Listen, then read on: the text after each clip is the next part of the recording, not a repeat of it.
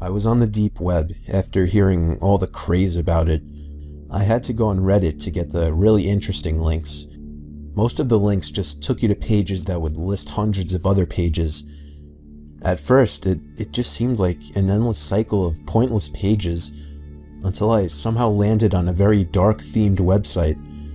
I don't mean it was a horror-themed scary story website.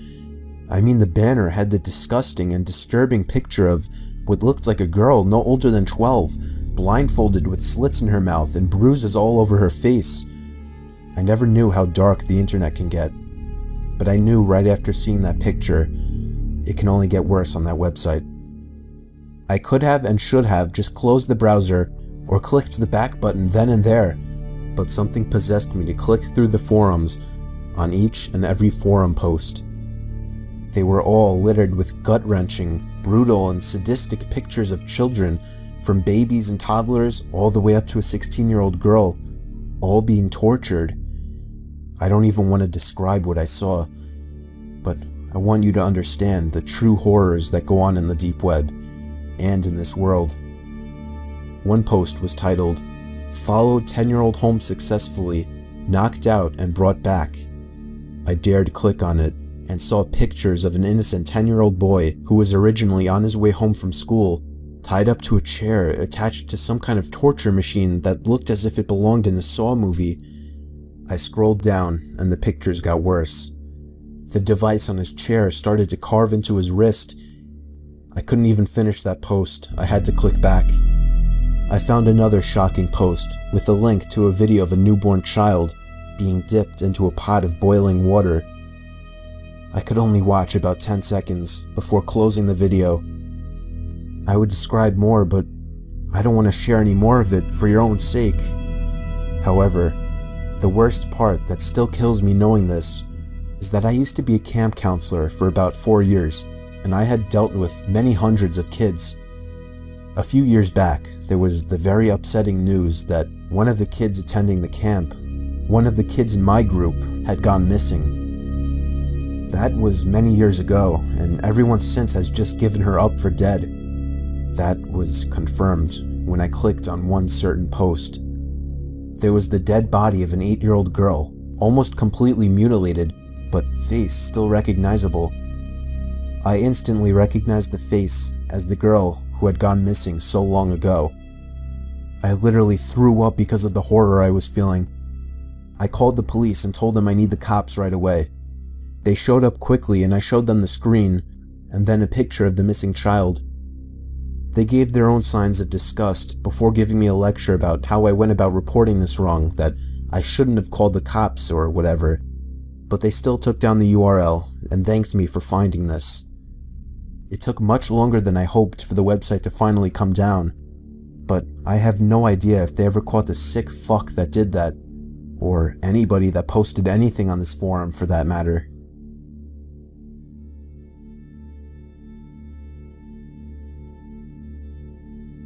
I caught my brother browsing some weird website one night. It had pictures of guns and illegal drugs. He and I are really close, so we don't usually hide things from each other, so when I questioned him, he straight up told me he was buying weed on a website called Mr. Nice Guy Market. I told him that's illegal and that he would obviously get caught. Then he went on about telling me that he's safe and anonymous on the deep web. I assured him that that's complete nonsense, that everything is traceable, but he told me he's already used it at least 10 times and that I can't stop him. So I gave up and watched him make his purchase. He found some new listing of cannabis called The Poison Queen. It had one review which rated it positively. I suggested to him that he find one with more ratings, but he started acting like some kind of pro, telling me to relax.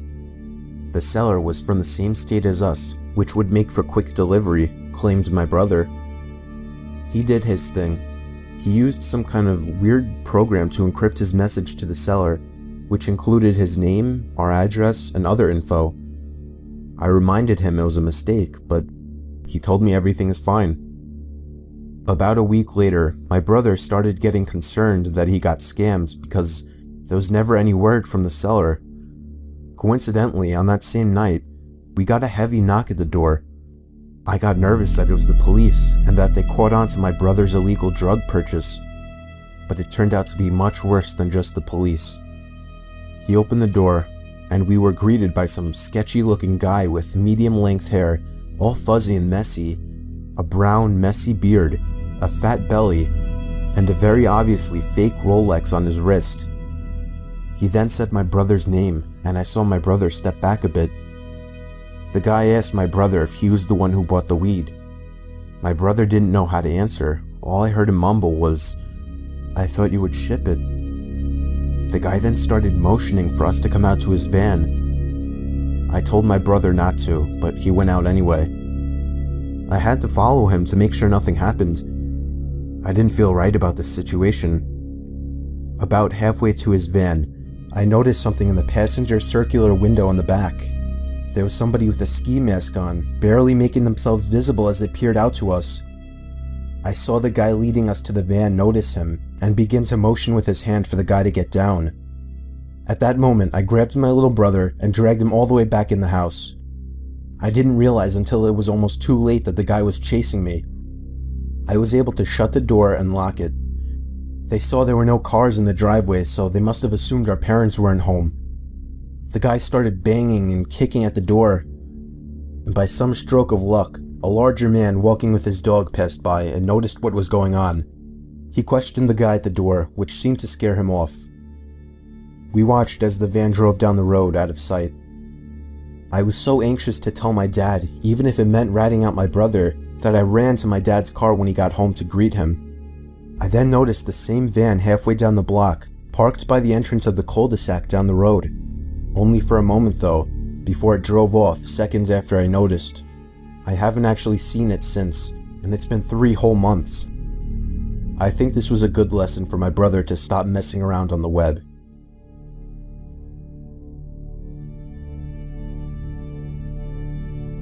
I was on tour trying to find some really deep websites. I was in a chat room where people normally shared links to deeper websites and weird pictures and videos, commonly illegal pornography.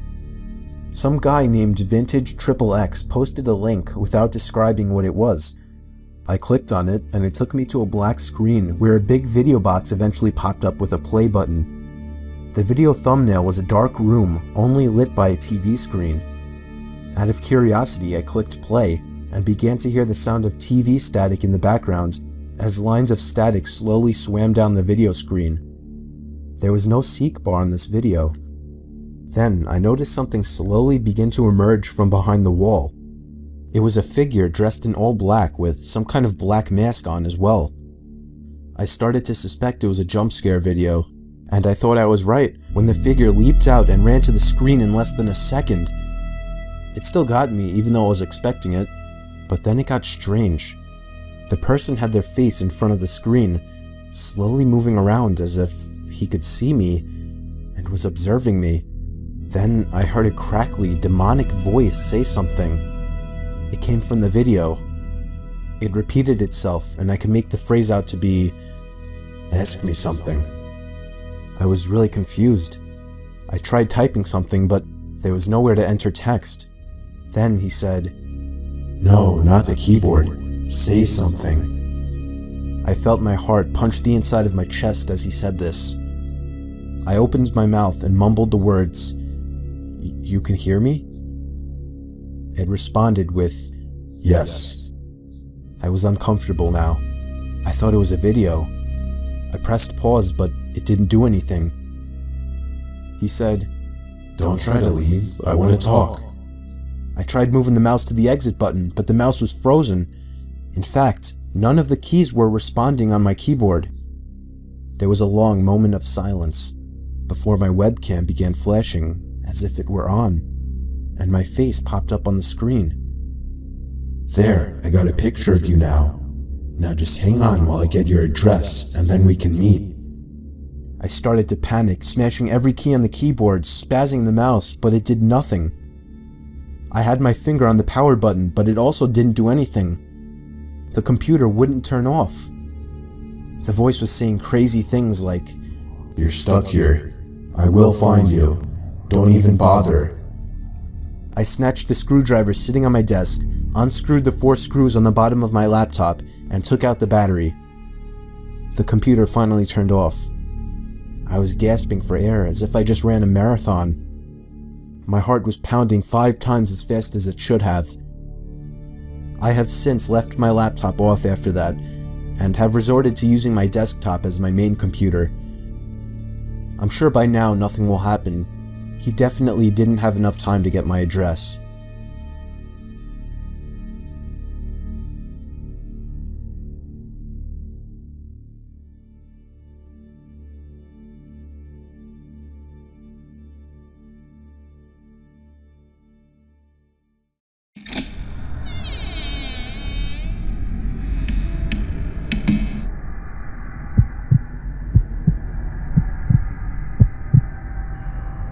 There's this abandoned mansion in Toronto that came up in a group chat among my friends.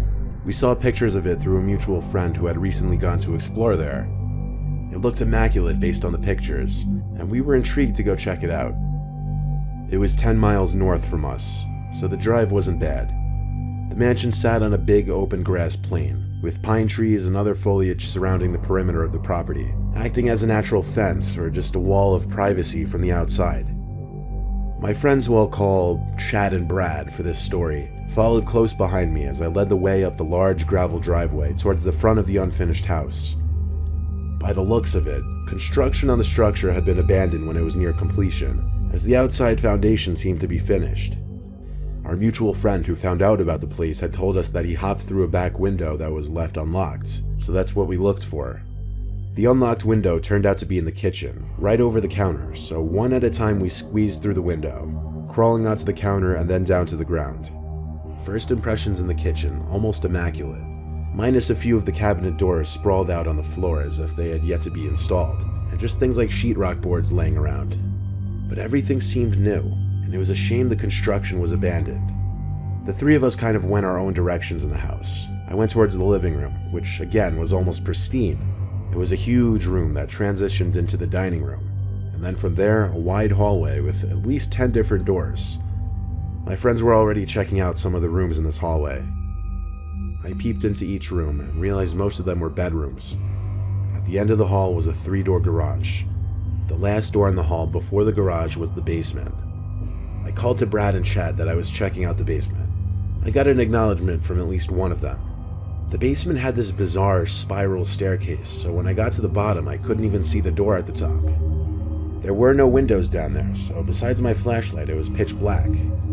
It was a completely unfinished basement, pieces of drywall everywhere, unfinished wood foundation where walls should be, but the basement was huge. Like, there were multiple sections down there. It was big enough to fit a basketball court and more. Then I came across this back room with a few storage containers. I was here to explore after all, so I curiously started lifting the lids off the containers. The first 2 seemed to contain building tools and supplies like wood planks, but then I heard something from one of the other containers. It was like something caused the container to make a bump sound. Could it be an animal? Or was I just hearing things? I went to the container and noticed the lid was not sealed on this one, as it wasn't sitting perfectly snug on the top. As I bent over to try and lift the lid, it lifted without me touching it, and I heard a whispering noise. I fell backwards on my hands as this happened, and while I was on the ground, I saw a smiling woman looking at me. The only thing lifting the container up was her head. She looked at me, laughed, and said peekaboo, and she laughed some more. I ran to the top of the stairs, but the basement door was now locked. I banged on it for my friends to open it up, but they were apparently messing with me. I heard creaks on the spiral staircase below me. I couldn't see her yet, but I could hear her laughing getting closer, and she was mumbling incomprehensible things. I screamed at the top of my lungs to please help me, and Chad finally opened the door. I ran out and looked back for half a second, greeted by this ghostly, skinny figure of this pale woman looking up at me, almost at the top step. I slammed the door shut and locked it. Chad saw the woman too, and we bolted for the front door. We didn't care about leaving it open. The 3 of us got to the edge of the property to talk. After an hour of just sitting in my car thinking and talking, I agreed to go back inside and unlock the basement door. As scary as what I witnessed was, I didn't want to be responsible for someone dying down there. But when we got back inside, the basement door was wide open.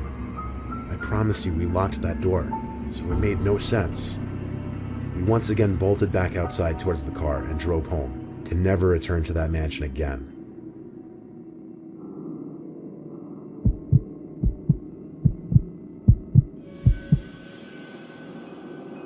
When I was a very young kid, we lived in an upper middle class neighborhood. Lots of space between each house. All the houses on our street were very nice, but there was one abnormally large house. It was closer to a mansion. It sat right across the street from us, and my bedroom window could look across to the windows of the mansion. Since our street was incredibly low traffic, our parents let us play soccer in the street. So my two friends Brian and Zeke were playing soccer one sunny day. It was usually just the three of us, so we had this kind of free-for-all version of soccer that we made up. Eventually the ball was kicked onto the property of the mansion, so I ran over to get it. When I picked up the ball, I looked at all the windows to see if the house owner was possibly witnessing me on his property.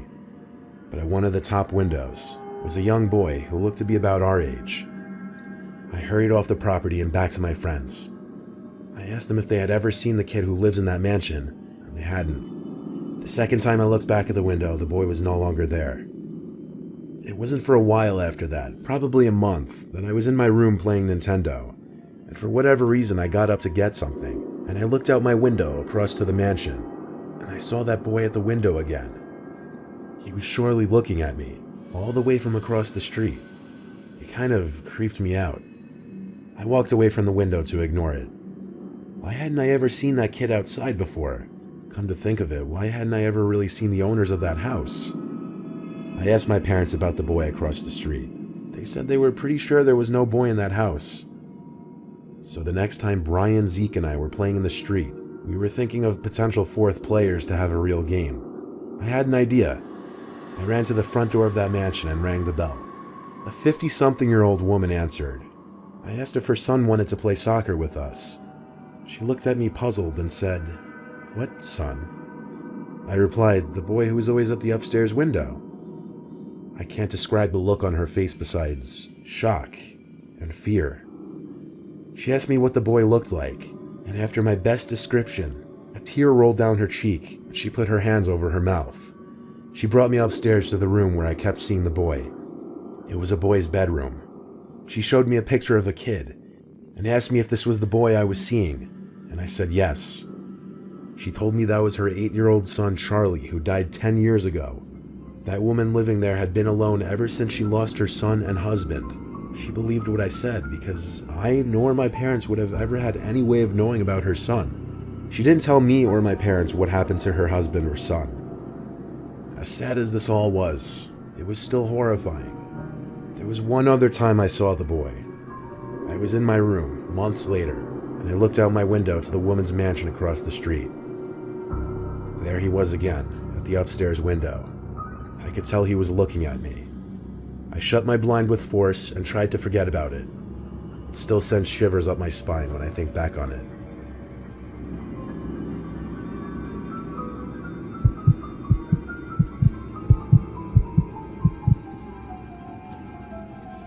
I was once hired to house sit for a friend of a family friend who was going away for a week. In this case, I should call it mansion sit because the family was absolutely loaded and the mansion sat on the rich side of town in front of a huge lake. I was 21 and it just seemed like a cool job to have for a week. The family's one rule was to throw no parties and no more than 2 guests at any time, which even that I thought was generous of them. The father's name was Benjamin, and that's the only name you'll need to know. Ben left me a list of things to keep track of every night, which included feeding the 2 cats and 2 parrots, watering the plants, among other things that really won't contribute to the story. The house was a half hour from home, so instead of just driving there and back every day, I opted to just sleep in one of the guest bedrooms, which they offered to me after all. The first day there, I got there very late, so it was a short one that got me kind of warmed up for what to expect the week ahead of me. After doing the insignificant amount of morning chores, I hopped in the pool they had in the backyard. The pool literally overlooked a gorgeous, tranquil lake, and even with the thought of getting to enjoy this unbelievable house for a week, I was still incredibly jealous. As I was in the pool, I noticed through the giant floor-to-ceiling windows to the living room, somebody walking inside. I jumped out from the pool, freaking out. I ran to grab the towel and dry myself for a second before storming inside, yelling, "Excuse me." I didn't see anyone in the living room, so I entered the kitchen, and there was a fairly large Hispanic woman who looked to be about 35 to 40. She was just standing there as if waiting for me.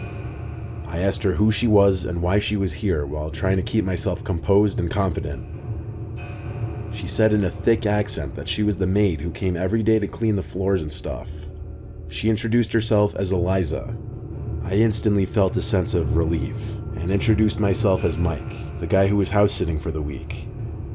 She spoke in as little words as possible. I don't think her English was too good, but she basically said she was going to clean the floors in the kitchen and living room now. I said that was completely fine and let her do her thing. I asked her how she got in the house, and she said she had her own copy of the key. So that was that. I went back out to the pool for a little longer to let her do her thing. When I got out from the pool, I dried up and took a shower.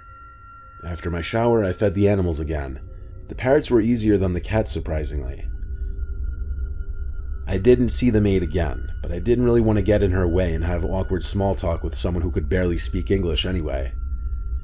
I had a couple friends over that night because everyone was eager to see the place, but I respected their rules of only 2 guests at a time. I gave them the best tour I could. Then we kinda just chilled in the game room they had, played some air hockey and pool table, and drank a little bit. When I told my friends about the cleaning lady scaring the hell out of me, they both found it insanely suspicious. Like, why wouldn't Ben have told me about the cleaning lady? They brought up a good point, so I shot Ben a text, asking about the cleaning lady. He didn't answer right away, and I didn't want to call. My friends wanted to sleep over, but I didn't want to push it. I had no idea if they had cameras in the house or not. So they left, and quickly after I started getting myself ready to lay down in bed. At some point I got a text back from Ben, apologizing for taking so long, and then asking what cleaning lady, with 2 question marks and an exclamation point. I typed back, Eliza, the Hispanic woman who came by and claimed she was the cleaning lady. That's when Ben called me with a concerned voice. He got more details from me after telling me there was no cleaning lady. That was the whole reason they hired me. I felt like I had been taken for a fool, but more importantly, I was terrified that I may not have been in that house alone at that very moment. Ben told me to just hide in a bedroom and that he'd call the police for me. So we hung up, and I waited in the room for the police to arrive. I had Ben on FaceTime when the police arrived, so he could also talk to them. We all looked through the house together, from top to bottom, and we didn't see anyone. I told Ben the lady said she had a spare key, but he said he was confident that that was a lie, because they never made any spare keys. He was confident she simply snuck in when I was in the pool or outside in general. After we were sure there was no one in the house, the police left, but they made sure I locked all the doors and windows before they did so. I spoke with Ben a little longer, who was very comforting, and asked I just hold down the fort and call the police if anything else should happen. We hung up, and I went to bed. I locked the door, of course. I left the air conditioner off so I could hear any potential noises from outside of the room. As I lay awake, subconsciously waiting for a noise, I heard one from under the bed. It sounded like a squeak on the wood floor. I hopped out of the bed and looked under it. There were 2 people hiding underneath. One was the lady from earlier, Eliza. The other was some man probably 10 years older than her, with his hand over her mouth. They both locked eyes with me. I screamed and I ran for the door. The moment that it took me to unlock the door and then open and shut it was more than I was comfortable with. As I did, I heard them crawling out from the bed. I ran outside to my car without my shoes and drove down the street, where I called the police, and then I called Ben again. I waited for police cars to pass, and then I followed them. We once again searched the whole house and found no one. This time I didn't stick around for the night. Ben told me to go home and stay safe. The family booked a flight back home the next day, cutting their vacation short. The intruders were never identified. All that can be speculated is they walked in through the front door while I was in the pool because I didn't lock the door, and that they somehow knew the family would be gone. No further info is known.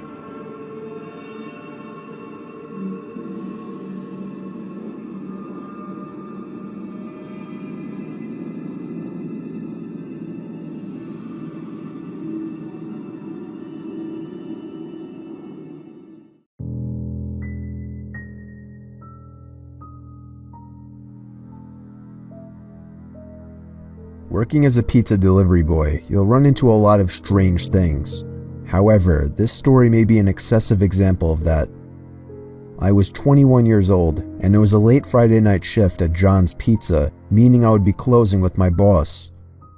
It was about 9 o'clock, an hour before closing. My next delivery was to the Saugerties, the next town over. The drive wasn't too long, maybe 15 minutes. I was a bit confused. The map was taking me to an isolated road that seemed to lead to nothing. I drove down it anyway, and shortly realized it led to a house by the water. It seemed every light in the house was on. Upon getting closer, I could hear music blasting from inside the house even with my windows shut. Strangely, there were only 2 cars parked in front of the house, at least from what I could tell. It was a pretty wide open property. The front of the house faced the water, so the road, or driveway I suppose, curved around to the front by the water. As I walked up to the front door, I took more notice to the fact that the house was like brand new. I then rang the bell a few times since the music was so loud. I was caught completely off guard when 2 women opened the door, one blonde and one brunette, barely clothed. They had huge, flirty grins on their faces. The blonde woman grabbed the pizza while the brunette handed me a 20. I was about to ask where everyone was, but the brunette called me cute and asked me for my number. I thought I was about to get extremely lucky. After giving her my number, I was about to attempt at getting myself invited in, but the blonde immediately did that for me anyway. I entered the house and picked up on a rather unpleasant odor almost immediately, and there were literally no people anywhere, but I didn't care that much. The 2 women began to lead me upstairs, but unfortunately, this story did not go in the direction you may have hoped it would. I was literally on the 2nd step when a horrifying scream for help came from upstairs.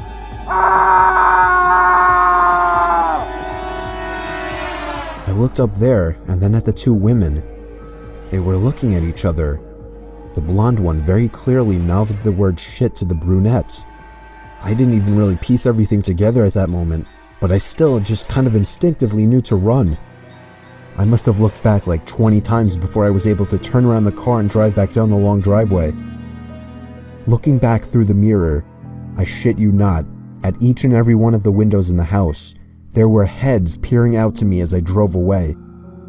Of course, I called the police on my way back to work and told them to check the place out. They did, and some investigator guy called me back not even an hour later, telling me whoever was there abandoned the place, and that, in fact, it was a brand new, just-built vacant house for sale. It didn't surprise me much. There was no party going on there. That same night, I got a text saying, "We know where you work." That was enough to drive me to quit that job. Since I mentioned a possible victim upstairs to the police, they came to my house to ask a series of questions about the people. I have also had my number changed since then, as I want no possible links to this incident, and I want to live with peace of mind.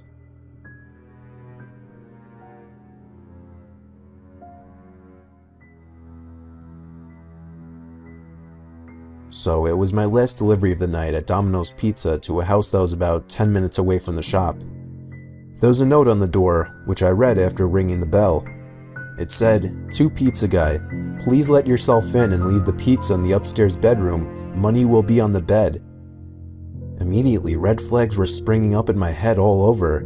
I actually called my boss and told him I didn't feel safe going in there, and he actually told me it would be best to just go inside. I tried to use my charm, as people say I have, to persuade my boss, but he was hell-bent on me not bringing back that pizza. The door was unlocked, so I let myself in. It was an average-sized house with some furniture that seemed a bit aged. There was a small nightlight shaped like a candle on the wall, providing just enough light to see a bit into the living room and my way upstairs. There were no lights in any of the rooms up there, just another candle nightlight. More red flags going off in my head. I come to the end of the small hallway upstairs. There are 2 doors, one open, one shut. The open door leads into a dark room, which I had to guess was the bedroom. As you may imagine, I was shaking in my shoes, afraid for any sudden sounds or movements anywhere. I pushed the door open completely and pressed my hand against the wall looking for the light switch. Found it. I flicked it on. Nothing. The lights didn't seem to work in this room. I very slowly walked over to the center of the room until something cushiony stopped my leg. It was a bed. I placed the pizza on the bed and began to search for the money in the dark. Just then, I heard the faintest, quietest thing come from outside of the room. I lifted my head and then resumed searching even faster. I was hoping to God it was just some kind of old person living here and they were too sick or nervous or whatever to meet someone. I found the money. It felt like 2 bills. I hoped they were 10s. I put them in my pocket and left the room. I stopped outside the room and saw the door to the other room was open. I could have sworn it was shut earlier. Your pizza's on the bed. Have a great day. I myself could hear the shake in my voice. There was no kind of response. I started to lean into the dark room to maybe get a better view. Too dark. I reached my hand into the room and searched for a light switch, but something grabbed my arm with a painfully tight grip and tried pulling me into the room. I screamed and jabbed at the arm with my keys, finally breaking free and getting back to my car. Nothing chased me out, nobody followed my car. I told my boss about it, and even talked him into giving me a raise for making me go through that hell. He didn't want me to call the cops for whatever reason. It wasn't really on the top of my mind, but in hindsight, I guess it would have made sense to get the police to check that place out. Anyway, not everything was terrible. I did get my pay raised from $7.50 to $8.50.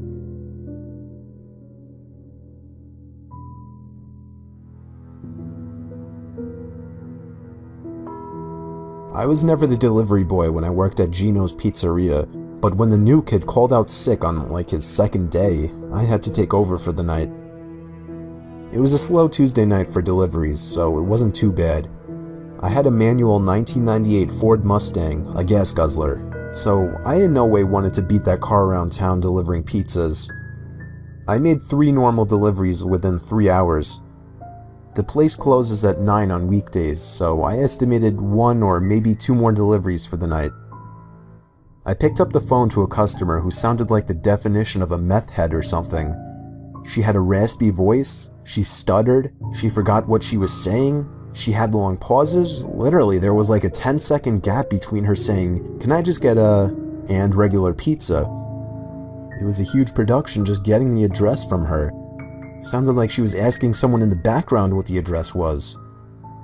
Well, I was just so excited to meet these people.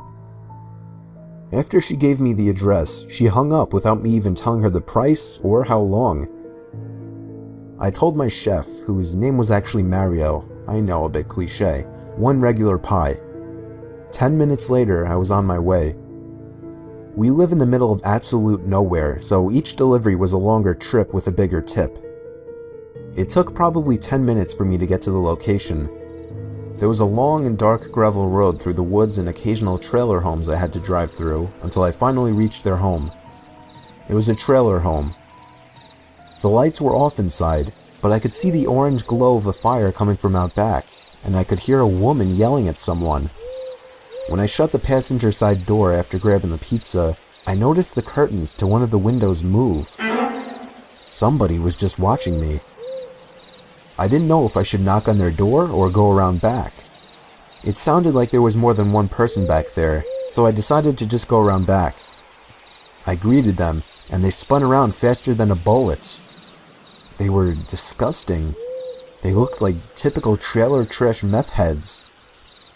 The woman looked at, I'm guessing her husband, and asked what he's doing here. He then scolded her, saying she was the one who gave the address. They seemed to be standing close together to hide something behind them, and quite frankly, I didn't want to see what it was. I asked them if I should go around front, and then they whispered something to each other. The woman pointed at me and told me to wait there. She would go get the money. She went inside, and for the next 2 minutes, I awkwardly stood there trying not to stare at the scary-looking guy, who I knew was staring at me the whole time. Finally, the woman emerged from the house and went back next to the man. She handed the man some money and asked him to count it. She whispered something after that. I was getting very nervous now. I felt as if they were going to try and rob me or something. I wasn't stupid. The man started counting the money very slow. I mean, really slow, like 5, 10. I kept my eyes on the woman. She was looking into the woods behind me. And then she nodded her head, staring off behind me, and saw some huge guy approaching me with an axe in his hand. I flung the pizza box at him to try and slow him down, and somehow it worked. Or maybe he just didn't chase me. I got home safely. I didn't even go back to work that night. When Mario the chef texted me, I told him what happened, and all he said was, "Holy shit." That was it. I'm happy that was the only night I had to deliver. So if you live in the suburbs or city, sure, be a pizza boy. But if you live in the middle of nowhere, maybe try the supermarket instead.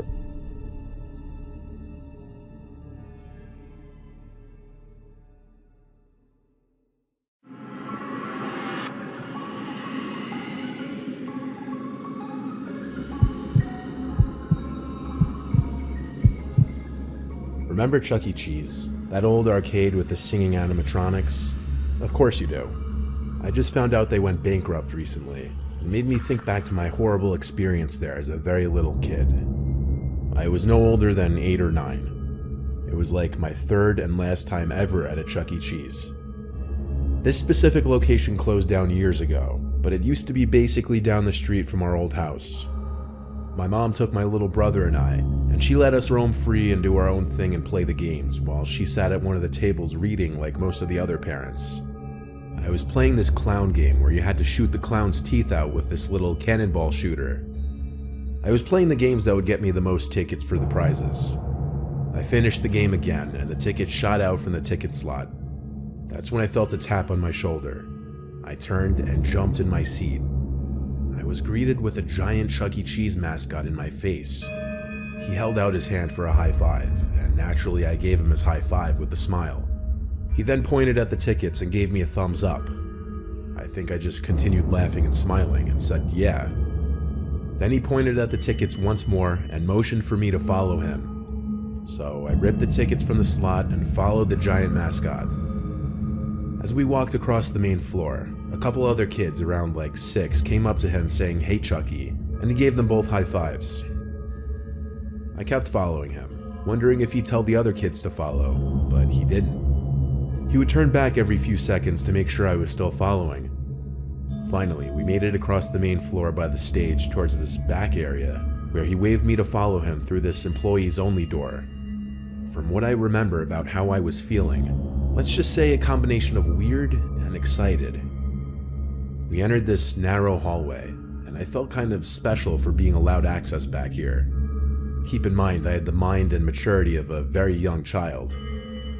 The mascot led me to this back room where he motioned for me to enter first, so I did. It was this small changing room type of room.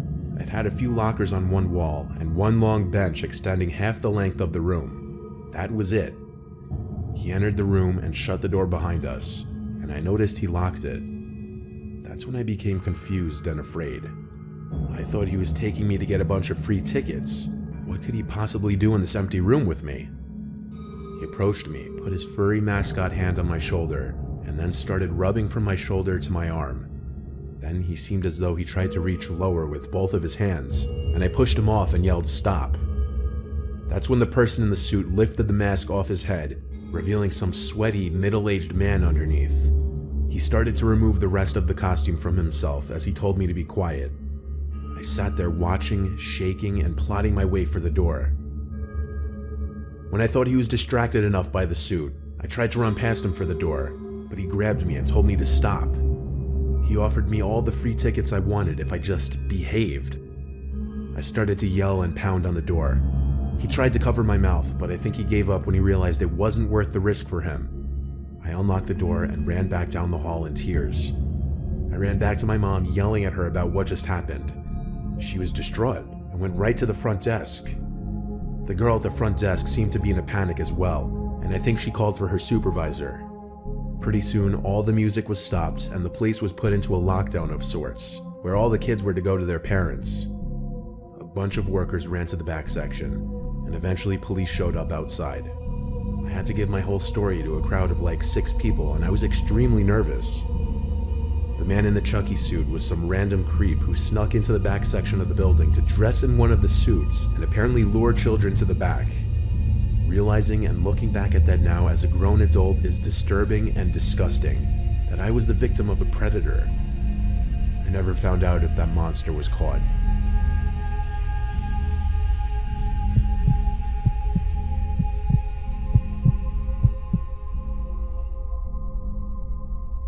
I used to work for Chuck E. Cheese very briefly when I was 21 years old.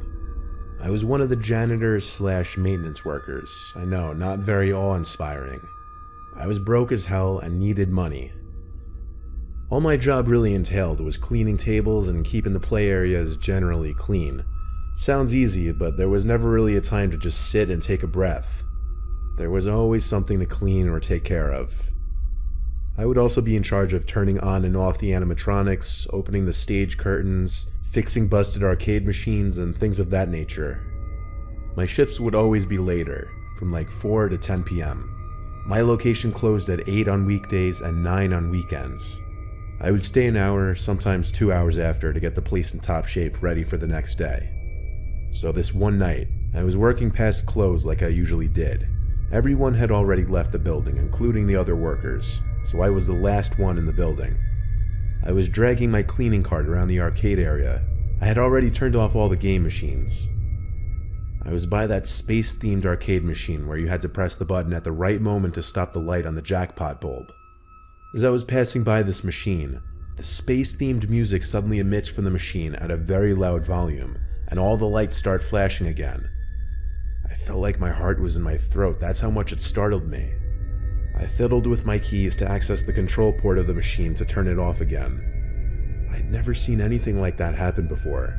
It suddenly just freaked me out, only because I was all alone in that big building pretty late at night. The weirdness didn't stop there though. By this point in the night, I had already shut down the animatronics on the stage, so when I heard Chucky's pre-recorded laugh break the silence of the room, my heart started pounding again. The laugh was short and cut off. It almost sounded glitchy. I ditched my cleaning cart to go backstage and check on the animatronics, and I could see they were in their idle modes now, meaning they would move their limbs and heads around every so often. I would have to go to the control room to turn them off, but this was the second strange thing to happen that night. I started getting paranoid that someone else was in the building with me, but that thought was interrupted when I noticed that the Chucky animatronic was facing me, and its head angled down perfectly to look as though it was looking at me. It was bizarre. Bizarre that I was finding it that disturbing. I'm not crazy, but for my own peace of mind, with my eyes on the Chucky animatronic, I walked past it, closer to the control room. I waited there for a few seconds, and then the animatronic spun 90 degrees to face me once more, perfectly. I swear it was once again looking right at me, and then the laughter emitted once again from the animatronic. But in a creepy, glitchy, cut-off manner, this time much louder, obviously because I was right next to it. I ran to the control room to hit the switch to turn everything off on the stage once more. I left the control room, and the Chucky animatronic was still facing the direction it was moments before. I left the stage through the curtain and just felt uneasy. I was starting to think maybe it was all just getting to my head. But that's when I heard the horrible laugh again come from the stage behind the curtains. That was the last straw. I took my card, clocked out, and left. I texted my boss the next day that I had to leave early because I was feeling extremely sick. He said it wasn't a problem, but he never mentioned anything about the animatronics being left on. And when I asked him if the animatronics had some kind of motion detecting feature to look at people, he said no, they didn't.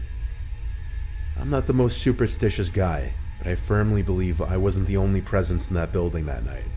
And I don't mean there was another person in there.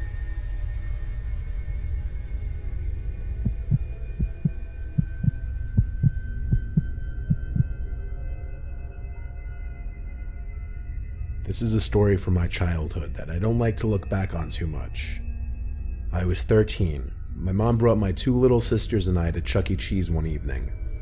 My sisters are 4 and 6 years younger than me, so it was more for them, and my mom just wanted me to come along. My mom was playing games with my sisters, so I went to do my own thing. It was my only time ever at Chuck E. Cheese, so I was trying to play every game at least once. Eventually, a worker in a red polo shirt came up to me. He was in his lower to mid-20s, I'd say. He didn't seem that old. He asked me if I wanted some more tokens. I said, yeah, sure. He told me to follow him. He led me through this sketchy back door, which led to a back exit. I asked him where he was leading me. He said to his truck. He told me not to tell anyone, but that he had access to all the tokens he wanted and just kept piles of them in his car. I stopped following when I realized he was leading me to his car. I told him my mom would be mad. He tried to push that I follow him a little more, but gave up.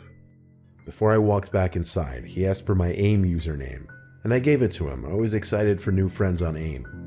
For those of you who don't know, AIM was an instant messenger that was all the rage before smartphones and texting really became a thing. I don't remember his username, all I know it was something with his name in it, which was Ben. I would sign on to AIM every single night, including that night after Chuck E. Cheese. I signed in, and I had a few friends online.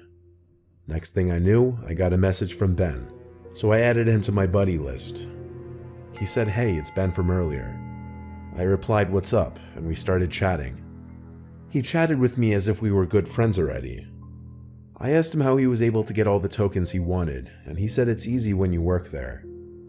He told me he was going to come to my house that night with a bunch of tokens. I told him, no, it's okay. And he told me, no, it's fine, you live really close to me anyway.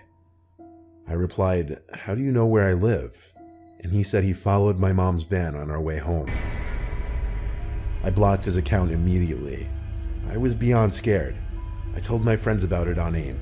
Some of them said I should tell my parents or call the police. But I waited. Maybe he was bluffing. But no, he wasn't.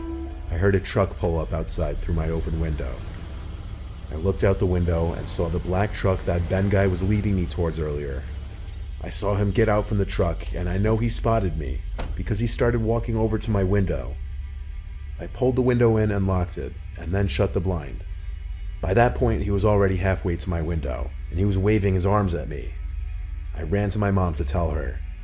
She didn't find it funny, thinking I was kidding at first, but I convinced her after she looked out the window and saw the black truck begin to speed down the road. My mom wanted me to show her the AIM conversation, but I couldn't, as I had deleted him off my buddy list and blocked him. My parents called the police, of course, but that was just for peace of mind. They couldn't do anything besides make a report. The next day, my mom called the Chuck E. Cheese and asked about a Ben. They said they had no Bens who worked there. There were also no employees matching that guy's description. The Chuck E. Cheese eventually handed the CCTV footage from the day before to the police department for an investigation, which turned up no results. My family never went to a Chuck E. Cheese ever again.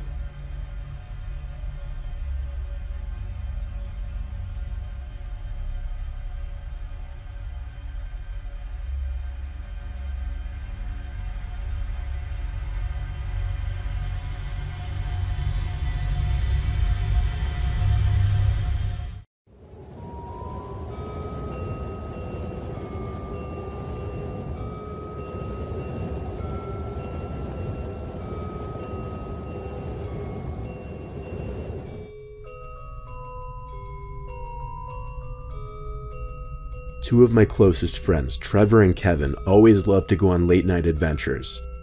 I have so many fond memories going on creepy midnight exploration sessions with them, but I have some not-so-great ones as well. However, the worst experience was the night we went to Joyland Amusement Park in Kansas, an abandoned park surrounded by a somewhat typical suburban area. We lived only 10 minutes away from the park, so we figured it would be our next late-night destination. We always brought our Phoenix flashlights, backpacks, and boots whenever we went to places like this. Today, mostly everything in Joyland Amusement Park has been torn down, but this was back in like 2011 or 2012, and at that time, most of the buildings and rides were still standing.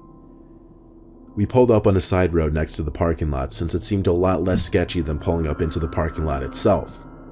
Then we figured we should just pull up onto the grass next to the woods by the park, because God forbid if a cop would drive down the road. Kevin led the way while Trevor and I followed behind, talking to each other, sometimes joking about how much more eager Kevin was to move ahead than we were. We kept our voices low, however, because we never knew if there might still be security in places like this. All the carnival shacks that once held concessions and games had now been ransacked, trashed with cans and bottles, and sprayed with graffiti.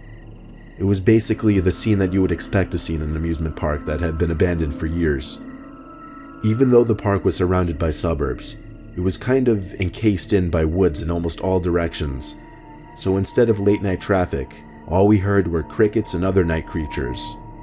It added to the experience because, to be honest, all three of us in a certain way liked being freaked out.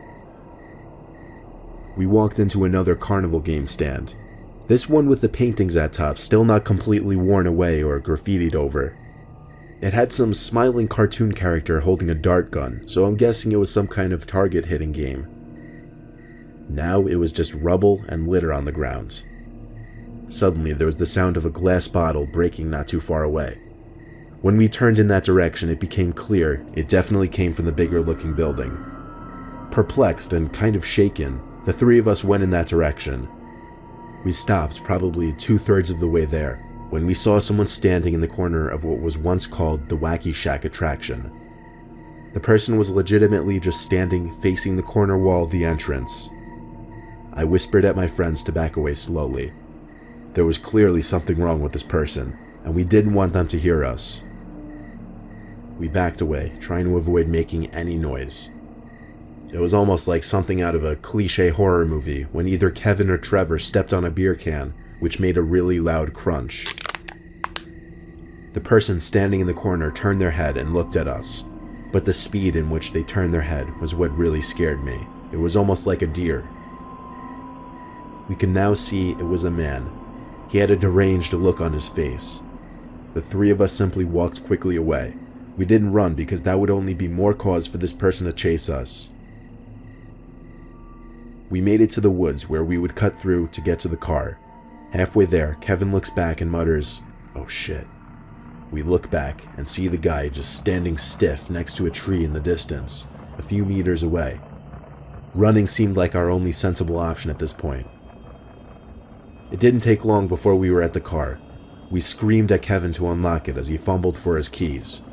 As we got into the car and looked out the windows, we could all see him again, this time once again standing stiff like a statue, hunched over by the tree line to the woods. Kevin drove off, and Trevor and I screamed out taunts to the man. That didn't mean we weren't still absolutely shaken permanently. It's scary to think that none of us ever actually saw that weird man move. He seemed to always be standing still whenever we saw him.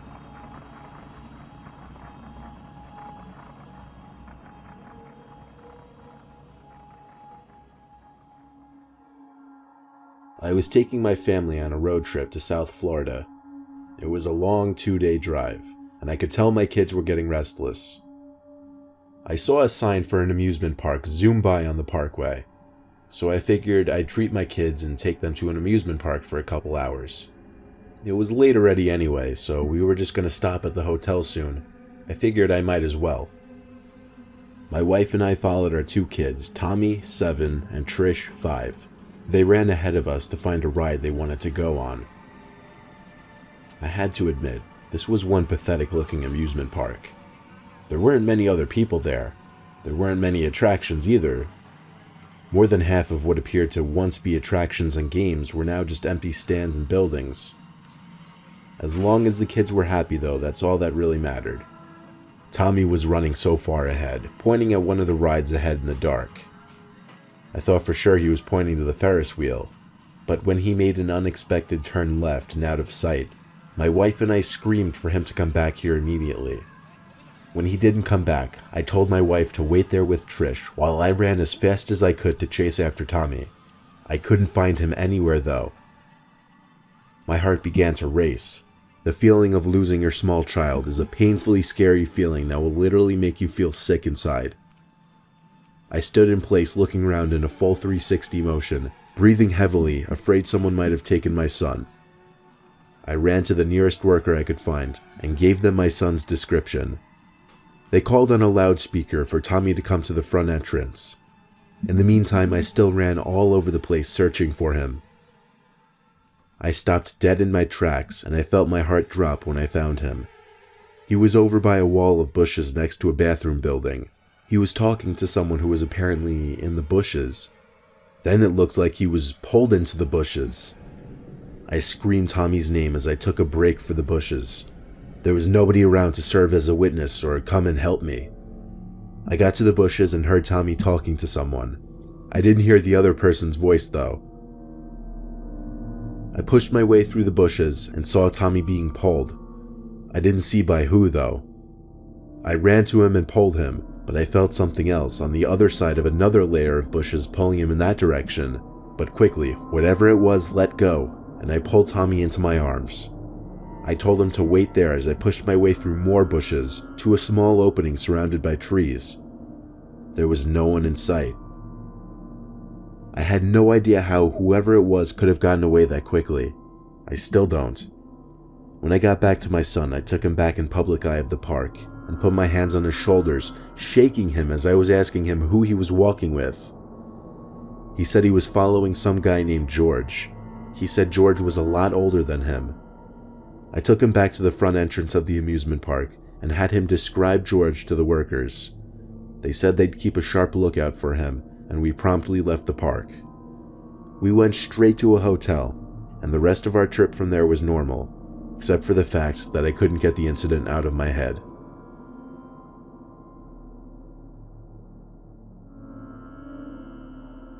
I used to work at a little theme park called Thrillville, USA. No, not the video game. There was an actual amusement park called Thrillville. It was very tiny and secluded though, so don't picture a big place like Six Flags or something in your head. I never enjoyed working there because my shift would always be something different every day, and there was an insane amount of weirdos there. But that's irrelevant. The park closed in 2007, and ever since, I've been from job to job in this shitty country-ass town.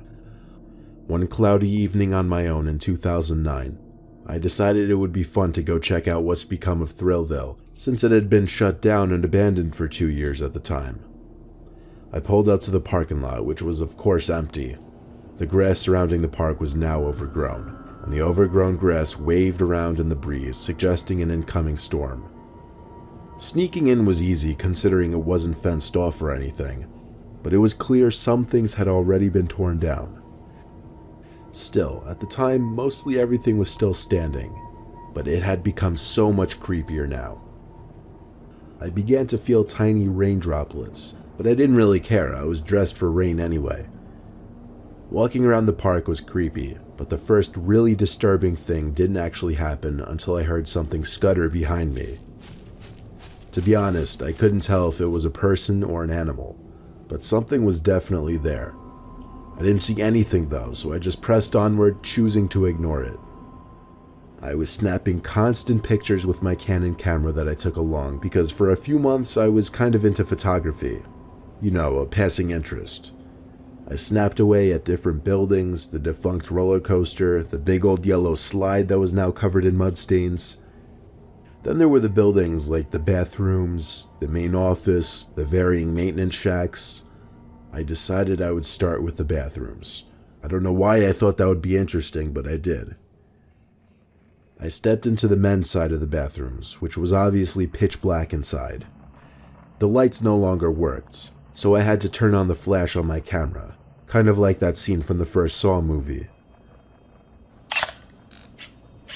I took a picture of the sink and mirror and checked the image quality. The light flash on my camera was very bright, so pictures in the dark always came out clear. Then I heard the slightest little ting sound. It came from the side of the bathroom with the stalls. I called out, "Is someone in here?" There were 2 stalls from what I remember. I went over to the first stall and pushed the stall door open slowly. I aimed my camera into the stall and took the picture. The light revealed nothing but a toilet in the stall. I moved on to the next stall and pushed the door open. With this one, I was having trouble drawing up the nerve to take the picture. I took about 5 seconds before I pressed the button, and the camera light flashed, and in that brief moment of light, I saw a tall figure looming down at me. I shut the stall door and screamed as I ran back outside to the light and to my car. When I got to my car, I checked the picture I captured in that stall.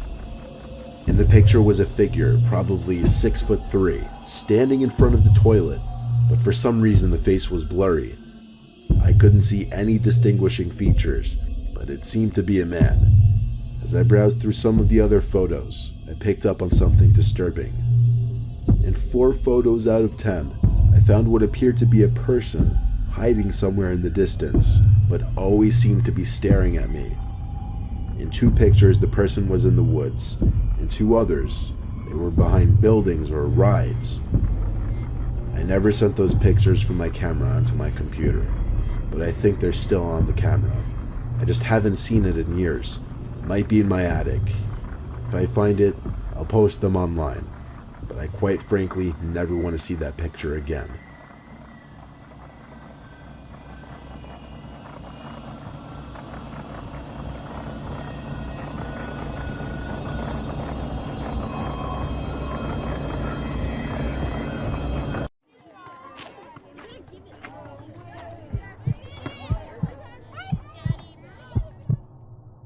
This happened a couple of years ago, right before school ended. It was the last day of 8th grade. It was exactly what you'd expect on the final day of middle school. Excitement and bittersweet goodbyes. Everyone was running around, scribbling signatures and cheesy messages in each other's yearbooks. My middle school was huge, easily over 1,000 students. So to keep things manageable, the teachers collected our yearbooks and passed them around to different classrooms, making sure everyone who wanted to got a chance to sign. I'm sure you could see how that could create problems. Anyone who wanted to could write whatever they wanted in anyone's yearbook. The teachers tried their best to prevent things from getting out of hand, but I knew a few kids who wrote some mean messages to people they didn't like. At the end of the day, when I got my yearbook back, I flipped through the pages eagerly, reading all the goofy notes from my friends. But as I scanned the pages, something caught my eye. There was a signature below the face of someone I had never seen before. His name was Samuel Robinson III, a name I'm going to remember for as long as I live. The message he wrote was short, simple, and honestly a bit unsettling. It read, "Hags, I'll be seeing you again." I stared at the page, confused out of my mind. I'd never even spoken a single word to this Samuel kid. It wasn't like there was anything I could do about it, though. The school year was over, so I couldn't see him even if I wanted to. I just chalked it up to some weird kid being weird, or maybe an honest mistake. Either way, I stopped thinking about it. A few hours passed, and before I knew it, I was at home hosting a sleepover in my basement with my best friends Kevin, David, and Kieran. The 4 of us ate Doritos and played Call of Duty all night. My parents' bedroom was 3 floors above us, so we didn't have to worry much about keeping the noise down. We were messing around on my dad's rowing machine sometime just before 2 when we heard a sharp knock at the storm door. The sound instantly silenced us. Who the hell would knock on the storm door? It must have been someone who either didn't want to wake my parents up, or knew we were down there, or both. It didn't make sense. The person kept knocking in the same rhythmic pattern. I could tell Kieran was about to say something, and I couldn't stop him in time. In a loud and assertive voice, he asked who was there. I wanted to knock him out. He had basically broadcasted to whoever was out there that we were down there. My basement doesn't have any external windows, so it was unlikely that they had known we were down there, but now they did. After a long pause and no more knocking, a muffled voice answered back. He said, "Come around to the back door," in a high-pitched voice that genuinely sounded cheerful, like he was a friend of ours trying to join the sleepover. It was definitely a teenager's voice too, and it didn't sound like someone who was pretending to raise their voice either. I was pretty scared, I can't lie.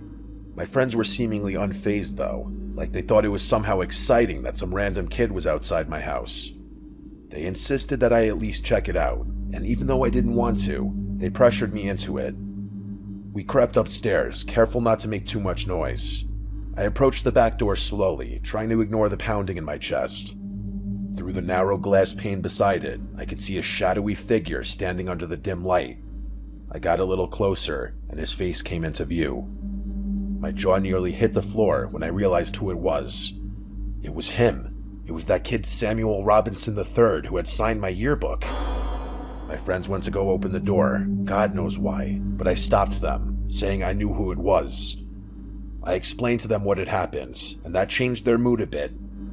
Keep in mind, Sam was still standing outside while we were talking, and he could definitely see in at us. He must have noticed how freaked out I was, because he started motioning to the side of the house like he wanted me to go over to the window. You might be wondering why none of us were taking this situation more seriously. I honestly think it was because it wasn't like some older, strange man was harassing us. It was a kid from our own school. Still, I wasn't opening the door for him. Instead, I went over to my kitchen window and cracked it open just a tiny bit. My friends followed me and stood a little off to the side. He walked over to the window and I asked him what he wanted, telling him I recognized him from our yearbook. He said, "Oh, so you got my message," and introduced himself as Sam. Then he went on to say he always watched me from afar and that we could have been good friends. I agreed with him just so that I wouldn't piss him off, but there was 0% chance I would have been friends with this kid given any circumstances. I didn't want to press him right away, but I had to know, so I asked him how he knew where I lived. He didn't respond, and I didn't know what to say. Before I could de-escalate the situation, David called him a creepy stalker and told him to piss off. Sam's smile disappeared. He tilted his head like he didn't understand what David had just said. Then, just as quickly, his expression twisted into something I can only describe as hatred. He went from passive and honestly kind of friendly to aggressive and angry. He started screaming things at me, how he hated my friends and thought we should all die, how my ex hated me and random stuff he had no right knowing. He reached toward the window and tried to force it open, but I jammed it shut and locked it. He started snarling at the window and banging on it like an animal. He was 2 seconds away from shattering it, I'm telling you. We must have caused quite the commotion because my parents came rushing down the stairs, demanding to know why we had woken them up. That's when Sam ran away. I told my parents what happened as quickly as I could, and my dad raced outside in his underwear. He came back a few minutes later, saying he had no idea where the kid went. I'm not sure why, but my parents didn't call the police. They just told us to go back to sleep and they deal with the school the following morning, just to give the kid the benefit of the doubt. The next morning, they contacted the school. That's when we learned the disturbing truth. Sam had been expelled a few weeks before the year finished, and he shouldn't have ever been at the school on the last day. Apparently, the yearbooks were printed before his expulsion, which explained why his picture was still included. That meant he had snuck into the school somehow just to write me that message, which freaked me out beyond belief. Despite working with the school to find out more, nobody could track Sam down. It was like he and his parents didn't exist. The whole thing was a pretty big deal, but the school did what they could to keep things under wraps. To this day, I still have no idea how he knew where I lived. That's what freaks me out the most. The running theory is that he was a mentally challenged and troubled young boy who took a strange liking to me for whatever reason, and then he stalked me for who knows how long. My parents were worried for weeks. It's something we don't talk about anymore because it's just uncomfortable, but living in that same house has never felt the same ever since.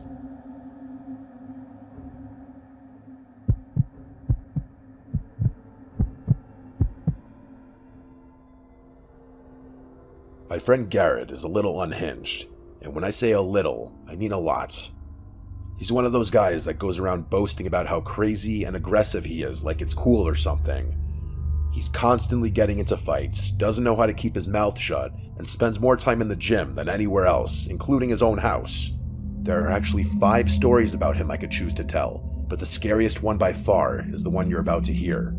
It also directly involves me, and I feel much more comfortable telling my own story rather than someone else's. This happened a couple of weeks ago, which was also coincidentally the last day of senior year, May 2019. The graduation ceremony wasn't scheduled for a few days, so even though we were done, we still had to stick around.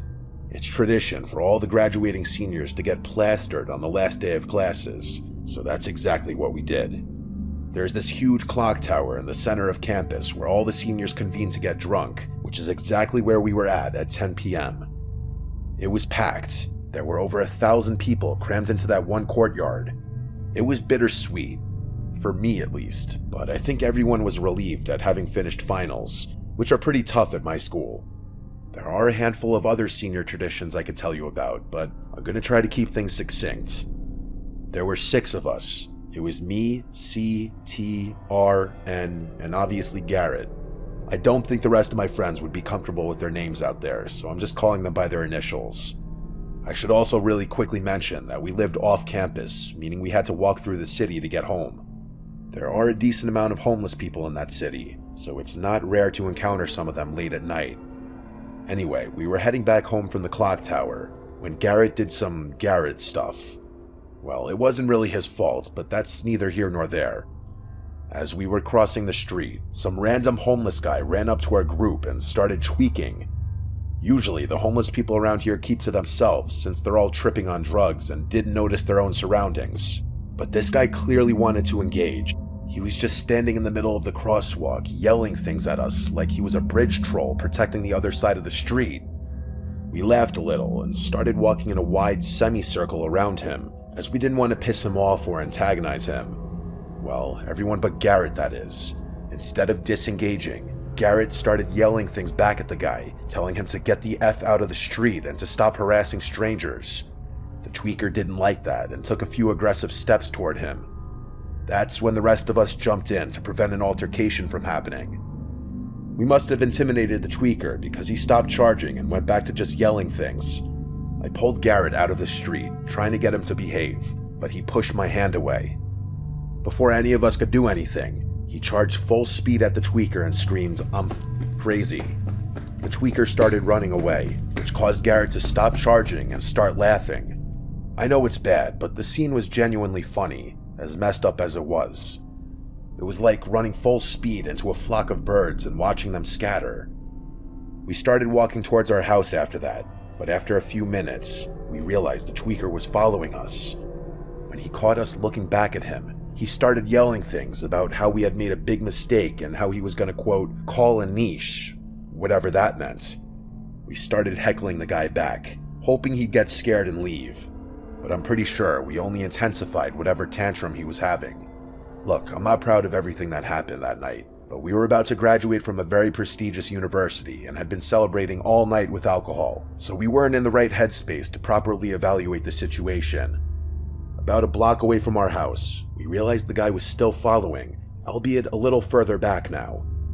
I told the rest of the guys I didn't feel comfortable leading him to our house, and the other guys agreed. So naturally, Garrett took off toward the homeless guy before the group could come to a consensus. He again started sprinting at the guy, who once again fled in the opposite direction. Garrett turned and jogged back towards us, and we all jogged up the street. We thought that was it. We made it back to our house, pretty confident we hadn't been followed that time. I'm not even going to go into what we did back at the house. Let's just say it was a level of degeneracy I won't be approaching anytime soon. I can't even tell you what time it was. I was stumbling out of the front door to pick up my DoorDash when I noticed something odd. The side gate that led into our backyard was wide open. It was especially weird because we used this little strand of twine to keep it shut, so the door being open meant that someone had deliberately undone it. I instantly made the connection. It was probably that guy from earlier. I had enough sense to connect the dots, but I guess I didn't have enough sense to react accordingly. The smart thing would have been to alert my friends, but my drunken self decided to investigate. I put the DoorDash on the porch and went around the house, trying my best to walk straight. I turned the corner into the backyard, and before I could even see, I felt a rope around my throat. I flailed around wildly, but it was no use. Someone was strangling me from behind, and there was nothing I could do about it. I felt the rope's frayed ends digging into my throat as he tightened it with all his strength. I genuinely thought I was going to die. With all my might, I swung my legs backward, and he lost his footing. The two of us hit the ground, and I could breathe again, but he was still on top of me. In a fit of rage, he clawed at my face, and I could feel blood streaming down my cheeks. I threw him off of me, and he got to his feet before running out of sight. I'll try and keep things short from here on out. I ended up having to go to the hospital that night. The cuts weren't bad, but I needed a bunch of shots to protect me against any kind of diseases the guy might have had. The police were less than helpful, and since I was moving out a week later, there wasn't much I could do either. The worst part about the whole thing was that I had visible cuts in all my grad photos. Garrett felt so bad he ended up taking me to Nobu, but I never held anything against him. I just hope he's learned his lesson about not antagonizing people who have nothing to lose.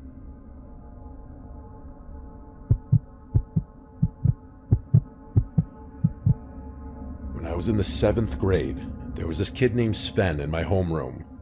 To put it mildly, he was a bit strange. He was one of those kids who didn't socialize with anyone else, even though people frequently tried to include him in things. I didn't have all my classes with him, but from what I remember, he would always sit in the same spot in every room, the back corner opposite the door. Without fail, he'd show up to school in the exact same outfit every day, cargo shorts and an oversized burgundy hoodie. He obviously didn't talk much, but when he did have to answer a question or read a passage, he had a really deep voice that lots of other kids made fun of him for. I don't recall him having any friends at all, which made sense. This one time, my friend Tyler caught him slicing worms during recess, which I'm pretty sure he ended up getting detention for. Speaking of recess, Sven would spend the whole period by himself next to the fence that bordered the woods. He never played any games or did anything even remotely kid-centric. He'd just stand next to that fence doing God knows what. Some of my friends claim to have seen him talking to someone on the other side, but I've personally never seen that, so I'm not going to spread potential lies. I'm trying to think of other things about him worth mentioning. He had several quirks and some other weird habits typical of any strange middle schooler, but none relevant to the story I'm going to tell. This happened on the last day of school. I went to a pretty big middle school with lots of kids per grade, meaning there were a ton of concurrent classes with students from the same year happening at all times. Because of that, there was this last day of school tradition where students from the same year would sneak into and sit in random classrooms to try and mess with the teachers. I'm pretty sure the teachers were privy to this and played along to amuse the kids, but that's neither here nor there. I don't remember the exact time this happened, but I do remember I was in one of the few classes I shared with Sven. Everything was exactly as it had been all day. The entire class was mixed up with random students that were supposed to be elsewhere. I was kind of a stickler for rules growing up. That's just how I was raised, so I never participated in any of the tomfoolery. My friends all did though, so I was often alone in all of my classes since they went to other rooms together. This was one of those times. All my friends had left the room, and the only kid I knew even a little, coincidentally, was Sven. Sven was acting stranger than usual that day. That's something I remember distinctly. I can't fully remember what we were learning or doing in class, but I do remember that Sven was tapping his foot pretty aggressively, something he never did. He was also constantly looking around the room, as if searching for someone or trying to keep tabs on someone. I don't think he was watching me, but I couldn't be sure. The other thing I remember was that there were a lot more kids in the class I didn't recognize. Granted, one or two wasn't anything out of the ordinary since everything was switched around, but the odds that there were so many students I had never even seen before were slim. At some point, the teacher, I'm pretty sure her name was Miss Bell, told us to get into groups of 3 or 4 to work on some kind of end-of-year reflection worksheet. Nothing serious. Most kids just used it as an excuse to talk and mess around. At one point, Miss Bell walked over to her desk, picked up the classroom phone, and turned her back to us. A few minutes later, another teacher showed up, I think from the room next door. They stepped just outside the classroom door and started whispering. It wasn't a long conversation, maybe half a minute, but something about it felt off, like they were trying not to cause a scene. I could tell something was up. Miss Bell looked uneasy. That's honestly the best way I can describe her demeanor. After they finished talking, Miss Bell and the other teacher came back into the room. They didn't say anything to the class. They just walked over to a few specific kids and knelt down beside their desks. I couldn't hear what they were saying, but whatever it was quiet, clearly like they didn't want the rest of us to notice. A minute later, those same kids got up and followed the teachers into the hallway. No one really reacted. I felt like I was the only one who even noticed what was going on. Miss Bell came back a few minutes later, alone this time. She didn't say anything about the kids who left, just sat back down at her desk and started shuffling papers like nothing had happened. But right after she did, the fire alarm went off. Miss Bell didn't really react, like she knew it was going to happen. She told us to line up and head outside, and we joined the rest of the school out by the field behind the building. As usual, everyone was grouped by homeroom, so I ended up standing with a bunch of familiar faces again. But while we were all standing there, I looked back at the school for no reason, just out of habit, I guess, and I could have sworn I saw something move in one of the second-story windows. It was quick, and maybe it was just a reflection or a shadow or something, but it felt wrong. The school was supposed to be completely empty. I kept it to myself, but I was really scared when it came to re-entering the building. We never went back inside though. Before the alarm even stopped ringing, we started hearing sirens. A few minutes later, police cars started pulling into the lot. Not just one or two, but a whole line of them. They didn't waste time either. Officers jumped out and rushed straight into the building. No one explained anything. Teachers just told us to stay calm and wait. After a while, someone came around and said school was being let out early. No buses, we had to call our parents. We were never told what actually happened. My parents ended up telling me what happened, or at least what the school had told them. They told me that a bunch of kids who didn't even go to our school had somehow gotten in. A rumor went around that they were planning to set the place on fire. Apparently, Miss Bell had discovered some very alarming tools in one of the kids' backpacks, and the school tried flushing everyone out with the fire drill. The details are still a bit fuzzy, so I'm hoping I'm explaining everything properly. The part that really stuck with me was what my mom said at the end, that the kids had been let in by Sven through the side fence during recess. The whole thing was so bizarre, it's still difficult to process even now. I never saw Sven again.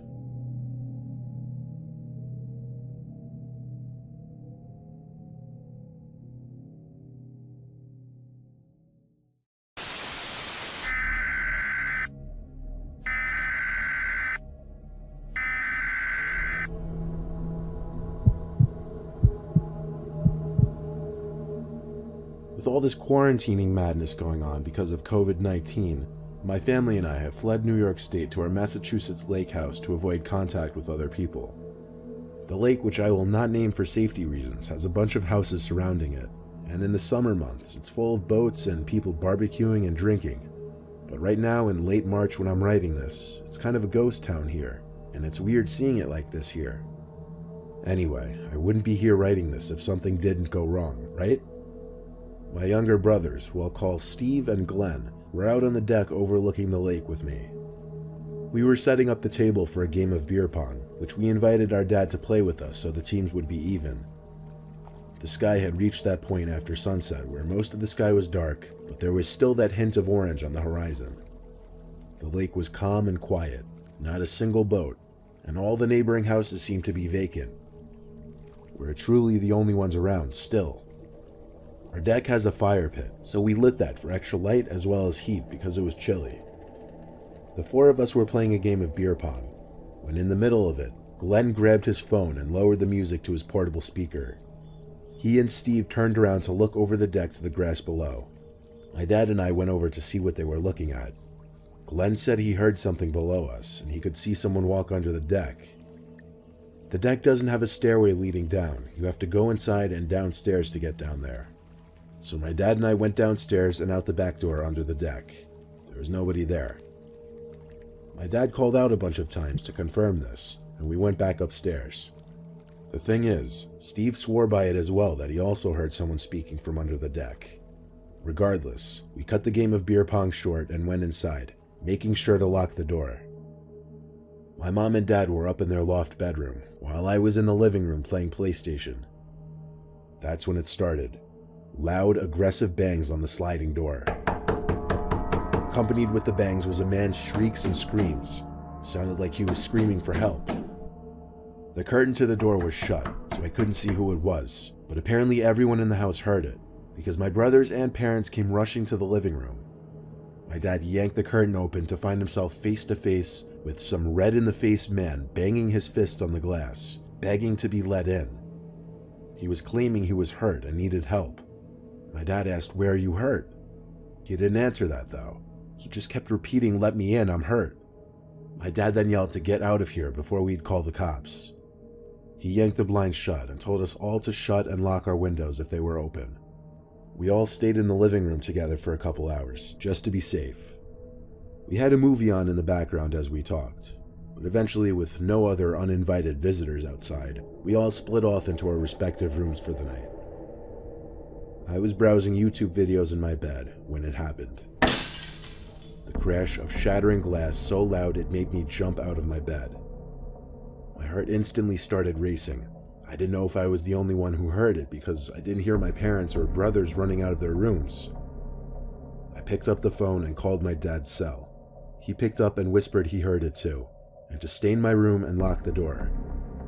I reminded him my door didn't have a lock. Of course, my room, while the biggest of my brothers, was the one room that didn't have a lock. He told me to hide in the closet and call my brothers while he called the cops. I heard footsteps outside my room in the living room area. I tiptoed to my closet and did my best to quietly open and close the door, but the damn hinges just had to squeak. I sat behind a big plastic bag and texted my brothers, who also heard the noise and each locked their doors. It was the most tense moment of my life in that closet. The bedroom door opened, and I could see through the strips in the closet door someone walk to my bed and sit at the edge of it. He then took off one of his shoes and started shaking it, as if to get something out of his shoe. He put his shoe back on, then his head actually turned to look at the closet door. I felt as though he was looking at me. There was just this silence for the longest time, until he finally spoke, saying, "I know you're in there. I'm sure your family already called the cops. I'm not sure what my next course of action should be." At that moment, I had to decide whether to stay in there or make a break for the door, and I chose the second option. I burst through the closet door screaming as some kind of adrenaline boost. I made it to the door, expecting him to lunge for me and grab me, but he didn't. I ran up to my parents' loft and banged on the door. My dad opened it and let me in. I waited with them until the cops entered through the freshly broken back door. Then we left the room to meet them.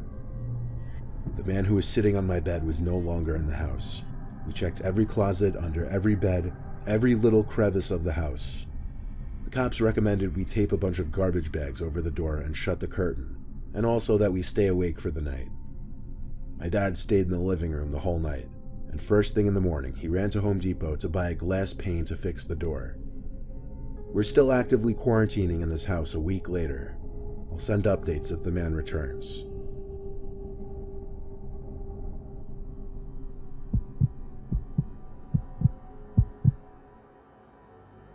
I've been staying in my apartment in Jersey City during this coronavirus epidemic. My roommate has since gone home to Ohio to stay with her family during all of this, so I've been in the apartment alone. I've been mostly just watching new movies and shows. I try not to go out too much because my city is pretty bad right now. A couple days ago, I was running extremely low on food, so I had to make a mandatory grocery run. I went to the nearby Trader Joe's wearing a mask and gloves, which, including the insane line and limited stock, turned out to be a production. On my walk home in the dark, I realized the streets were even quieter than they were the last time I went shopping, just a week before. Suddenly, out from an alleyway, some guy wearing a mask and gloves approached me. He had a baby wrapped in a hoodie and small blanket in his hands. He seemed very sincere in asking me to let him take his son to my apartment real quick so he could change his diaper and feed him his food. He swore to me that he was clean, and that he really needed this favor for just 5 minutes, that it was an emergency. Hearing the baby's little cries, and the fact that this man even had a child with him and just seemed sincere, the soft part of me agreed. I led him to my apartment building. It was only a short walk from there. We walked up the 3 stories to my apartment, and I led him inside, asking him to close the door behind him. I cleared a spot on the living room table for him to change his child's diaper and whatever. When I turned around, the man was like pacing around, or more like snooping around, I guess. He went into my kitchen to do God knows what. I called over to him that I set up the table for him to use. He didn't answer. I started getting confused. I walked to the kitchen and saw him looking around suspiciously, and what else I saw confused me. The man was standing with what I thought was his child, held in only one hand. It took me a second to understand. It wasn't a child. It was just some baby doll wrapped up in a blanket. I'm assuming one of those realistic ones that make the crying and moaning noises. The man looked at me and pulled out a gun from his right pocket. That's where things went from 1 to 100 real quick. He looked at me with a gun aimed at me and said something along the lines of, "I'm gonna take what I want and you're gonna stay in my sight." Of course, I had to say okay with a gun aimed at my head. I wondered if it could be a BB gun with a tip painted black, but even if it was, I doubted I could overpower him. I couldn't risk it. The man pulled out a big black bag from his backpack and filled it with valuables, including my wallet, some of my roommate's jewelry, kitchen valuables, my brother's Xbox which he lent me, and my iPad. It was sickening to watch, but I was the most scared of him pulling the trigger of that gun. He filled his bag and threw the fake baby in it as well, then he left. I called the cops first thing. They came and helped me in contacting the building owner to see the CCTV footage from the halls. Of course, upon seeing the footage, it didn't help much. The man's face was covered by a mask, making it near impossible to even discover who he was. All I can do is urge everyone to be careful, not to trust anyone, and stay indoors until all of this is over.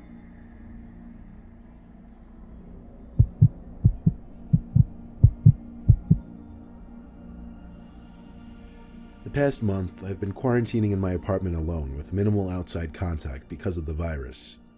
My apartment is the downstairs floor of a two-family house. The upstairs occupant isn't the landlord, he's just another tenant. I'm actually decently acquainted with the guy. His name's Rico. To be honest, he's a bit odd though. Of course, I hadn't seen Rico because I've been quarantining. I do still have to wake up early in the morning though for work, which I report to on my laptop now. A week ago, Rico started making a lot of noise one night. Late night, actually. I was in bed. It was like past 12. I had to be up early. And all of a sudden, I just start hearing constant thumping noises coming from the upstairs level of the house. It sounded like Rico was stomping around in boots or something.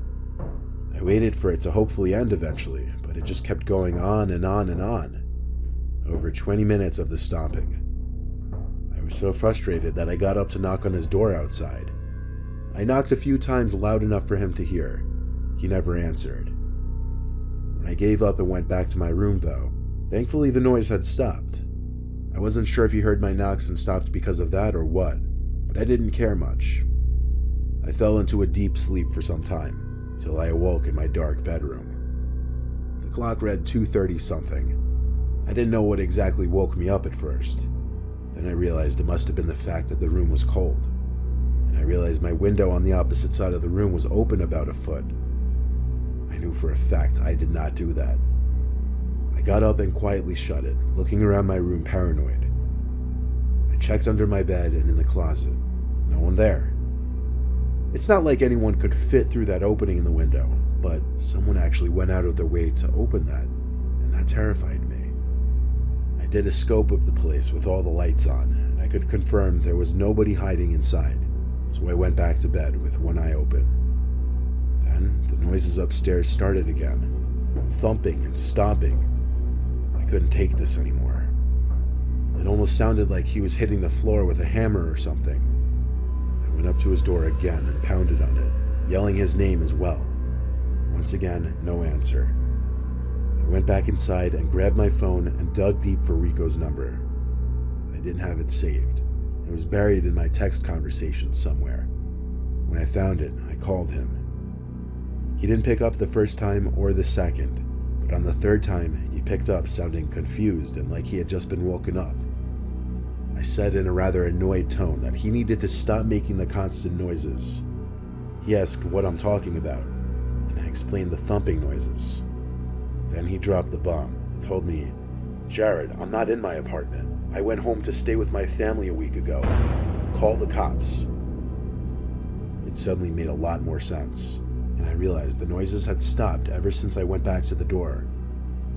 I hung up before saying another word and dialed 911, not wasting a second. As I was on the phone talking to the police operator, I heard it clicking at my bedroom window. Someone was outside trying to lift open the window, which I had just locked earlier. I screamed as I realized it, and then yelled at the operator to hurry with the police. She said they were on their way and asked me to describe the man, but I couldn't. It was too dark. He seemed to hear my conversation, I would guess, and walked away from the window. 4 police officers showed up. I led them to the upstairs apartment where the door was unlocked. I walked in behind the officers, and not much searching needed to be done. There was a man with long graying hair down to his shoulders who was sitting on the couch looking up at the ceiling, seemingly laughing. When the officers approached him to arrest him, the man focused in on me, still laughing. He started to point at me, and that's when I had to leave because I was too freaked out. I waited until the man was in one of the police cars before talking to the officers again. I locked Rico's door, and the cops just told me to keep a good eye on the place for the time being. Rico came back the following day to assess what was stolen. He has been staying upstairs since.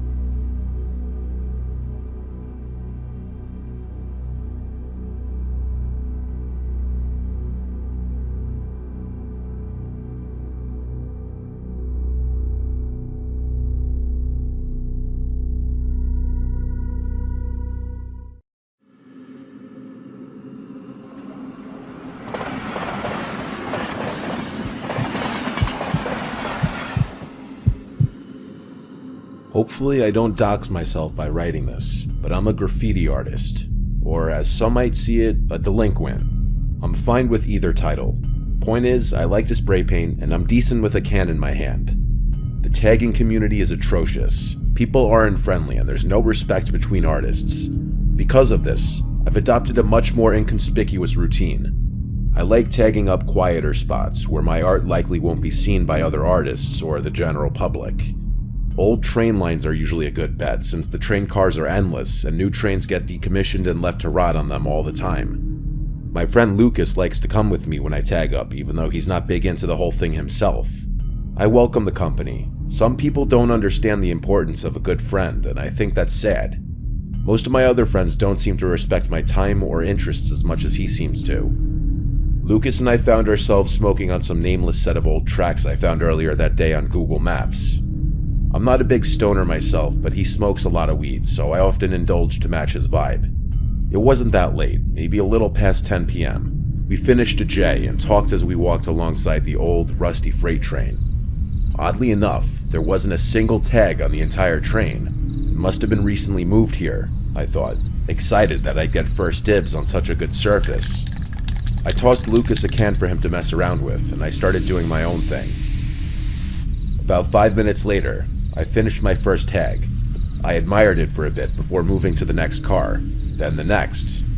About 15 minutes and 2 paint cans later, I had 3 decent tags up adjacent to one another, and I was pretty proud of myself for how they looked in combination with each other. Sorry in advance if this offends anyone, but I tend to discard my empty cans wherever they go dry. So I flung them back the way we had come, enjoying the satisfying clattering sound a ball bearing makes when bouncing around the inside of an empty can. I then caught up with Lucas, who had seemingly rolled and lit another joint, neglecting the paint I had given him. For context, the reason I'm not a big stoner is because I started getting unbearable anxiety highs much more frequently, maybe 90% of the time. In hindsight, smoking 2 J's with Lucas was a borderline detrimental decision. After all, we were doing something illegal, which was already pretty anxiety-inducing. I smoked the second joint anyway, confident that I'd be okay. As soon as the final sparks floated off the J, that's when we heard it. A muffled clang from somewhere behind us rang out into the night. The two of us froze and stared into the darkness. I could feel droplets of sweat forming around my neck as adrenaline began coursing through me. I couldn't tell if the sound had come from outside of the train or from inside one of the cars. It was hard to tell which option was worse. We waited for a full minute in silence, and nothing. That's when I whipped out my phone and recorded this video. Bro, what the fuck was that? No. No way, bro. You fucking heard that? I heard that shit. What the fuck? Bro. Oh, fuck. As the video shows, whoever made that noise picked up one of my empty paint cans and threw it at us, before chasing and shouting at us. You can't really see the paint can in the video, but I swear to you, that's what the first sound was. As we frantically made our escape, whoever was behind us yelled, "You better not trip, boy." A few seconds later, an actual gunshot sounded off behind us, almost causing Lucas to trip and fall. It startled me so much that my finger slipped off the record button on Snapchat and the video cut out. We bolted down the tracks until they intersected a main road and didn't stop running until we were a safe distance away. I don't think I've ever been more terrified in my entire life. It didn't help that I was stoned out of my mind. My hands were literally shaking, so were Lucas's. We found our way back to the car and drove home in silence. What was I supposed to do? Call the police? I was literally breaking the law. That wasn't an option. The story doesn't end there, though. I actually went back to those tracks a few weeks later, but this time during the day and equipped with my trusty Glock 17. To my surprise, the train was still there. Despite that, there was a pretty glaring difference this time around. In the 3 spots where my tags had previously been were now ugly blotches of red paint. Someone had deliberately covered my work. Quietly, I kept investigating and eventually came to a train car with its door wide open. I took a look inside, and it was bizarre. The train car was completely empty, except for a chair in the direct center and what looked like ropes and chains scattered about. Some of the ropes were wrapped around the legs of the chair, and others were just lying on the floor. The weirdest part was the smell, though. The whole car smelled like bleach. If you closed your eyes, you would have guessed you were in a cleaning supply closet. I can't overstate the smell, though. It literally smelled like the whole train car had been doused in bleach. I went to take a picture of the scene when I thought I heard a metal clang somewhere further down the train. I could have imagined it, but I wasn't taking any chances. That was enough for me. I was out of there as quickly as I had come. I've told so many people this story, and none of them could rationalize that psycho's actions in a way that makes sense. I doubt a homeless person would be able to get their hands on a gun, but I can't fathom why someone other than a homeless person would respond so aggressively, and why they decided to cover up my tags is another mystery. I think the most disturbing aspect of this whole thing was the chair in the middle of the train car. I really want to go back to those tracks just to take a picture of what I saw, but I haven't worked up the courage to. I have no idea if whoever was there that night was really shooting to kill us or just trying to scare us, but sometimes, late at night, when it's just me and my thoughts, I can still hear that shot ringing in my ears.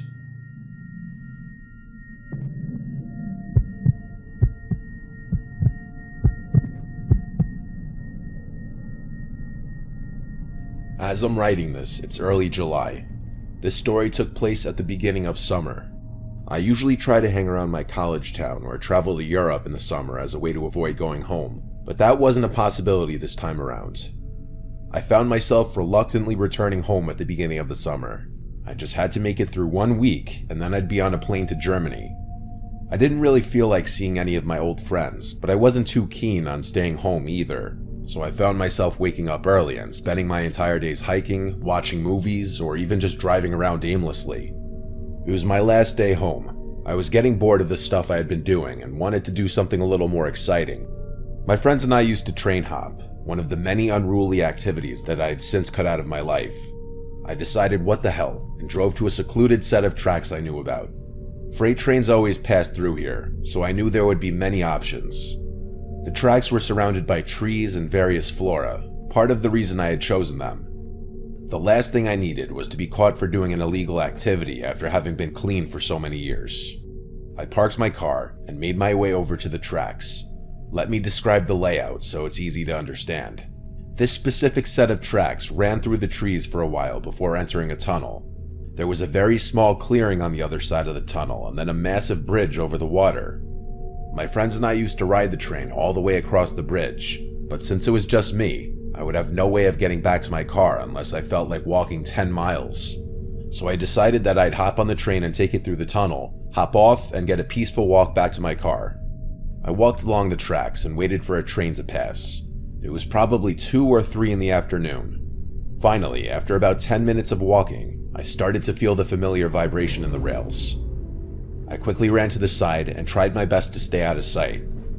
Usually, as far as I know, freight train conductors didn't care enough to report people walking along the tracks, but I didn't want to take any chances. The train passed, and I waited for a good amount of cars to go by before emerging from my hiding spot. I picked a car that looked easily attainable and began jogging alongside the train like I had done 100 times before. Once I was confident enough, I grabbed hold of the ladder and swung myself up. It was pretty easy. The train wasn't traveling very quickly. As my part of the train was about to enter the tunnel, I saw a strange flash of light from up ahead. I assumed it was a spark from the train or something, but truth be told, I had never seen anything like it before. I hoped there wasn't an errant wire or something dangerous in the tunnel, but it was too late to hop off. The train started picking up speed since the tunnel was perfectly straight, and I closed my eyes as the adrenaline rush started coming on. Just then, I felt a hand reach out from the darkness and literally grab my leg. I lost my footing and nearly slipped, but my hands were firmly gripping the train. I screamed and kicked, but the train sped by before I could make contact with anything. Before I could even comprehend what just happened, I felt another hand slap against my leg. I screamed again before scrambling up the ladder, hopefully out of reach. My heart was racing. What the hell just happened? The train exited the tunnel, and I hopped off without thinking. I waited for the train to completely pass and watched it chug over the bridge. I remember pacing back and forth in the little clearing, thinking about what just happened. Like, were there really people in the tunnel, and what could they possibly be doing there? Why the hell would they try to drag me down? All of these thoughts and more were racing through my mind when a stark realization struck me in the face. The only way back to my car was through the tunnel. There was absolutely no chance in hell I was walking back through that tunnel with those people in there, especially since they'd be able to see my silhouette and I'd be walking through darkness. I sat on the ground for what felt like forever. There was no other option. I couldn't walk across the bridge without risking my life. A train could come along at any second and the bridge was too long. I considered calling someone to come rescue me, but I wasn't even sure if they'd be able to do anything. Police weren't an option. I was breaking the law just being here. I had no choice. I picked up a rock and started making my way through the tunnel. There were 2 people in there, which I knew for a fact, but there could have been more. I had no idea. I got about halfway to the point where I felt the second set of hands when I heard something. A faint clicking was coming from somewhere in the tunnel. It sounded like a human clicking their tongue, but it could have been made by a machine. It was honestly hard to tell. I froze and thought to myself, continuing to walk this tunnel was a death sentence. I felt a rush of confidence and pulled out my phone. "You better stay back or I'll shoot," I threatened, my words echoing off the tunnel walls. There was a moment of silence. The clicking stopped as quickly as it had begun. I was obviously bluffing about having a gun, but I figured it was better to bluff than just walk in silence. I then pulled up a video on YouTube of a gunshot sound effect, turned up my phone's volume, and played it. It was honestly louder than I was expecting, and with the echo of the tunnel, I prayed to God that whoever was in there bought it. Without waiting another second, I sprinted full speed into the darkness, bracing myself for a fight. I didn't stop running until I had reached the other side. By some miracle, no one tried to grab me. After making it out of the tunnel, I looked back. There was another flash from deep in the tunnel. This time, though, it subsided long enough for me to clearly see 2 silhouettes standing on the tracks facing me. That was it for me. I turned to leave, but as I was jogging away, the nastiest screech I've ever heard emanated from the tunnel. It sounded barbaric, definitely human, but far from normal. I don't plan on ever train hopping again.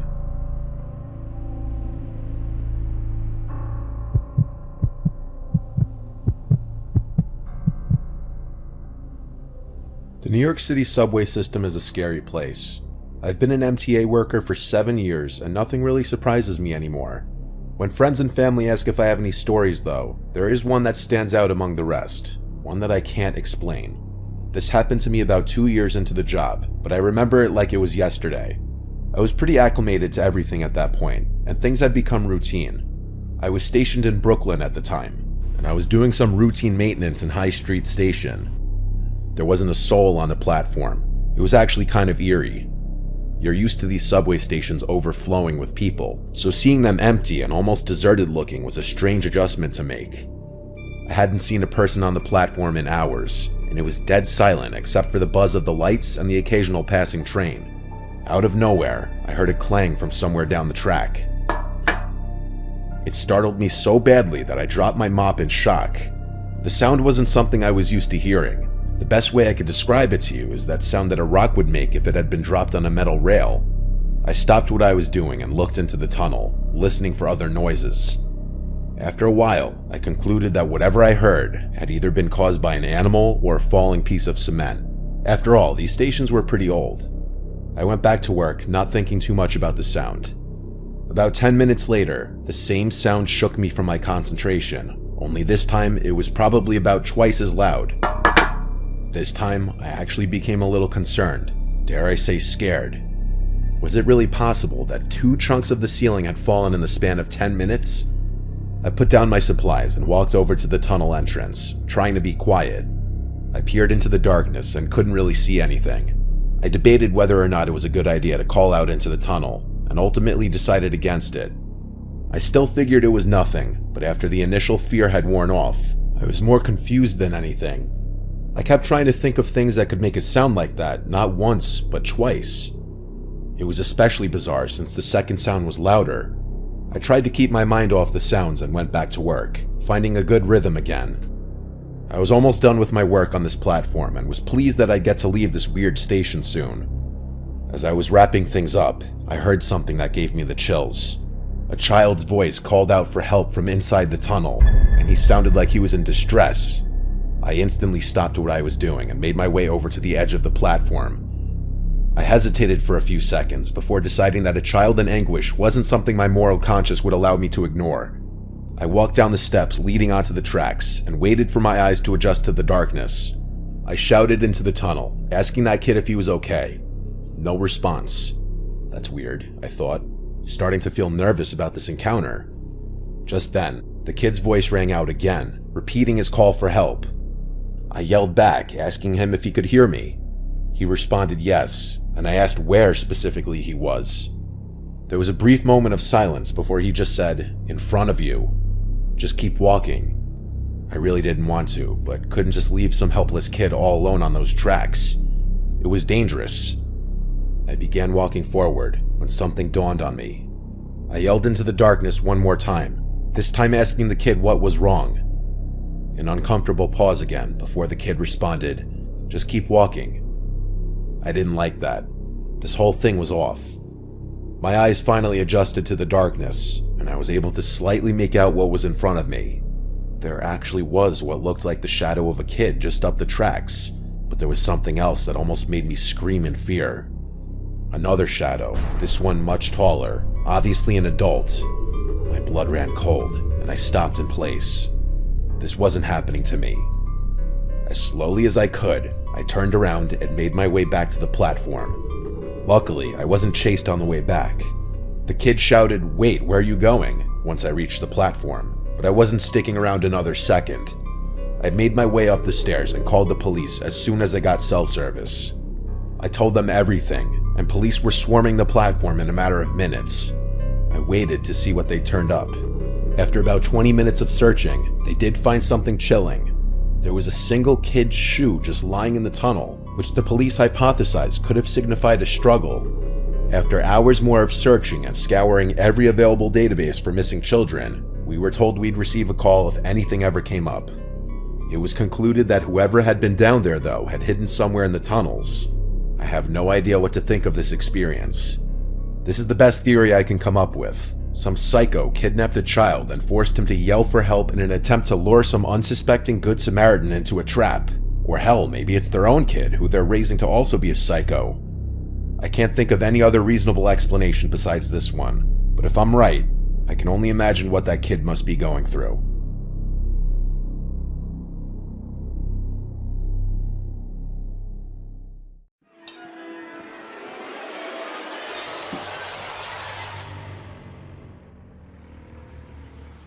It was a rainy Thanksgiving. We have a small family, so our family gatherings are tiny. It was my mom, my 2 sisters, our grandparents, and I for dinner at my mom's house.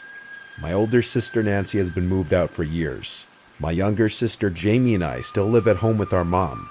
Our grandparents live 20 minutes away. Our dad's side of the family all live in a different town. We were all helping out with cooking and such, and our grandma was bringing over some food as well. We always do Thanksgiving dinner at 6 o'clock sharp. Our grandparents arrived at like 5 o'clock. We had to go out and help them walk through the rain up the front stoop to make sure they didn't slip. It was really bad out. Once they were here, we put the football game on in the living room, and I sat with my grandparents and watched football with my grandpa, who's a big Cowboys fan. My sisters were in the kitchen helping my mom with the food. The rainstorm created for a more comfortable and relaxing Thanksgiving evening. That is, at first. When it was time to set the table, I went to help. We were all at the table by 6 o'clock as per the usual. We had a giant selection of food for the small amount of people we were. Turkey, leg of lamb, potatoes, stuffing, corn, cranberry sauce, cornbread, and more food I'm probably forgetting. We were all at the table eating, drinking wine, and talking before we migrated to the living room, where there we all watched the football game. Then, sometime before the game ended, the doorbell rang. It was still pouring outside, and we weren't expecting anyone else. Our mom said, "Oh no, what if that's your father?" Long story short, our parents don't speak, but the idea of our father coming to surprise us wasn't impossible. My mom told me to go check who it was, so I went to the door and yelled through it, "Who is it?" But the sound of the pouring rain on the front awning drowned out the sound of a male's voice on the other side. So I opened the door, with the storm door still closed and locked. There was a black man on the other side of the door. He was in some really big rain jacket with the hood up. When I opened the door, he walked closer and yelled something through the door. I had to ask him to repeat it twice before I understood him to be asking for food, saying he's hungry. Then he said something along the lines of, "The Lord will give you good karma if you spare some food." I said 1 second. I went to the living room and told my mom there's a possible homeless or just very hungry man asking for food at the front door. My mom said close the door, while my grandma said give him some food. I said I'll make a little paper plate of food for him from the leftovers. I went to the kitchen, grabbed a bunch of paper plates to account for the rain outside ruining them, and then sandwiched some of the leftovers together with them. Then I went to the front door where the guy was still standing. I held up the plate to show him, and he tried opening the door. I yelled, "Wait, it's locked." But I already was wary now after he tried opening the door. Regrettably, I still unlocked the door, and the second I started to push it open, he pulled it open with force and tried pushing his way through me. I instantly threw the food and held him back, yelling for my sisters to come help me. As Nancy came to help shut the door, I saw 2 more guys rushing up the front walkway to the door.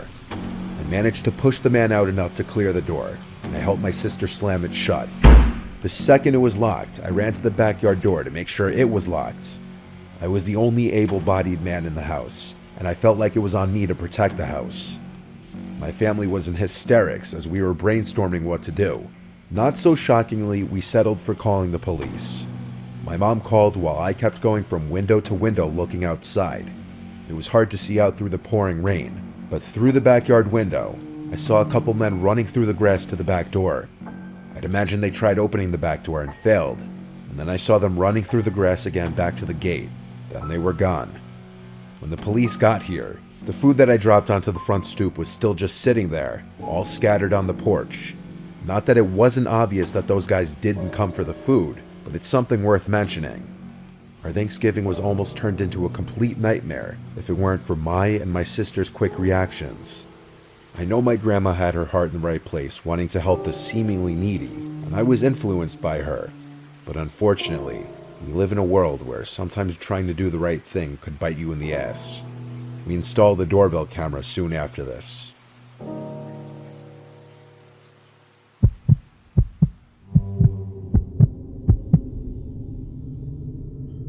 It was Thanksgiving night. I was over at my parents' house for dinner since they were hosting this year. I got to see some cousins and uncles I hadn't seen in almost a year. We had a typical Thanksgiving gathering for our family. My parents cooked a big meal as usual. Before dinner, though, I got a long essay of a text from some unknown number. I won't share it because it contains a lot of personal revealing details, but it started with, "Hey Melissa, hope your Thanksgiving is going well." Then I quickly came to realize who it was that sent this text. It was this crazy stalker guy named Kevin who I'd never even met before. We matched on a dating app and texted and snapped for a while, but we never met. He gave me obsessive vibes, and when I politely rejected going on a date with him, saying I don't think we have much in common, he got even more obsessive and aggressive.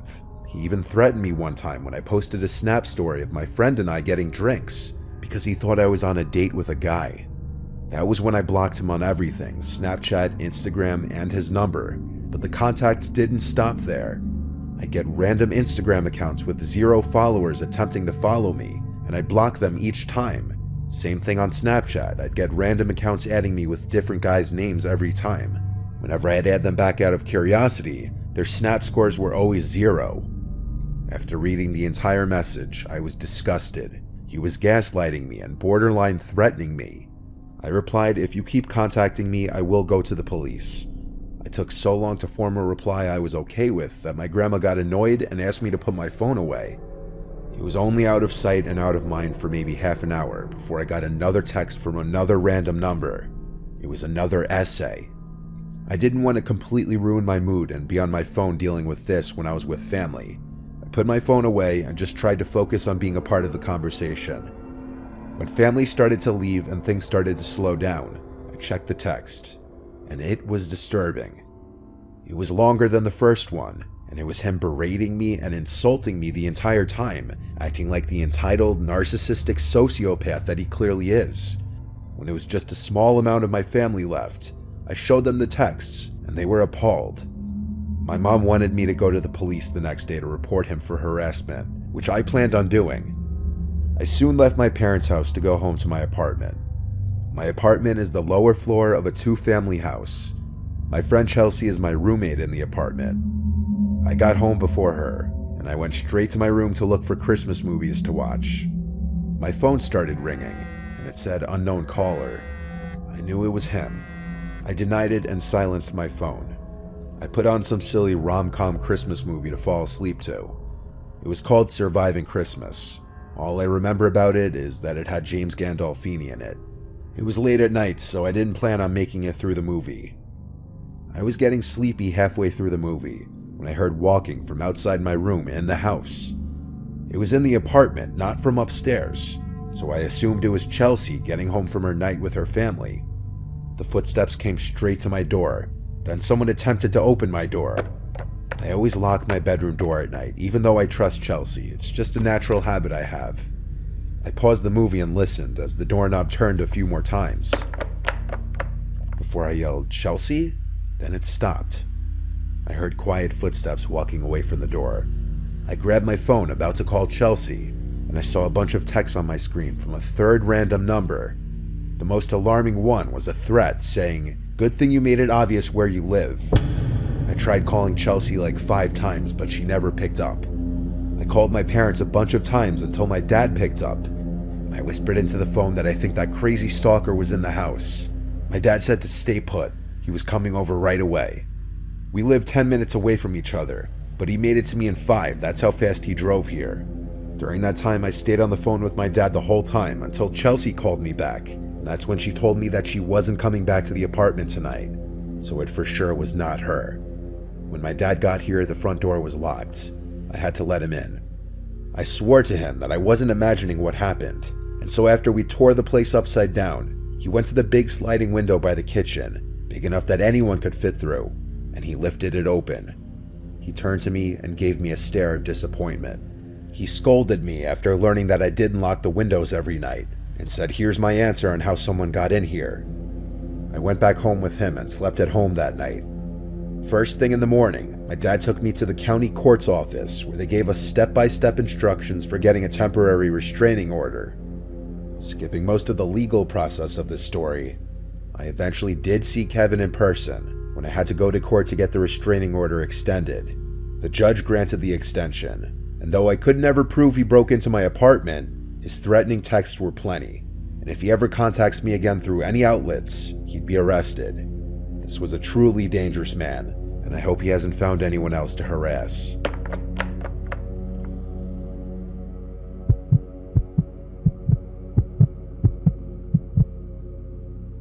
Most of my family lives in a rural part of Central Florida, closer to the East Coast though.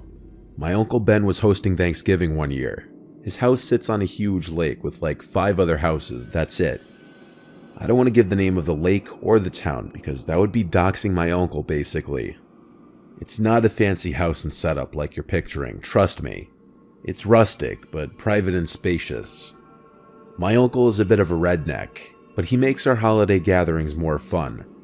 Him hosting Thanksgiving this year meant that he'd be going all out, making it like a party basically, with music, cornhole, coolers full of beers, and all of that good stuff. We got to his house around 3.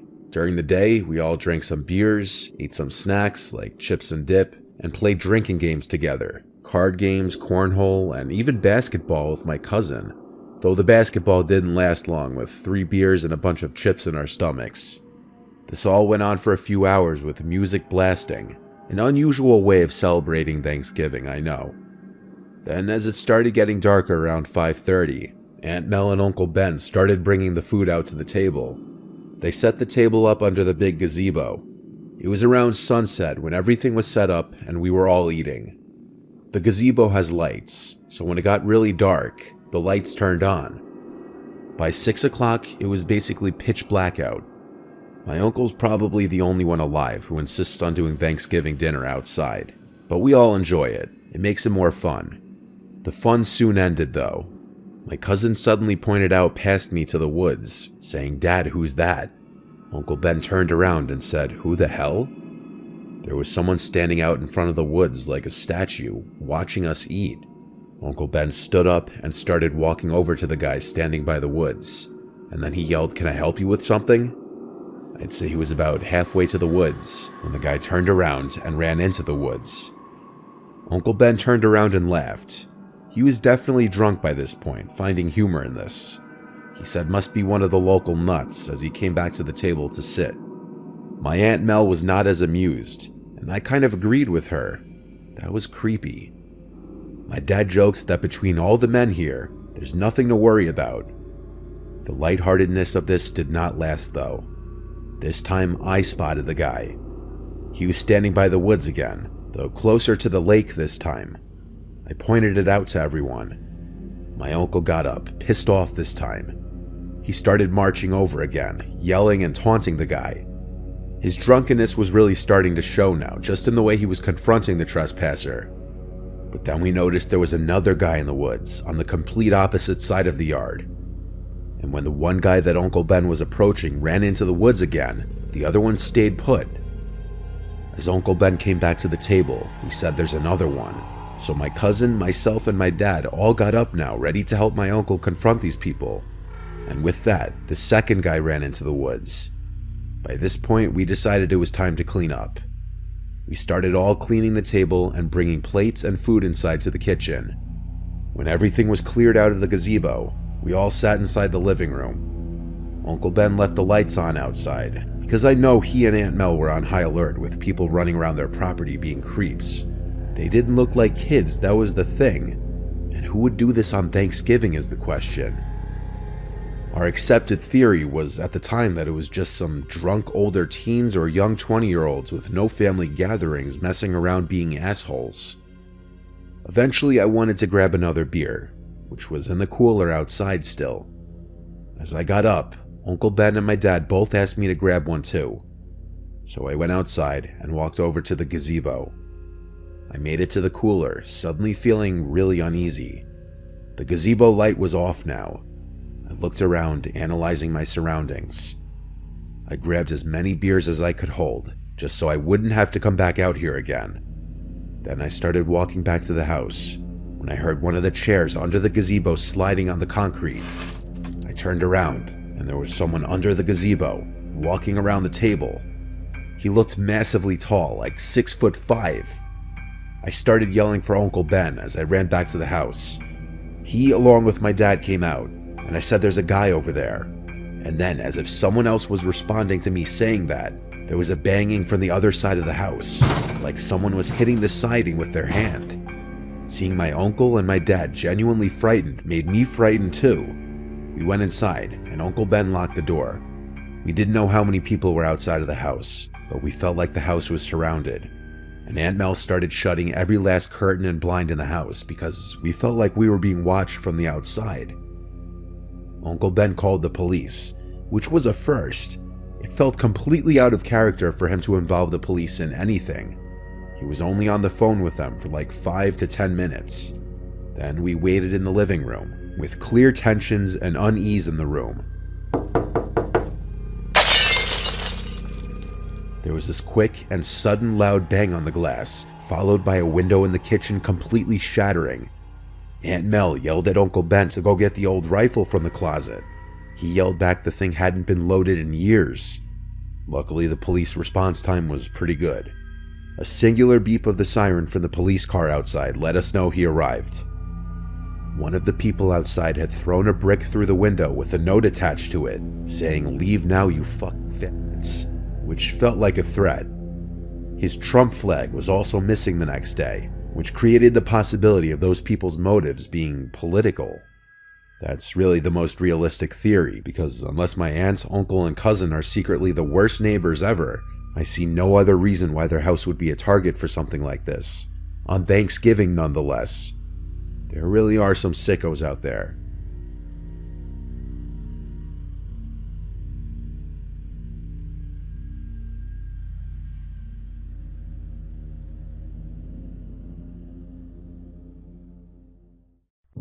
When somebody goes hunting, they're normally right smack in the middle of a forest or the woods, completely devoid of other people. Seems like the perfect setting for a horror story, right? These 3 supposedly true stories will show you just what can go wrong while hunting. This first story was submitted to me in June by somebody named Robert Scherneman. His story takes place upstate New York, a place I'm familiar with. Here's his story. I've been a passionate hunter ever since my dad before me started taking me out on trips every Saturday, and I thought I would pass down the same tradition to my son. During the setting of this story, my son Peter was 10 years old. I figured that was a good age to introduce him to the world of hunting. I armed Peter and myself with Remington Model 798 sniper rifles, however I carried it until I found the spot where I usually find game. We could have used the deer hunting tower hidden deeper in the woods, but I figured that wouldn't be the best first time experience. I handed him the gun when we were set up. I had already taught him the basics of firearms, so it wasn't like I was taking him out there with no experience. I chose to stay put the first time as it would be easier for him, and I figured I would move up to the more advanced methods of hunting in the future sessions. There was a lot of waiting, more waiting than usual in this certain spot. I could see Peter was getting bored, constantly yawning and sighing, and that disappointed me. I didn't want him to think this sport was that boring, so I packed up our stuff and told him we're moving. He seemed to perk up a bit with excitement, and that made me happy. As soon as we began walking, I heard footsteps. I put my arm in front of Peter silently and motioned for him to raise his gun. He did with excitement, until I spotted someone's head peer out from around a tree in the distance. I pushed the gun down immediately, a bit disappointed, but also relieved that Peter didn't shoot. I gave him a quick little apologetic wave, and with that, he disappeared back behind the tree out of sight. Was he another hunter?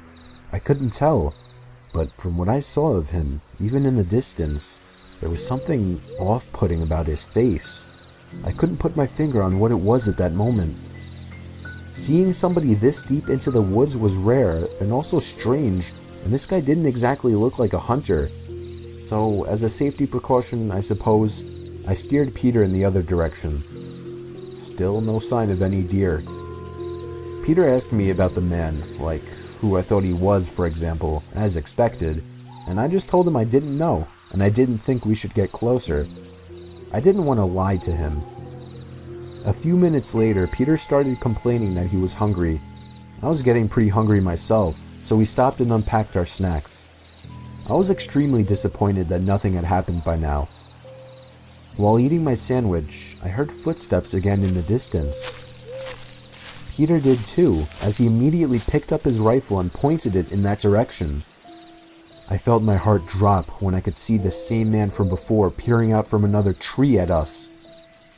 I lowered Peter's gun again, and I noticed he seemed a bit uncomfortable now, as was I. I told him to wait there while I began to walk over to the man, trying to emotionally prepare myself to confront him. About halfway over, I stopped and thought to myself, what the hell am I doing? My son is right over there. I turned around and hurried back to Peter, telling him it's time to go. If you had your son in the middle of the woods and you thought you were being stalked, odds are you would just want to get out of there too. We were not running, we were merely walking back to the road. I was mentally waiting for a twig snap or a leaf crunch from behind us, and when it happened, I nudged Peter to go along ahead. I angrily turned around and stormed towards the man, who was once again peering from behind a tree. I'd say when I got within 30 feet from the tree, he moved back behind the tree out of sight. And then I heard a thud, as if something were just dropped onto the ground. I had my gun loaded in my hand as I cautiously walked up to the tree. I didn't even say a word. I don't know why. All I did was slowly creep up to the tree, and when I got there, I felt as if everything around me had completely collapsed, or rather ceased to exist, and all that I could focus on was the head laying face first on the ground in front of me. No body, just head. I didn't even look up or around the tree to see who had dropped it there. I just full on sprinted back to Peter and told him to run. We made it back home safely within 5 minutes, and I made 100% sure we weren't followed. However, I stayed up the whole night keeping watch for the sake of my family's safety. I found out the next day through my wife that there had been 2 disappearances of local hunters, and that's when I called the police and reported what I had experienced. I had to, of course, play it safe for a long time, at least a few months, before taking my son out again. What baffles me, though, is how this person managed to kill 2 hunters who obviously had to be armed with some kind of weapon. I have since resumed hunting with my son. The next story was submitted to me just a month ago by Nathan Zielinski, and it's more of a mix between a camping and a hunting story. Here it is. It was my first time hunting. I was 21, going with my friends Anthony, Christian, Tom, and his girlfriend Diana to some park in Colorado to go elk hunting. We brought 2 separate tents that were relatively large, sleeping bags, 2 days worth of food and drinks, and of course, guns. I couldn't even tell you the name of the gun Anthony handed me. It was just a basic looking hunting rifle. Honestly, I didn't know how I felt about the whole thing. Killing a living, breathing animal that has just as much of a will to live as me, merely for so-called fun, didn't seem cool to me.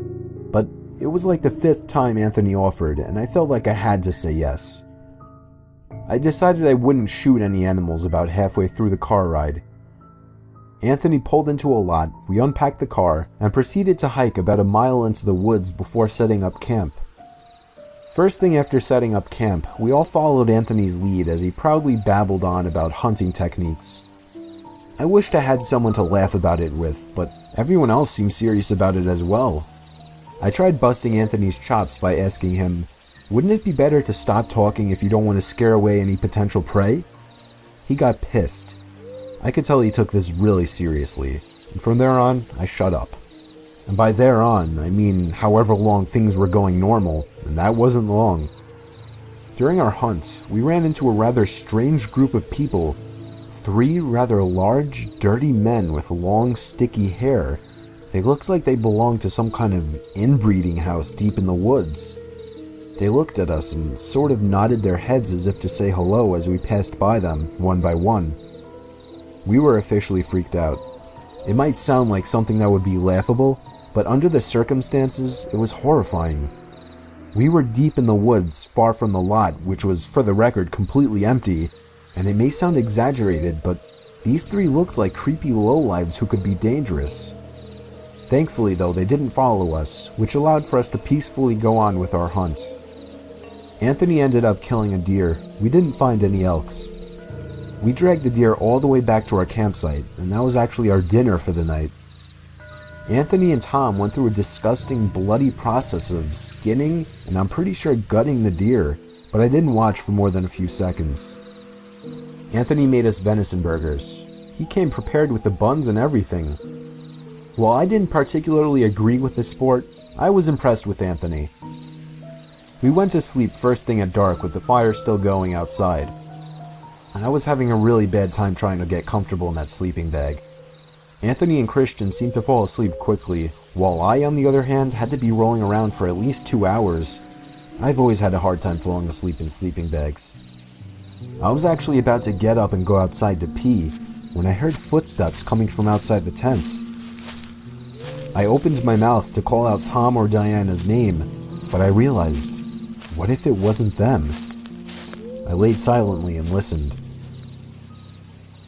In an unexpected instant, the zipper to our tent got pulled down, and I threw my head down to the side and acted as if I were asleep. There was a short pause before the zipper got pulled back up. I waited until the pairs of footsteps moved away. They seemed to be moving to Tom and Diana's tent. Then I realized it must have been them, and they must have been checking if we were asleep so they could, mess around, I guess. So I decided to play a little joke on them. I gave it about 5 minutes before I unzipped the tent and began creeping over to their tent. Then I realized their zipper was still undone. That's strange, I thought to myself. I crept over expecting to scare the two lovebirds, but instead, when I got close enough, I saw two men inside of the tent doing something to Diana. At that moment, I screamed as loud as I could, mostly out of fear, but also to wake everyone up. Anthony and Christian stormed out from the tent with their rifles. When the two men fled from the tent, I realized something. They were the same two men we had seen earlier. Tom and Anthony fired rounds in their direction to scare them off. However, something even more horrifying happened after that. After they shot their rounds, we all looked around us completely horrified as men in almost all directions who were previously hiding in bushes and behind trees were taking off in different directions. We tried waking up Tom and Diana, but they seemed to have been injected with some kind of tranquilizers by the men. We had no choice but to wait until they woke up, which took about maybe half an hour. Running back to the car in that pitch-black forest was one of the most horrifying moments of my life. We don't know who all those people were. They could have been part of some secluded inbreeding house for all we knew, or even some kind of cannibalistic family. We have no idea what they were planning on doing with Tom and Diana, but we're just happy we all got out of there safely. This last story was written by Jared the Sprinter, and he shares his night hunting experience. I was doing some night hog hunting in the woods near my backyard. I was hiding in the tower I had built about a decade ago. In case anyone's wondering, I of course had a night vision scope attachment. I guess I'm what you would consider a hardcore hunter. I don't want to bore you with the unnecessary story prolonging details, so I'll make this short. And I want everyone to know that though I agree this story sounds far-fetched and crazy, it is nothing but the truth. And I in a way actually consider myself lucky that I'll always have such a horrifying story to share. So, while I was sitting in the tower waiting for movement, it finally came. I took aim and found the source. But it wasn't at all a hog, or any kind of animal I was expecting. It was a person, a man wearing all black. Black sweatpants, black shoes, and a black hoodie with the hood over his head. But that wasn't the freakiest part. He was dragging a sack behind him. My heart started racing. I was pretty sure I was witnessing this guy trying to bury a body. I continued to watch him, but then he slowed down, and I swear to God, it looked as if he turned his head up to me. I ducked down under the wooden walls of the tower, shaking in my boots.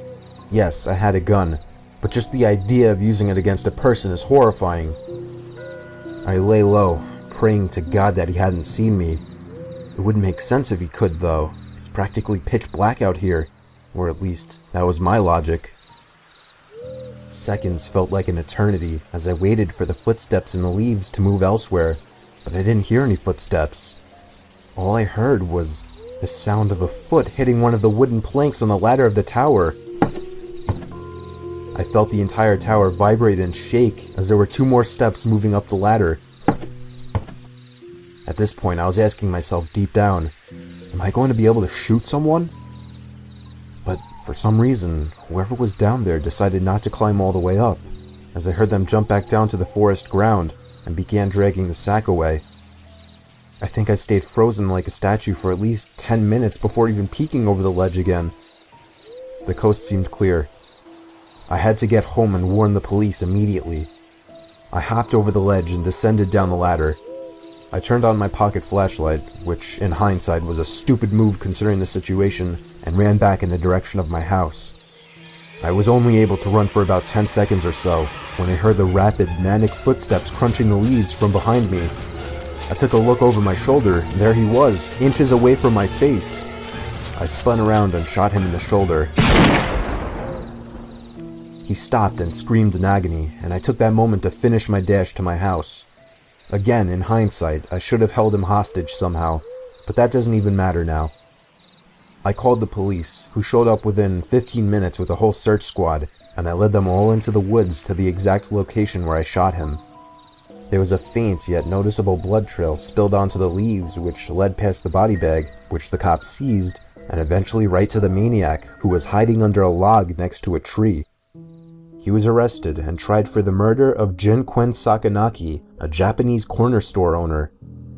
I don't know the full story behind it, but I do know I won't forget this one for the rest of my life, and I'll also be telling it for the rest of my life.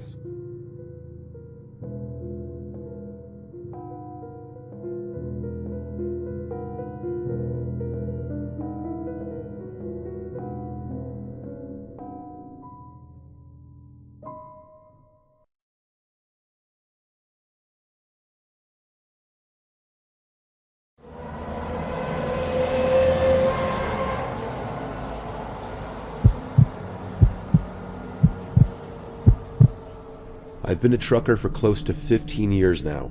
This happened to me in 2017. I was driving an overnight haul through the Mojave Desert in California, headed for a destination in Arizona. I think I was delivering appliances, I don't really remember. It was pitch black darkness in every direction. The headlights on my semi were really dim at the time, and I had been putting off getting them fixed forever. Usually I couldn't tell the difference, but since there were basically no other cars on the road, it was much more obvious. I remember having to strain my eyes every few minutes to make out the road in the distance. That could have been a horror story in of itself. I was debating pulling over for a couple hours and waiting for sunrise, but I didn't want to waste my time. I desperately needed the money at the time, so I kept driving even though it wasn't fully safe. I figured since it was basically a straight line, it would be okay. I think it was about an hour before sunrise when I saw something approaching fast in the distance. Worried about hitting an animal, I slammed on the brakes. As my truck screeched to a stop, I realized what was in front of me, a car with its hazards on. The weird thing was that it was in the exact middle of the road, like literally on the double yellow. What was even weirder was that the passenger door was wide open. My truck stopped maybe a foot before hitting it. Not to toot my own horn, but I'm a pretty fearless guy, and I know my way around a bar fight. Because of this, I wasn't really scared when I saw the car. I was more curious than anything. I thought maybe someone needed a jump or something, so I reversed the semi and pulled over. I thought about throwing some flares down, but decided against it since I hadn't seen a single other car on the road besides this one. I got out of my truck and made my way over to the car. It was a warm, still night. I remember thinking how strange it was that there was almost no wind. It was also really quiet that night. The faint click of the hazards was the only sound in what felt like the entire desert. I got a little closer to the car. I vividly remember that it was a new-looking red Ford Fusion. I approached the car a little cautiously. Like I said, the passenger door was wide open. I walked around the car and stopped in my tracks. It was completely empty. I made sure of it too, checking the back seat and anywhere someone might be laying down. There was literally no one inside. All of a sudden, I was much less sure about the situation. I was expecting someone to need help of some sort, maybe even someone who took a nap in a really dumb spot. I certainly wasn't expecting this though. The car was literally empty. I cast a few glances over my shoulder, feeling a lot more uneasy now. I kept whipping my head around, looking in every direction. I felt like someone was going to charge me or something. The problem was, it was so dark that I couldn't see that far in front of me, except for what was lit up by my truck's headlights. It was eerie. I waited a while longer, thinking about getting back in my truck and forgetting about this whole thing. Someone was out there, somewhere. Against my better judgment, I decided to keep investigating. I looked inside the car, but everything seemed completely normal. The key was even in the ignition, although the engine was turned off. I got back out of the car and made my way over to the trunk. Might as well have a look, I figured. I went to open it, but it wouldn't budge. Locked. I grabbed the key out of the ignition and unlocked the trunk. Still though, the thing wouldn't budge. It was jammed from the inside somehow. I opened the back door and tried getting at the trunk through the back seat. To my surprise, it actually opened. There were 3 squished garbage bags back there, along with a rope that was tying the trunk closed. I remember glancing one more time over my shoulder before reaching for them. The coast was clear. I must have been within 5 inches from one of the bags when the loudest gunshot I've ever heard rang out into the night. I slammed my head on the roof of the car in shock. I didn't even think. I threw the keys on the front seat and got out of the car as fast as I could. As I was climbing into my semi, I heard a grungy voice yelling in the distance. He yelled "hey" a bunch of times, and his voice seemed to be quickly approaching. I scrambled into the semi and turned it on. I threw it in gear as fast as I could. I remember cursing a bunch of times as the engine initially stalled, and that's when I saw it. As my truck began pulling out, I saw a person standing at the trunk of the car. He was a short, husky guy with red hair. He was wearing overalls and shin-high boots. In his left hand, he was holding a small shovel. In his right, though, was an old-looking hunting rifle. We locked eyes for a few seconds as my truck began to drive past him. He didn't move. I remember him not looking crazy or anything. He had this worried look on his face. As I passed him, he dropped his shovel and started waving his hands. He yelled "wait" a few times, but I wasn't staying there another second. As I drove away, I watched in the rearview mirror as he ran after my truck for a few seconds before sprinting back to his car. It was clear he wanted me to stop, but there was absolutely no way I was going to do that. I stepped on it, pushing the semi much faster than I should have. I drove for like 5 minutes and started to think I was in the clear, but then I saw headlights fast approaching behind me. I remember feeling more scared than I've ever felt in my entire life. I called the police and told them what happened to the best of my ability. That's when the car was basically right on my tail. It started honking like crazy at me. I honestly didn't know what to do, so I just kept driving, praying to God he wouldn't try and ram me.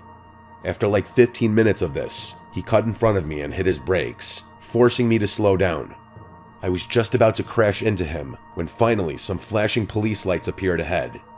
The Ford veered off to the right and sped into the desert, disappearing from sight. I pulled over and waited for the officer to show up. I frantically told him what had happened, but the useless cop decided to get a report from me rather than chase the guy down. I was so pissed about that. I told the guy like twice that he could probably catch up to him if he left now. The cop told me not to worry and that they'd do a thorough search as soon as backup arrived. He sent me on my way and said they'd call me if they ever had an update for me. They never did. None of my buddies have a story this crazy, and I've told it more times than I can count. I know what you're probably thinking. That guy was definitely burying bodies. That doesn't really explain why he had such a small shovel, or why he tried to follow me. The bags in his trunk were also too small for that, although some of my buddies think he might have done some dismembering. For my own sanity, I like to think that he was burying some other kind of animal, maybe putting a diseased dog out of its misery, or some dangerous snakes. I really have no idea. Either way, I've never been totally comfortable driving through deserts late at night after this experience.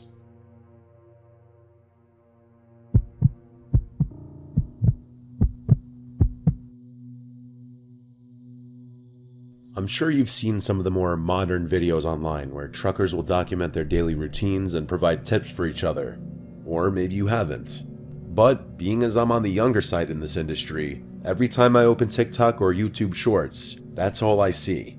I won't get into it, but I had to drop out of a pretty prestigious university for some personal reasons, and people always tell me I could have been more than a trucker. It's honestly not a bad gig, though. I've been making deliveries for north of 2 years. Obviously, the only strenuous part of the job is the long hours. You can never truly gauge how the isolation will affect you without experiencing it firsthand. My only advice would be to make peace with whatever demons might be lurking in your subconscious, because they'll definitely eat at your brain in the lonely hours. That's what happened to me, anyway. This happened to me 3 months after getting employed by my first company. I was basically as new in this trade as one could get. I was driving from southern New Jersey to Lafayette, Indiana, a 12-hour drive. 12 hours driving might not seem that crazy, but factor in the fact that I just completed an 8-hour trip, and that should put things into perspective. I wanted to get deliveries done as quickly as possible, so I opted to drive through the night. I'd get to Lafayette just before 3 a.m. Things were going smoothly. There were virtually no other cars on the road, so I was able to push the semi a little faster than normal. About halfway through the drive, I remember reaching down at the center console to chug a Red Bull, but there weren't any.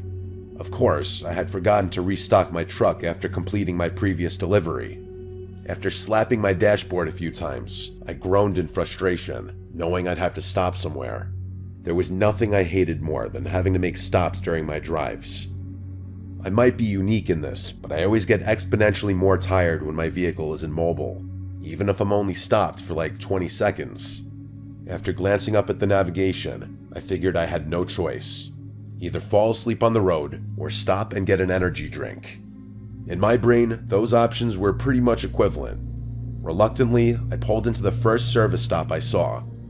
I had literally no clue where I was, probably somewhere in Ohio at this point. Too late, I realized this wasn't actually a service stop. It was what looked like an abandoned gas station and a repurposed convenience store. I'm not sure if there's any better way to describe it. Either way, it looked like there was another quick stop store not far up the road, so I figured I'd go there if anything. I parked the semi and made my way over to the first convenience store. To be completely honest, I was expecting one of two things to happen. Either the place would be open or the door would be locked. You can imagine my surprise then, when the door swung open into a pitch-black store.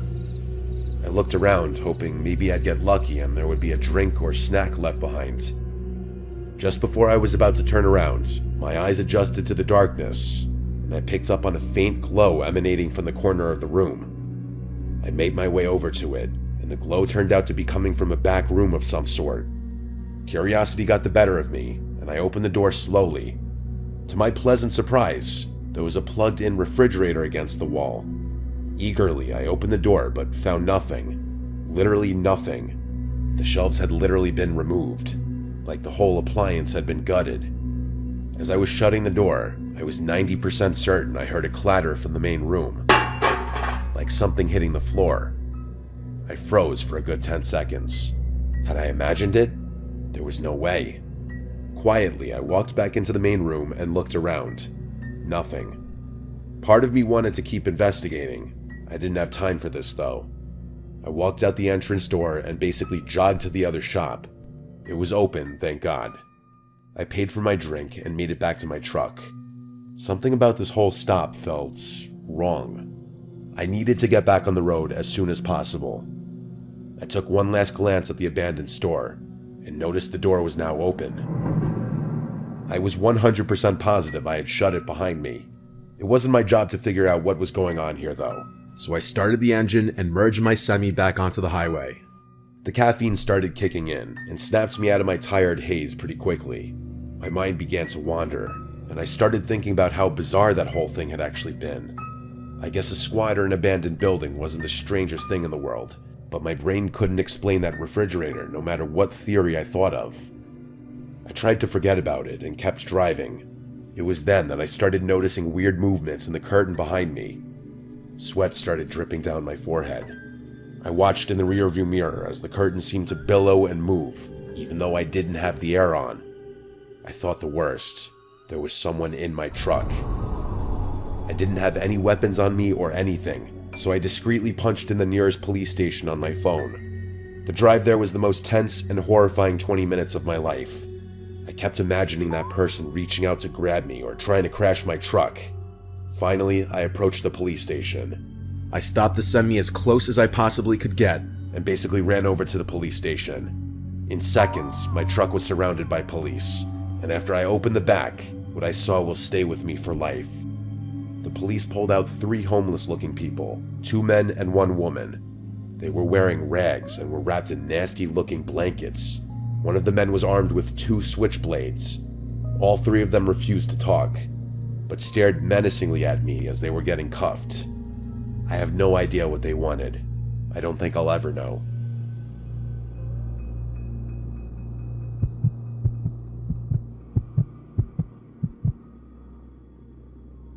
My name is Kevin.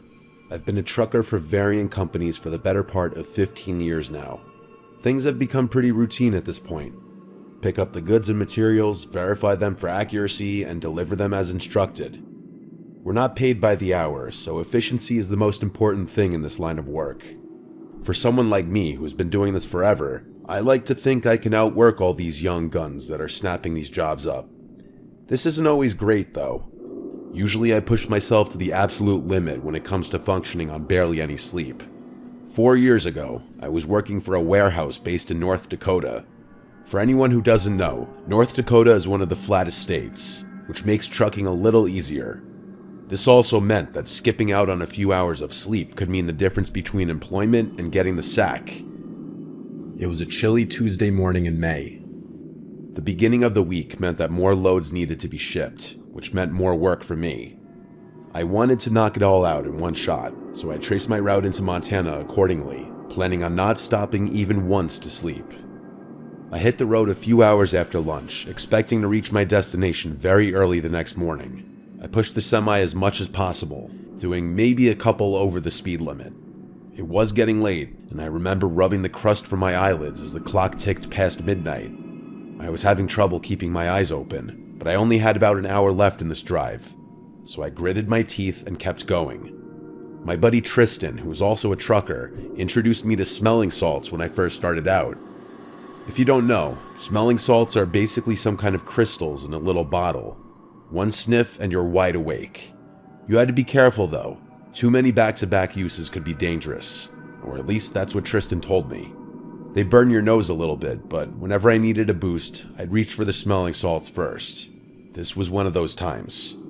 I took a big whiff and shot my head back, my reflexes taking over. I felt the adrenaline course through my body, and I hoped the feeling would last the rest of the drive. A half hour shot by, and I was really struggling. I felt myself start to doze off, and the blare of my truck drifting into the shoulder jolted me awake. This was getting dangerous, I thought. I had to pull off. I was all alone on the highway, but there was nowhere to pull off. There was just woods on either side of me. I slowed the truck down, searching desperately for somewhere to pull over. At this low speed, my headlights pierced through the darkness and I was able to see a lot more. As I looked around, I saw something that confused me. There was a purple dress lying in the middle of the road. What the hell? I thought, rubbing my eyes. Was I hallucinating? I blinked like 6 times just to make sure I wasn't going crazy. It was real. I approached the dress with my truck and stared at it as I rolled by. In hindsight, this should have been more of a red flag, but I think I was just too exhausted to process what was going on. About 200 or so yards away, I passed a pair of shoes. Now I was starting to freak out. What the hell was going on? I passed the shoes, praying to God there would be a place to pull off soon. My old man, David, was a super religious guy, so I clutched his old cross and hoped he would come through for me. A little further up the road, I saw a bunch more random clothing, some of which looked like little kids' clothing. This time I stopped the truck. The panic started to set in. Something was very, very wrong. I sat in the driver's seat with the truck at a standstill. I was expecting something to happen, but it never did. So I did what my instincts told me to do. I stepped out of the truck and went to inspect the clothing. I still remember the feeling of the chilly morning air piercing my skin, which definitely helped my exhaustion. I approached the pile as cautiously as I could. It was indeed kids' clothing. It looked like there were both boy and girl pieces of clothing in the pile. I looked around into the woods, but I couldn't see much of anything in the darkness. I had my head on a swivel, worried that this was some kind of trap. I decided it was not my business to figure out what was going on, so I made my way back to my truck. Just then, I heard a crunch from the left. I whipped around, trying to see what was there. I stood there, waiting to hear another sound. After about 30 seconds, there was another crunch, but this time from the opposite side of the road. My survival instincts kicked in, and I sprinted towards the truck. I jumped into the front seat, but just before I slammed the door, I heard a child's scream ring out. I froze, my heart bursting out of my chest. I was caught in a crossroads. I wasn't going to fight some random people in a pitch-black woods, but I couldn't just abandon some helpless kids either. Before I could make a decision, another almost identical child's scream rang out. Without thinking, I turned the truck on and pointed its nose toward the spot in the woods where I heard the noise. My headlights lit up about 30 yards into the woods. There were 3 or 4 people, one of whom was holding a massive speaker. They ducked behind a couple trees as my truck lit them up, but I had exposed them for just enough time to make out what they were doing. They hid from the light before I could really make out any distinctive features, but I swear on my old man David's grave, they were holding up a speaker, trying to lure me into the woods with a fake kid screaming. I was just in shock. I just sat there, staring at the trees those people had just hid behind. I reached for my phone to call the police, but before I finished dialing, I heard a thump from the body of the truck. Someone had thrown something from the other direction. I was done. I turned back to face the road and slammed on the gas. As I sped off, I could make out a person on the other side of the road. He shouted something I couldn't understand before launching something at the truck that cracked the glass of my passenger side window. I drove the final hour in silence. I was too scared to process what had just happened, but there was no way in hell I was stopping to sleep in those woods. I completed my delivery and then knocked out. I must have slept for 10 hours straight. When I woke up, the first thing I did was call the police, who told me they'd investigate those woods and give me any updates. I then thought about the whole thing and how stupid I was to get out of my truck. I should have just minded my own business. But the thought of some kids being kidnapped or worse was just too much for me to ignore. To this day, I still have no idea what those people were trying to do. I don't know why they didn't just rush me when they had the chance, or what they were planning to do to me if I ran out in the woods after the kids screaming. In all my years of being a trucker, nothing has ever come close to being as strange or downright terrifying as this experience.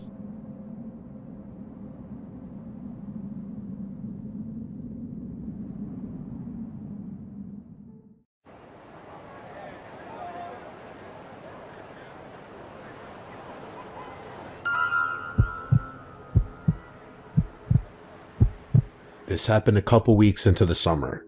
I had just graduated high school, and it was my first and probably last summer without any real responsibilities, career or academic-wise. Everyone knows the beginning of the summer is the best time of the year, so it's safe to say that I was living my best life at that point. In Wyoming, there's this popular tradition where the new graduates drive way out into the plateaus and go rock climbing. Well, I'm not actually sure if it's a tradition anywhere besides my school, but I like to think it is. It's kind of a rite of passage thing, celebrating your freedom by doing something that requires a little skill and a lot of nerve.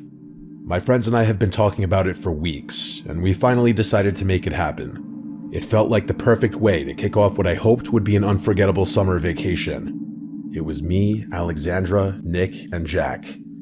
We've all been friends since middle school, and Alex was the only one with a car reliable enough to make the drive. A Jeep that she was obsessed with and jumped at any excuse to take off-road. She was also the designated driver since she doesn't drink, which worked out perfectly for the rest of us who were planning to bring a few beers to celebrate once we reached the top of whatever plateau we decided to climb. Our plan was to check out the Flaming Gorge lookout first, then drive through the plateau area to find a good spot for climbing. The lookout was incredible. One of those views that makes you remember why you love living in Wyoming. After spending about an hour taking pictures and just soaking it in, we started heading back toward Route 80, taking our time and keeping an eye out for potential climbing spots. We were driving along Highway 141 when we spotted this really cool area off the side of the road. There were these massive rock formations that looked perfect for climbing. Not too technical, but challenging enough to be worth the effort. Alex pulled into a small gravel lot, and we grabbed our gear and filled our backpacks with drinks. The plateau we chose was maybe a 15-minute climb to the top. Nothing too crazy, just a steady scramble up the rock face with enough handholds and footholds to make it manageable. I have a bunch of pictures from that day, mostly because Alex insisted we get a million pictures of her, so I'll include some of them. Alex went first, since she was the most experienced climber among us, followed by me, then Nick, then Jack bringing up the rear. The view from the top was absolutely worth it. You could see for miles in every direction, just endless stretches of Wyoming wilderness. We cracked open our beers and were just sitting there enjoying the moment, talking about some of our other friends from school. I was just kind of staring into space, admiring the scenery, when I noticed a car speeding down the highway. It was a red pickup truck. To my surprise, after passing Alex's car, it screeched to a halt in the middle of the highway. I kept watching, and it actually started reversing, right there in the middle of the highway. I pointed it out to my friends, and the four of us got a little quieter, all wondering what the truck was doing. It reversed until it could turn into the lot we had parked in, which it did. We all watched as someone got out of the truck. From our distance, we could tell it was a man based on his height and build, but we couldn't make out much detail. At first, we thought maybe he was just another person looking for a place to climb or hike or just stop and rest. But then he started walking around Alex's Jeep in a way that just immediately seemed wrong. He was peering into the windows, trying the door handles, and generally inspecting the car like he was planning to break into it. That's when Nick yelled, "Hey," from the top of the plateau to announce our presence and let that guy know that the car was not unattended. We saw the guy jump a little and start looking around, clearly unsure where the voice had come from. Finally, he spotted us from atop the plateau, and he actually waved at us. That made us think it was over, that he'd probably get back in his truck, knowing that he couldn't get away with doing anything. To our surprise, though, he kept poking around Alex's car. In response to that, Jack yelled that we were armed, which I still think was a bad idea. We obviously didn't have any weapons with us, but I figured Jack thought the bluff might scare the guy off. Instead, the man looked up at us and yelled back something that made me freeze up. He said, "Me too, kiddo." Then he held something up in the air and waved it around, presumably a gun, but I couldn't tell from so far away. What happened next was like something out of a nightmare. The man started ramming his shoulder and elbow into the Jeep's windows, clearly trying to break in. We could hear the impact even from where we were sitting. Alex was furious and started screaming at him to get away from the car. The rest of us joined in, yelling and making as much noise as possible while we started scrambling down the plateau as quickly as we could safely manage. I've never climbed down anything so fast in my life. By the time we heard the sound of glass shattering, we'd made it to the ground and were sprinting across the lot toward the Jeep. The man saw us coming and yelled for us to stop, pointing what I can now tell was definitely a gun directly at us. We had no choice but to stop and put our hands up. The man told us to throw our phones and wallets on the ground, which we did without hesitation. Then he ordered us to walk backward while he collected our stuff, keeping the gun trained on us the entire time. I was close enough now to get a good look at his face. He was an older white guy, maybe in his 50s, with a scraggly beard and kind of weathered features. Nothing particularly distinctive, which was frustrating because I knew it would be impossible to identify him among a group of generic-looking white men. After collecting all of our belongings, he pulled out a knife and punctured one of Alex's tires. Then, he walked back to his pickup truck, which I noticed didn't have any license plates, and drove off without another word. Alex was livid, and I don't blame her. I was mostly scared from being held at gunpoint, but if I were in her shoes, I'd be furious as well. Not only had this guy robbed us and damaged our car, but we couldn't even call the police or chase after him since he'd taken our phones and disabled the Jeep. Jack and I changed the tire as fast as possible, but I'm pretty sure all of us knew there was no way we'd be able to do it quick enough. Once we were back on the road, Alex drove as fast as she could in the direction the pickup had gone, but he was long gone. We gave up soon after that. Nick knew the way back to town by heart, so we decided to just head home and figure out what to do from there. As soon as we got to Alex's house, we used her mom's phone to call the police. We gave them a description of the man and his truck, but without license plates or any other identifying information, there wasn't much they could do except keep an eye out for someone matching the description.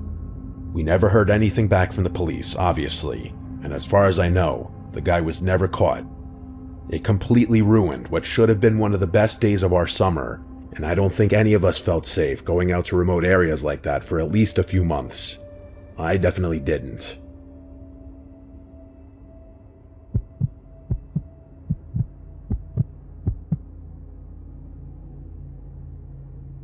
My name is Sophia. This happened 3 years ago when I was 19. My older brother Luke had just graduated from college in California, and the two of us were driving cross-country back home to New Jersey. Since he'd been living out there for 4 years, he had accumulated a whole apartment's worth of stuff. Furniture, electronics, books, everything. And there was no way he could fly back with all of it. But that wasn't the main reason we were doing it. I mean, cross-country road trip, sign me up for that any day of the week. I considered it a summer vacation, better even. We could have taken the direct route through Nevada and Colorado, but Luke wanted to see more of the country he'd been studying about, and I had never been to places like Zion or the Grand Canyon either, so we decided to take the scenic route along the southern edge. Luke insisted on renting a U-Haul instead of just shipping everything or selling it and starting fresh back home. Honestly, I think he was also trying to save money wherever he could, like a typical fresh college graduate. The U-Haul wasn't huge, but it was big enough that I felt like we were driving a small moving truck across the country. Before we left, both our parents and pretty much every travel forum we looked at had the same warning: be careful in New Mexico. It wasn't that the whole state was dangerous, but there were stories about scams targeting travelers, along with crime in some of the smaller towns and just generally sketchy situations in the more remote desert areas. Our dad specifically told us not to stop there unless we absolutely had to, and if we did, to stick to major gas stations and get back on the highway as quickly as possible. Luke and I agreed that we'd just drive straight through New Mexico without stopping. We'd fill up in Arizona, drive through as fast as possible, and stop again once we hit Texas. It seemed like a reasonable plan. The first part of the trip was amazing. Zion was incredible, and the Grand Canyon was everything I'd hoped it would be. Driving through Arizona was actually really beautiful in a way I hadn't expected, but somewhere in the remote stretch of New Mexico, our plan fell apart. The U-Haul was getting worse gas mileage than Luke had anticipated, and the gauge was dropping faster than we'd calculated. In hindsight, it was probably a little naive to assume we'd be able to make it through the whole state without stopping. We started looking for the next gas station along the highway, but according to our GPS, it was still about 40 miles away. The gauge was already below a quarter tank, and Luke was getting nervous about whether we'd make it. He pulled over to check the map, and that's when we realized we didn't really have a choice. There was a small town about 10 miles ahead that showed up on the GPS as having a gas station. It wasn't ideal, but it was better than risking running out of gas in the middle of the desert. The town was tiny, probably no more than a few hundred people, if that. It had that weird stillness that some small desert towns have, like everyone's inside hiding from the heat even though it wasn't particularly hot that day.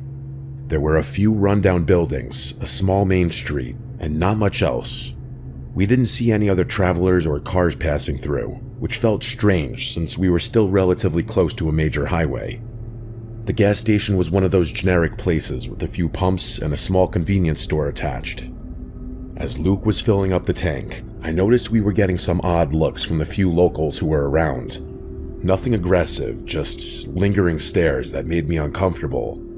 There was this guy leaning up against the convenience store smoking a cigarette who I kept catching eyes with, and I had to physically force myself not to look at him. I told myself it was probably just because we were obviously not from there, and we were driving a U-Haul with California plates, but nothing happened. After Luke finished fueling up, I tried to navigate us back to the highway. That should have been the simple part. We could literally see the highway from certain intersections in the town, but every road we took seemed to lead us further away from it. It was the strangest thing. We'd drive toward where we knew the highway was, and the road would curve or dead end or just take us in the completely wrong direction. It was like the entire town was literally designed to inconvenience us, as ridiculous as that sounds. And before you ask why we weren't using the GPS, well, we were. Or at least we were trying to. But it wasn't helping. It was clear that Google hadn't updated that location in ages, because the map kept routing us to roads that didn't exist anymore, or were inaccessible entirely. And on top of all of that, the signal was practically non-existent out there, so it would go through cycles of brief connection followed by nothingness for minutes on end. We ended up driving around the same few blocks multiple times, and I was getting increasingly anxious. Luke was trying to stay calm, but I could tell he was frustrated too.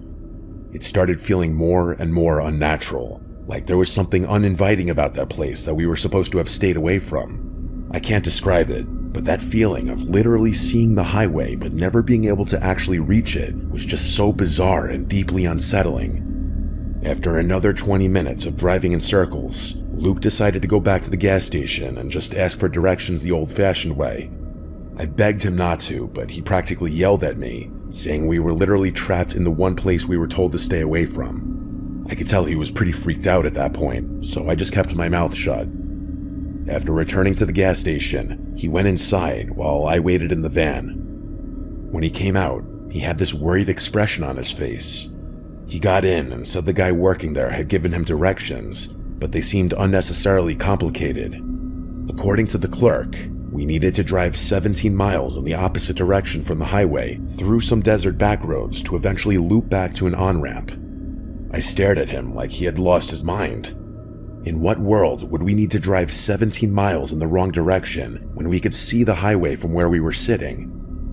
I asked Luke what the guy was like, and he said he seemed friendly enough, but there was something off about how confident he was about the directions, like he was trying really hard to convince Luke that this roundabout route was the only way. Luke also mentioned that the clerk had been asking a lot of questions about where we were going and how long we would be traveling. Before I could even say it, Luke was like, "I don't trust it whatsoever. We need to get the hell out of here." He just started driving, and I didn't object. He eventually pulled over on a quiet side street to figure out what to do next. The GPS still wasn't functioning properly, and I felt myself beginning to hyperventilate. There was a little part of me that couldn't help but think something really terrible was about to happen. And then, as if on cue, a dusty pickup truck pulled up beside us. I felt my heart starting to race, and I looked over at Luke, who, from what I could tell, was already preparing to speed off should it come to that. The truck's window rolled down, and the guy asked Luke if we had broken down or were lost.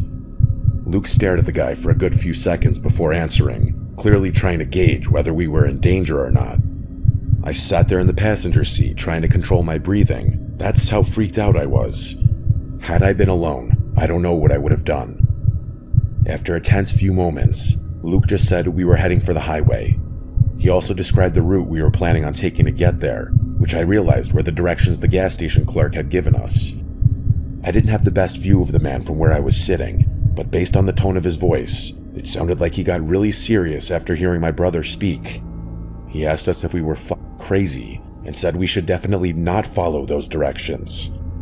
He went on to say that the route my brother had described would take us toward a really desolate area that was suspected to be a drug-running hotspot. Instead, he gave us alternate directions, then said it was a miracle we hadn't been robbed already, considering how clueless we were and how badly we stuck out, driving a U-Haul and all. Then, before we could even thank him, he drove off. Neither Luke or I said anything after that. Luke just started driving, following the man's directions. Sure enough, about a mile outside of town, there was this gravel road that was easy to miss if you weren't looking for it. It was the least intuitive, most convoluted highway entrance I'd ever seen, but after following the road for a good while, it did actually get us back onto the highway, and that was that. Luke and I talked a little bit about the whole thing, but I don't think either of us wanted to harp on it too much. We obviously laugh about it now, and our whole family knows the story and asks us to tell it every so often, but at the time, it was the most unsettling thing that's ever happened to us. I'll never forget that indescribable feeling of being there. It was like this mix of dread and anticipation and anxiety blended into one. My brother described it as a kind of breathless limbo, where you're not quite suffocating, but you can feel it coming. I never want to experience that again.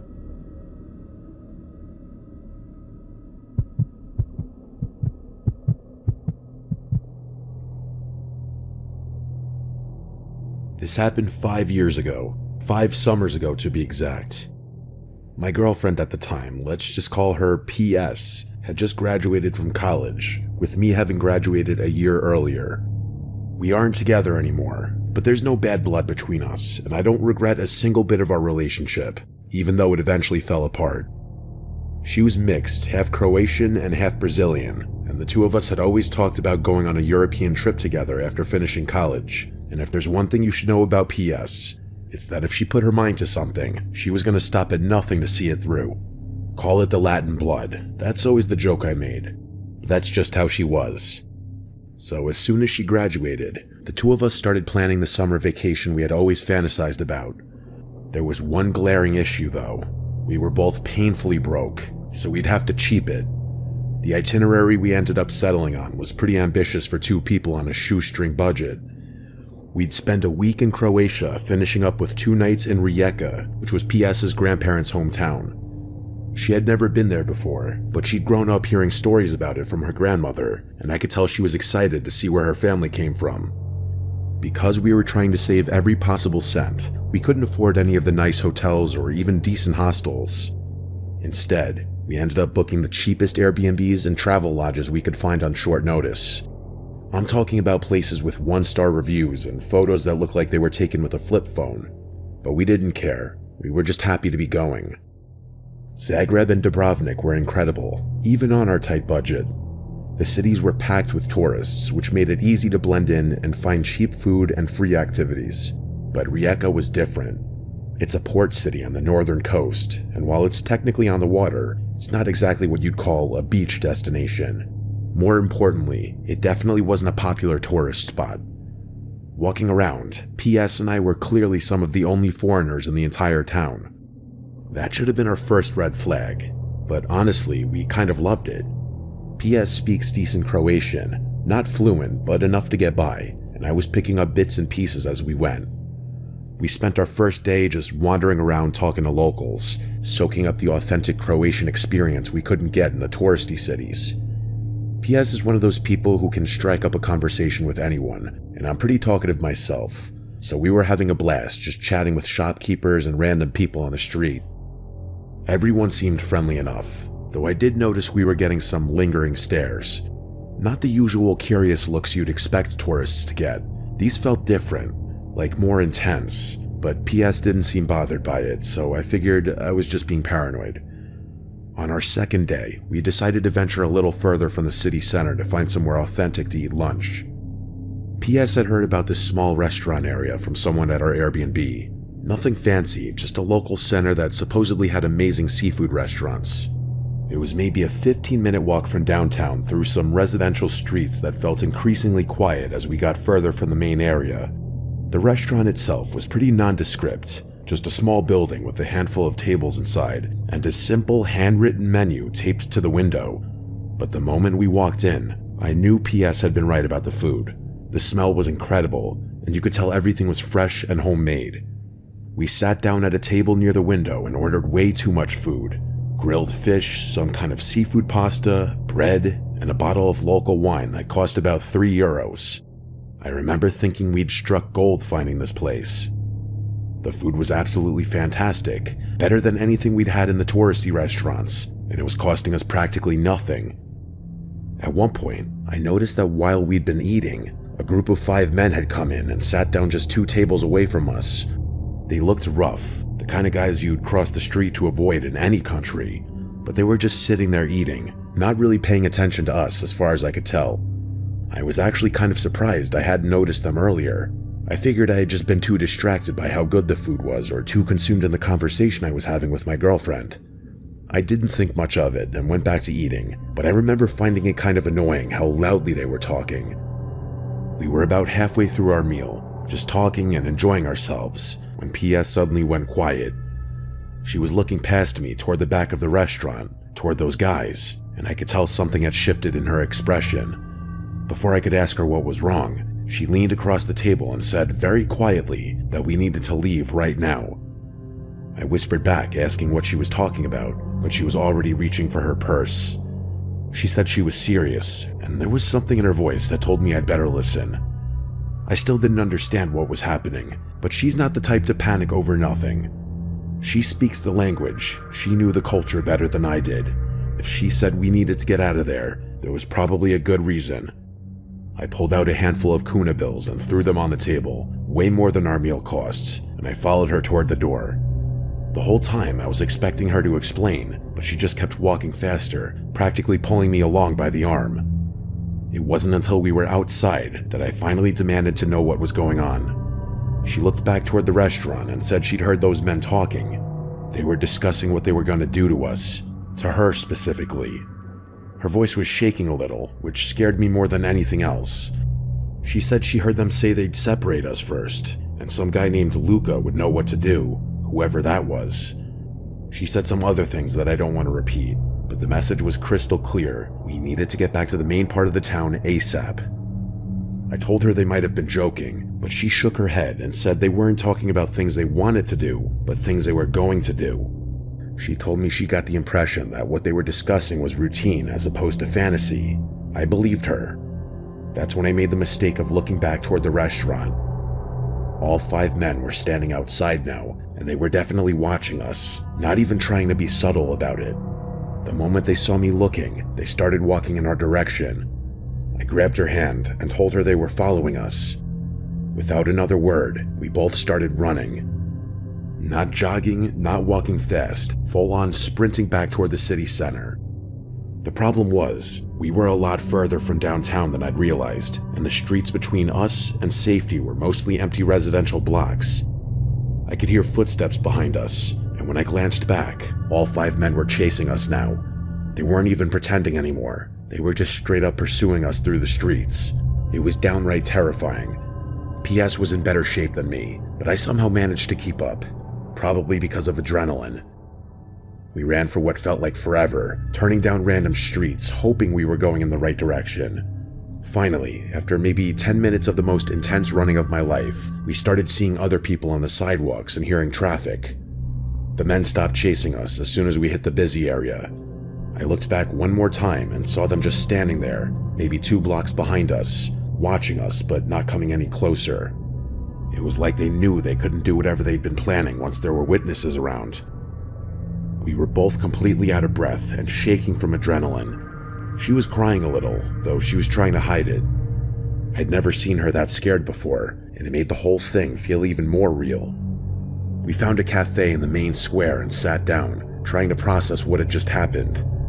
That's when this older Croatian guy at the table next to us, who must have overheard us talking in English, leaned over and asked if we were okay. When we explained what had happened, he just shook his head and called us idiots. Not in a mean way, but like he couldn't believe how naive we'd been. He said tourists shouldn't wander around alone in that part of the city, especially not obvious foreigners like us.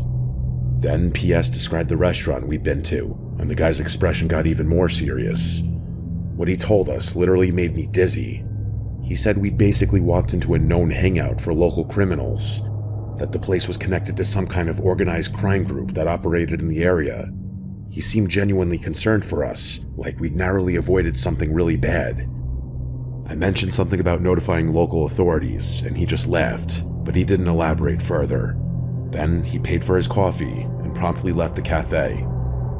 PS and I didn't linger much longer. We got up after catching our breath and headed straight back to our Airbnb. The rest of our trip was basically ruined. We were too spooked to leave our room except to grab food from places right in the city center. We spent our last day just sitting inside watching TV on my laptop and counting down the hours until our flight. Looking back, I'm incredibly grateful that PS had the presence of mind to get us out of there when she did.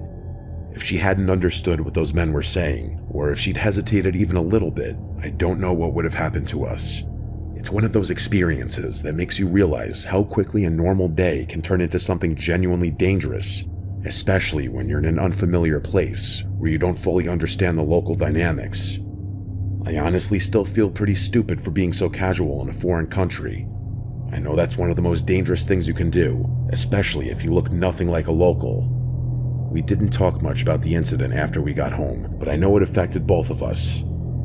PS had always been fearless about traveling and exploring new places, but I think that day in Rijeka changed something for her. Because it certainly did for me.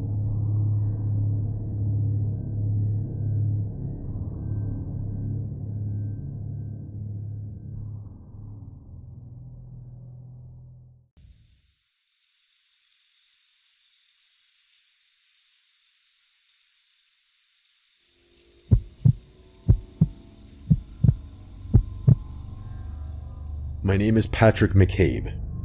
I've always had really messed up teeth growing up, like atrociously bad. Due to that and a few other things, I got my wisdom teeth out really late in life. Most people who undergo the process get them out sometime in high school or at the very latest early into their college years, but I was different. I didn't even sit down for a consultation until after graduating college. The process was incredibly painful and one of the most irritating things I've gone through in my entire life. I'm not going to bore you with all the details about my recovery, but there is something you need to know. For whatever reason, the pain I was experiencing was so bad that I couldn't sleep through the night without taking pain medication. I developed this system where I would wake myself up every 3 hours to take another pill, cycling between the 2 medications I'd been prescribed. It was awful, but it was the only thing I could do to prevent these massive toothaches that would quite literally have me in tears. It should go without saying that my sleep schedule was downright awful during that period. My body started getting used to 3-hour cycles of sleep, followed by periods of being awake, and it was difficult to return to normal even after my recovery was over. That was honestly the worst part, the sleep. It was not normal, I'm telling you. I didn't even feel human after a while. It was like I had become something else, constantly waking up and going back to sleep. I don't even want to think about it. One night, I'm pretty sure it was during the first week of recovery, I was up at like 4 a.m. to take my meds again. For whatever reason, I couldn't fall back asleep afterwards. I don't know if it was because of my condition or because the AC had stopped working, but it was really hot in my room, way hotter than usual. I remember tossing and turning for like 10 minutes before deciding I had to do something about the heat. The only thing I could think of was to open my bedroom window, which I did. That helped a little bit, but I still couldn't sleep. So there I was, lying there miserably in bed, praying with every fiber of my being that I just fall asleep. But of course, I didn't. At one point, I started picking up on this strange noise coming from outside my window. I never slept with my window open, so at first, I figured it was just some normal outside sound that I wasn't used to hearing. But the more I listened, the more I got the feeling that it wasn't a normal sound. It sounded almost like scratching, as if some kind of animal were dragging its claws on something. That's the best way I can describe it. At one point, the noise got louder, and I realized it sounded like it was coming from above me, from the roof.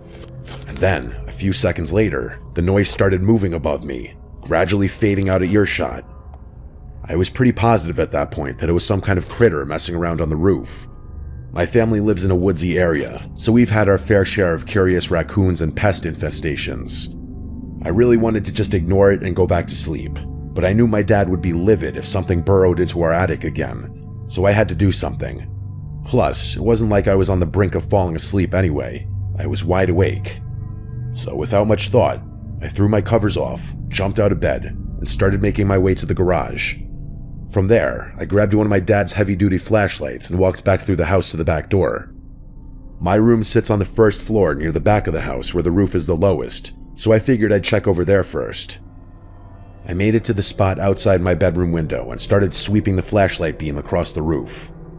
I didn't see anything up there, so I sighed and figured the animal had crawled to a different part of the roof in the time it had taken me to get outside.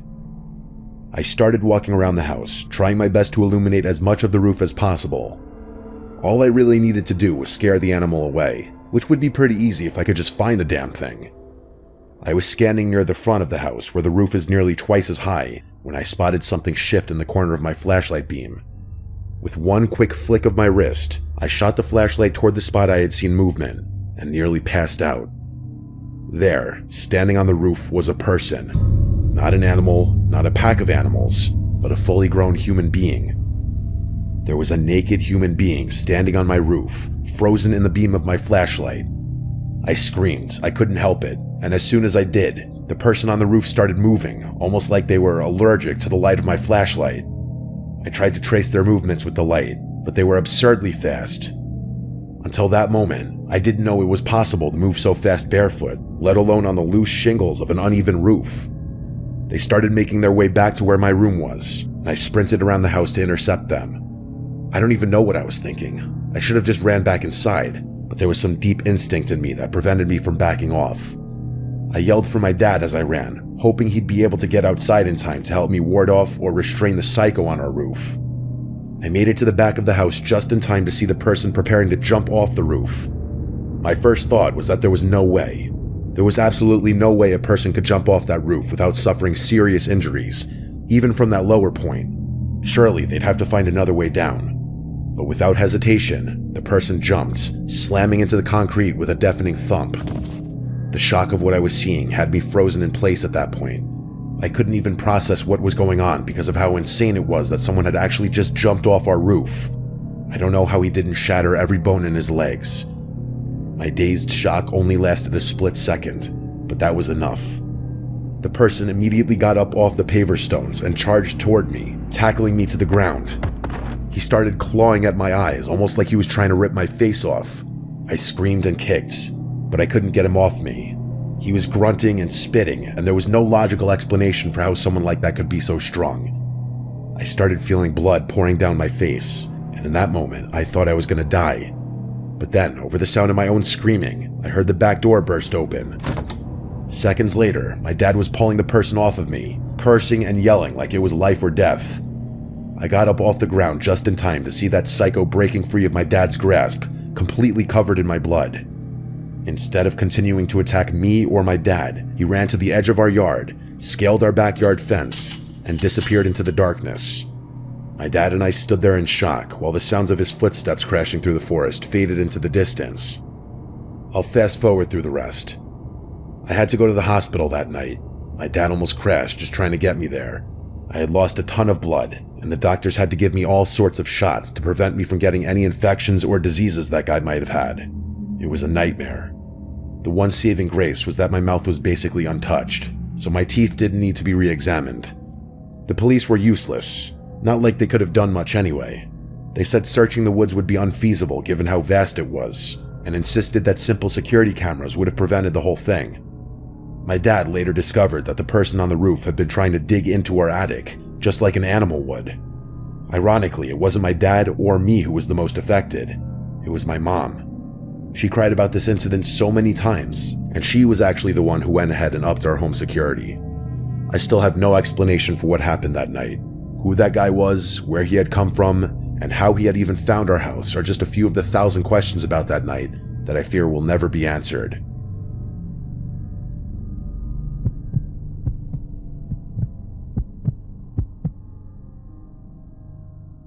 My house is a very unique design. Well, I call it unique, but I bet a lot of people would call it weird instead. And actually, they have. The vast majority of friends I've hosted have all said so, even a handful of girls I've snuck in while my parents were away. As much as I'd love to make things easy for myself and just attach a bunch of photos of the house, I don't think my parents would appreciate that too much. So instead, I'll just tell you the important details. As it pertains to the story, there's really only one you need to know. You know how most houses have a porch or a walkway leading up to the front door, and there's usually some sort of covering above the door, maybe called a door canopy? Well, my house basically has a covered hallway that you have to walk through before entering the actual interior. Imagine your own front door, part of the house on either side, and then push the front door entrance back, into the house so to speak. It's essentially like walking in between two parts of the house without even being inside. This is all to say that my bedroom is on the first floor, right next to the external hallway that leads to the front door. If I stand up and look out the window next to my bed, I can actually see anyone standing at the front door, but they'd have their back to me. Hopefully that description makes sense. I developed a habit at a really young age of peeping out that window whenever a delivery person or a guest would ring the doorbell. It was like having a little hidden camera that I could use to check who was there before stepping in full view of the door. What I'm about to tell you happened just a few months ago, at the very beginning of the summer. My parents were out of town for the week, so I decided to take advantage of the situation and let my girlfriend Anna sleep over for a few days. Normally, my strict and traditional parents would be very opposed to anything like that, but what they didn't know wouldn't hurt them. Plus, they'd met Anna a million times, so it wasn't like I was bringing an unwelcome stranger into our home. The first night was relatively uneventful, just a chill movie night with some snacks and a few glasses of wine. We went to sleep at a reasonable hour and went for a dip in the pool the following morning.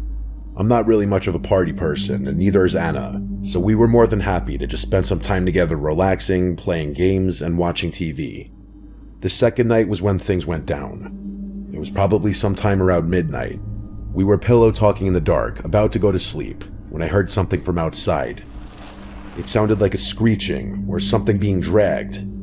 I shushed Anna and listened, trying to figure out what I was hearing. It sounded like it was coming from the driveway, which is off to the side of the house. That alarmed me, mostly because it meant the sound was coming from really close to the actual house. I listened a little while longer, and realized it was the sound of one of my dad's trash cans being moved around. He sometimes keeps them in front of the garage, and I was pretty positive I had seen a couple of them out there earlier that day. My first thought was that he hadn't fully emptied them and some animal was poking around looking for scraps or food or something. Still though, animal or not, hearing things moving around in your driveway is creepy, especially when you're the only one home and it's too dark to see anything. I told Anna to stay put, telling her that I was going to go shoo away the raccoon or other animal that was rummaging through the trash. Then, I calmly walked out of my room and over to the front door. I flicked on the switch for the exterior lights, but they didn't illuminate the driveway enough for me to see anything, just the front yard and the porch. So, reluctantly, I opened the door and walked outside, hoping my presence would be enough to scare off whatever was out there. I stood on the porch for a few seconds, waiting to hear scampering or see an animal run across the yard, but nothing happened. In fact, even the sound of the trash can had stopped. I figured there was a slim chance that whatever had been there had already run away, but concluded it was unlikely since I had been watching and listening the whole time. So, even more reluctantly, I clicked on my phone flashlight and started walking down the front steps toward the driveway. As I got closer, I realized that one of the trash cans had indeed been messed with. 2 of them were sitting against the garage door, but one of them was completely overturned, with its contents scattered across the driveway. I groaned, knowing I was going to have to clean up the mess. I should mention that I didn't see anything out there, even after approaching, so I figured the animal had slunk away without me noticing. Just to be completely sure, I shined my flashlight all around the trash cans, but there was still nothing there. So that confirmed it. Without much more thought, I started picking stuff up from the driveway and throwing it back in the trash can. After I finished with that, I went back inside, opened the garage door, moved the trash cans inside, and locked it. I didn't want to run the risk of something returning later and waking me up. Then I went back to bed. Anna was still awake, but barely. I could tell she was about to fall asleep, so I gave her a gentle kiss on the forehead and tried to get comfortable on my side of the bed without disturbing her too much. I was in that in-between phase of consciousness and unconsciousness, where you're half dreaming but can pull yourself out of it if you concentrate, and that's when I heard something. This gentle tapping noise, like metal on glass. I was convinced it was part of the half-dream I was having, but something about it was just the slightest bit too unsettling, so instead of succumbing to exhaustion and drifting off into sleep, I opened my eyes and looked around the room. Sure enough, the tapping sound didn't stop. I froze. It hadn't been in my own head. It was coming from somewhere in the room. I didn't move a muscle. I just listened, trying to pinpoint exactly where it was emanating from, or even what it was.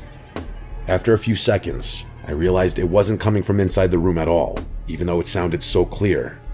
That could only mean one thing, though. It was coming from just outside my window.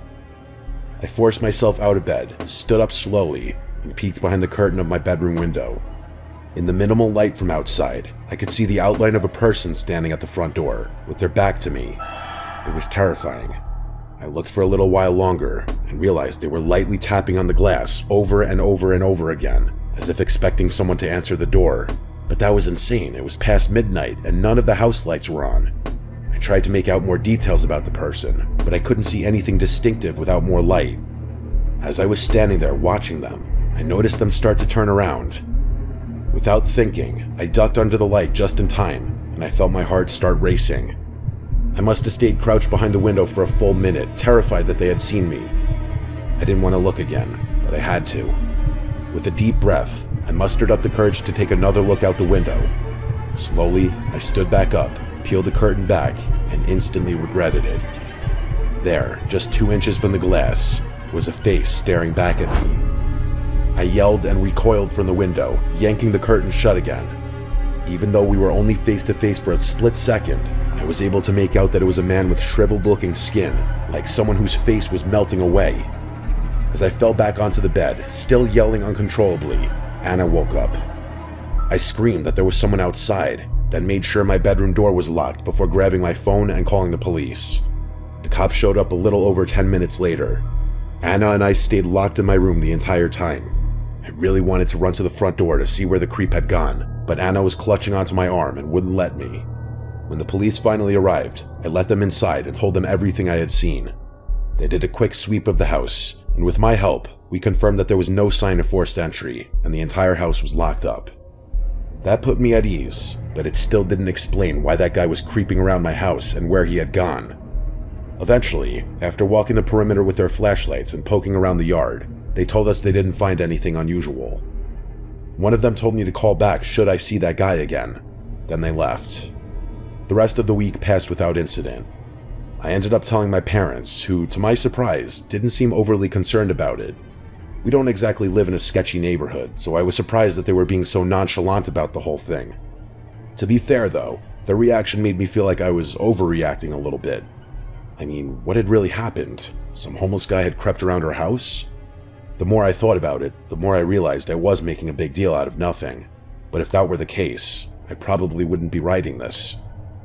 The reason I'm writing this now is because for the past few nights, I've woken up randomly in the middle of the night to strange noises coming from outside my window. Not my trash cans moving around like what I had heard before, but different sounds. I told my dad about them, and he's actually planning on installing some security cameras around the perimeter of our house. But still, I can't help but feel like that guy showing up at my house wasn't a one-off thing. If anything else happens, I'll be sure to send a follow-up.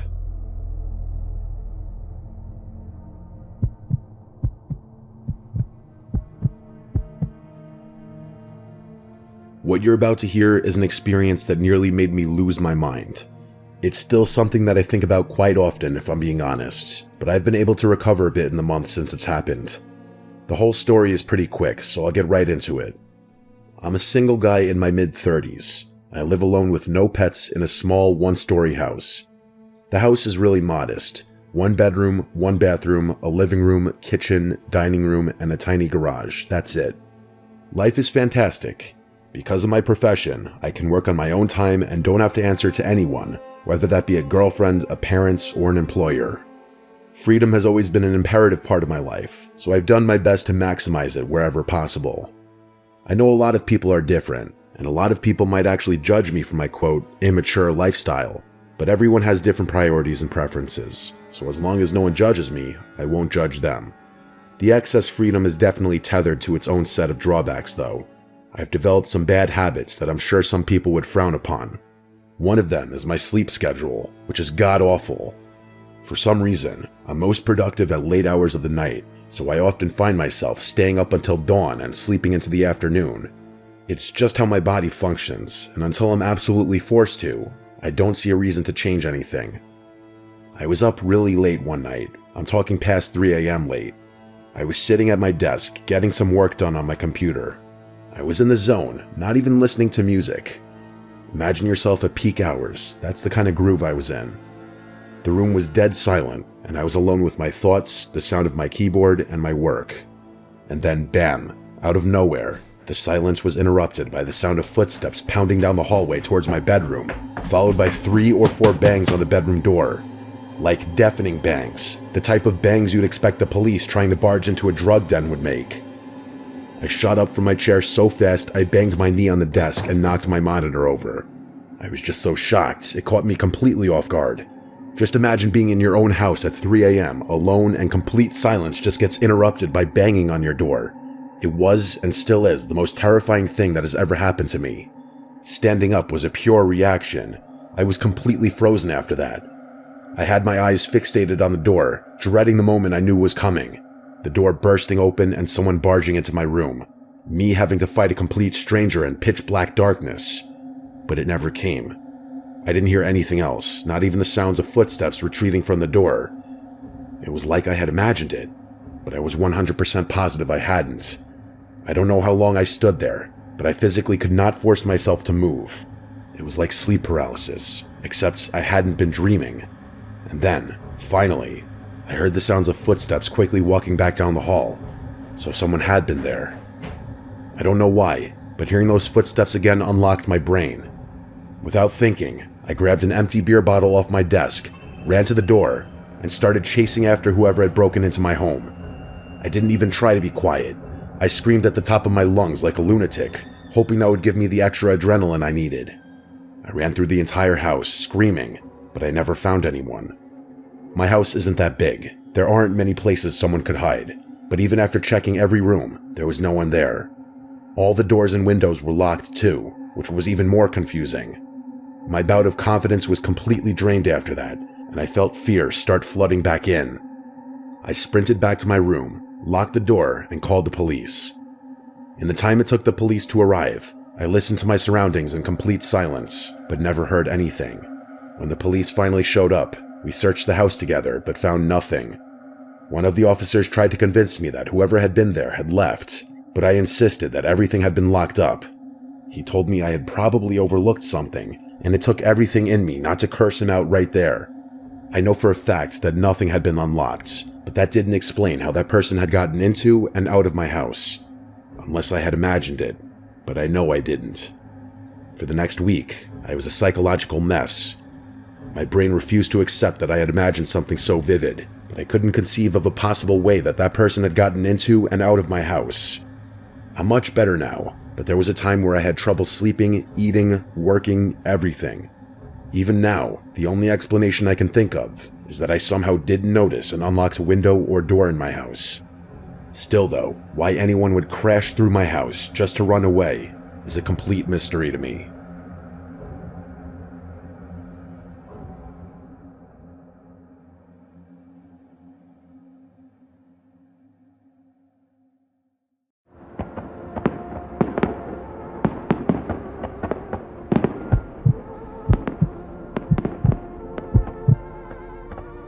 This happened on New Year's Eve back in 2017.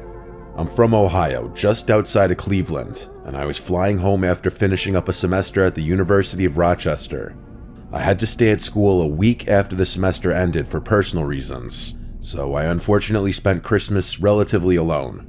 The flight itself was fine, but I'd already been in a sour mood before I even boarded the plane.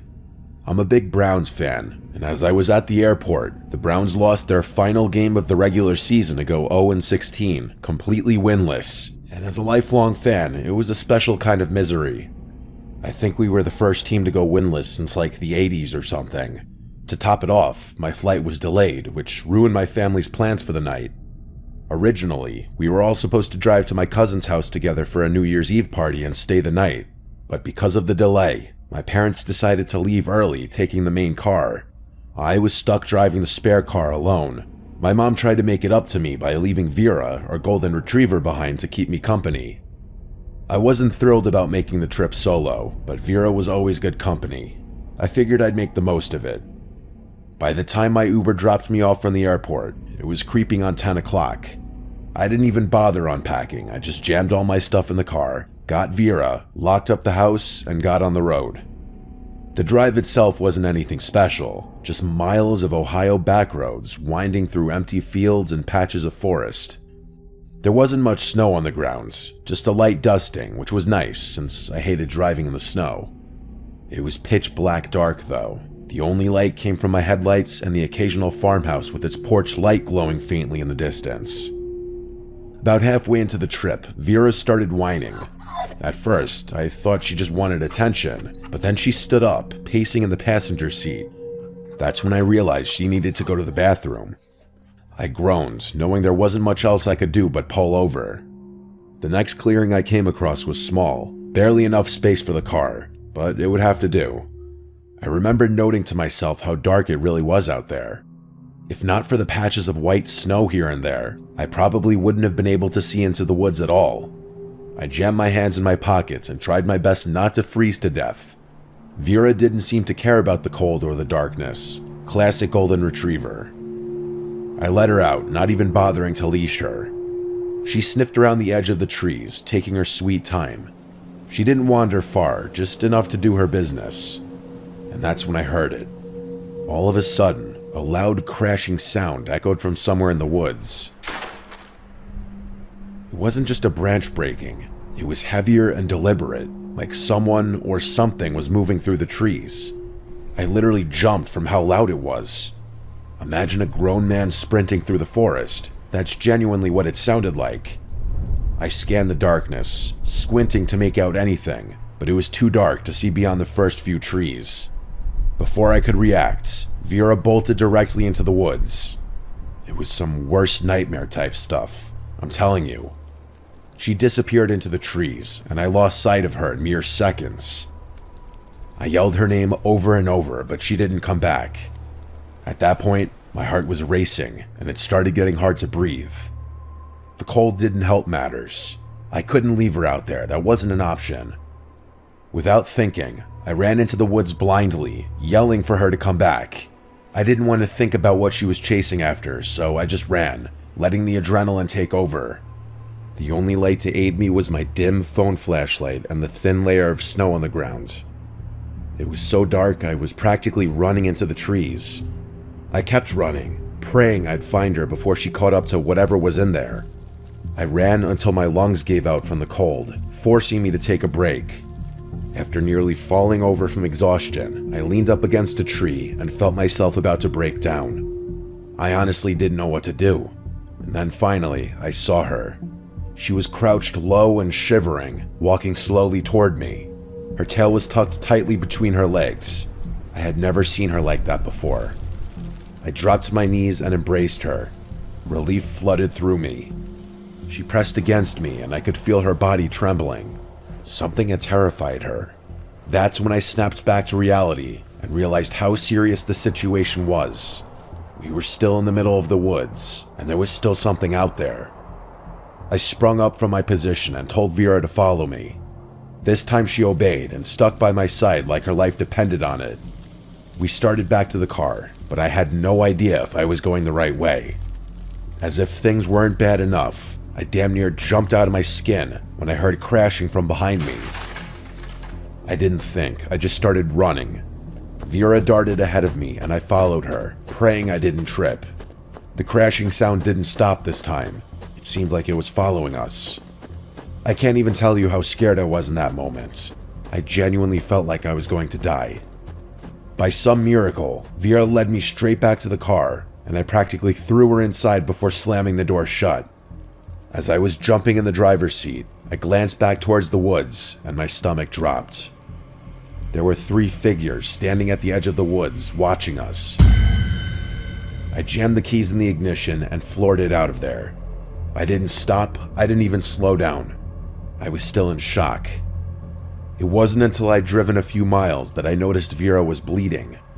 I started panicking as I realized there was a cut just below her shoulder blade. Someone had stabbed her.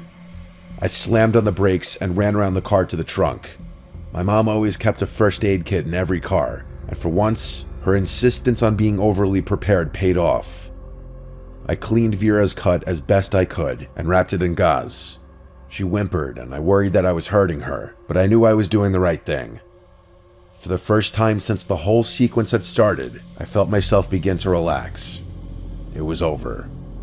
I tried not to think about it for the rest of the drive, but I was just so shell-shocked that something like that had happened to me. I ended up not telling my parents or relatives. I don't know why. It just felt like one of those things you keep to yourself.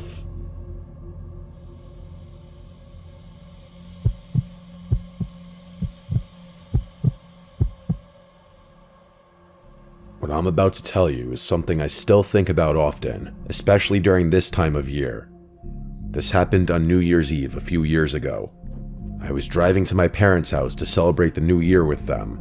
They live a few hours away in upstate Pennsylvania, so I'd left in the late afternoon, figuring I'd get there with plenty of time to spare. The drive was supposed to be simple. I'm the type who really enjoys long drives, so a nice, peaceful drive would give me some much-needed time to think. But the weather had other plans. The snow started falling about an hour into my drive. At first it was light, just flurries dusting the windshield. Nothing to worry about. I thought the snowfall was actually quite pretty, but I'm pretty sure I jinxed myself. The further I drove, the harder the snow came down. It just kept falling and falling until I was literally in the middle of an honest-to-God blizzard. The highway turned slick and visibility dropped to almost nothing. My car, a little sedan, isn't exactly great in snow, so when the tires started slipping on even the smallest hills, I knew I had to pull over. There was no point in risking my life. It was my own fault for not planning out the drive better. I found a spot on the shoulder, far enough off the road to avoid passing cars, not that there were many. I texted my parents about my situation, and they seemed worried sick. I tried to reassure them that everything would be okay, but I honestly wasn't too sure about that myself. I figured I'd wait out the worst of the storm, hoping it would just ease up, but the snow didn't let up. In fact, it only seemed to get worse from that point.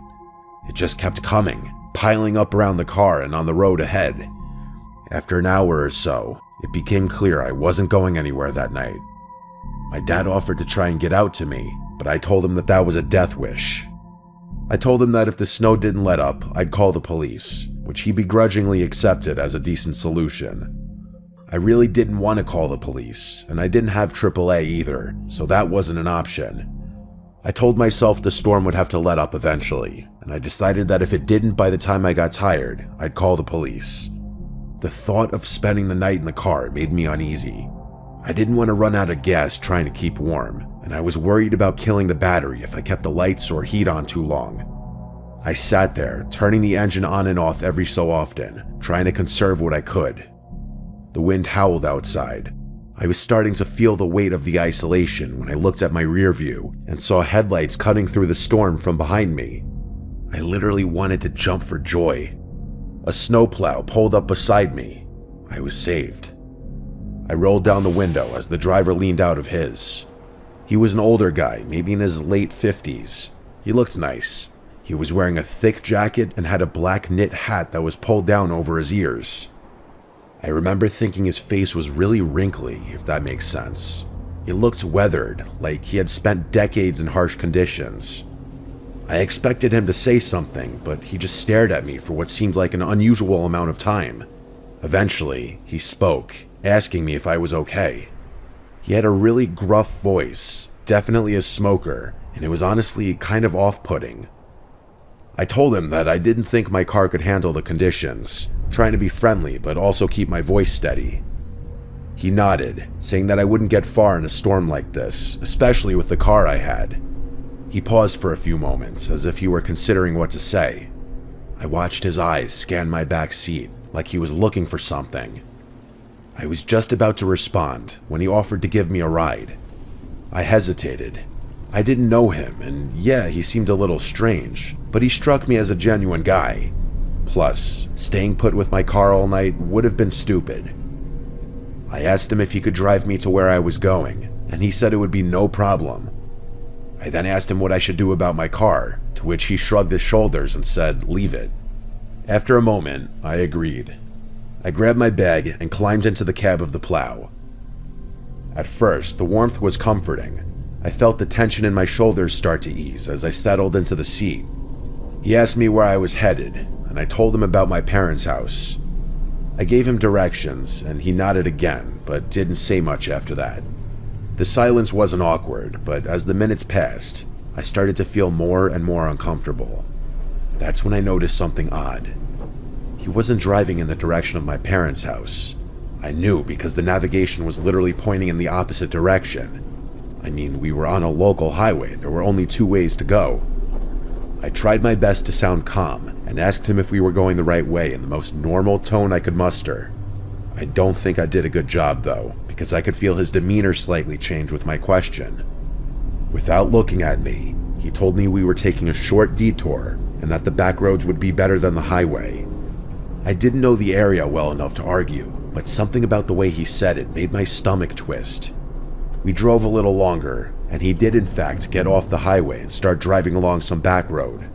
At least the GPS said we were heading in the right direction. So I thought I was just being paranoid. Something in my gut was still telling me he was off though, so I started looking around the cab more closely. There were red flags everywhere. Empty liquor bottles rolled on the floor near his feet. There were torn up maps stuffed into the side pockets, and I caught a glimpse of a knife wedged between the seats. I felt my heart start pounding. You know that feeling where your heart just starts beating like crazy and you're worried other people can hear it? That's what was happening to me. By that time, I was also positive we weren't going the right way. The GPS kept recalibrating because he missed turn after turn, not even looking at it. I was panicking. As we continued driving, I spotted a house in the distance. It was the only one I'd seen for miles. I had to act. It felt like a lifeline. I waited until we got closer, took a deep breath, grabbed the door handle, and then kicked the door open as hard as I could. The cold air hit me like a slap, but I didn't stop. I slammed into the ground and felt my leg flare up with pain. I didn't care though. I got to my feet and started running toward the house.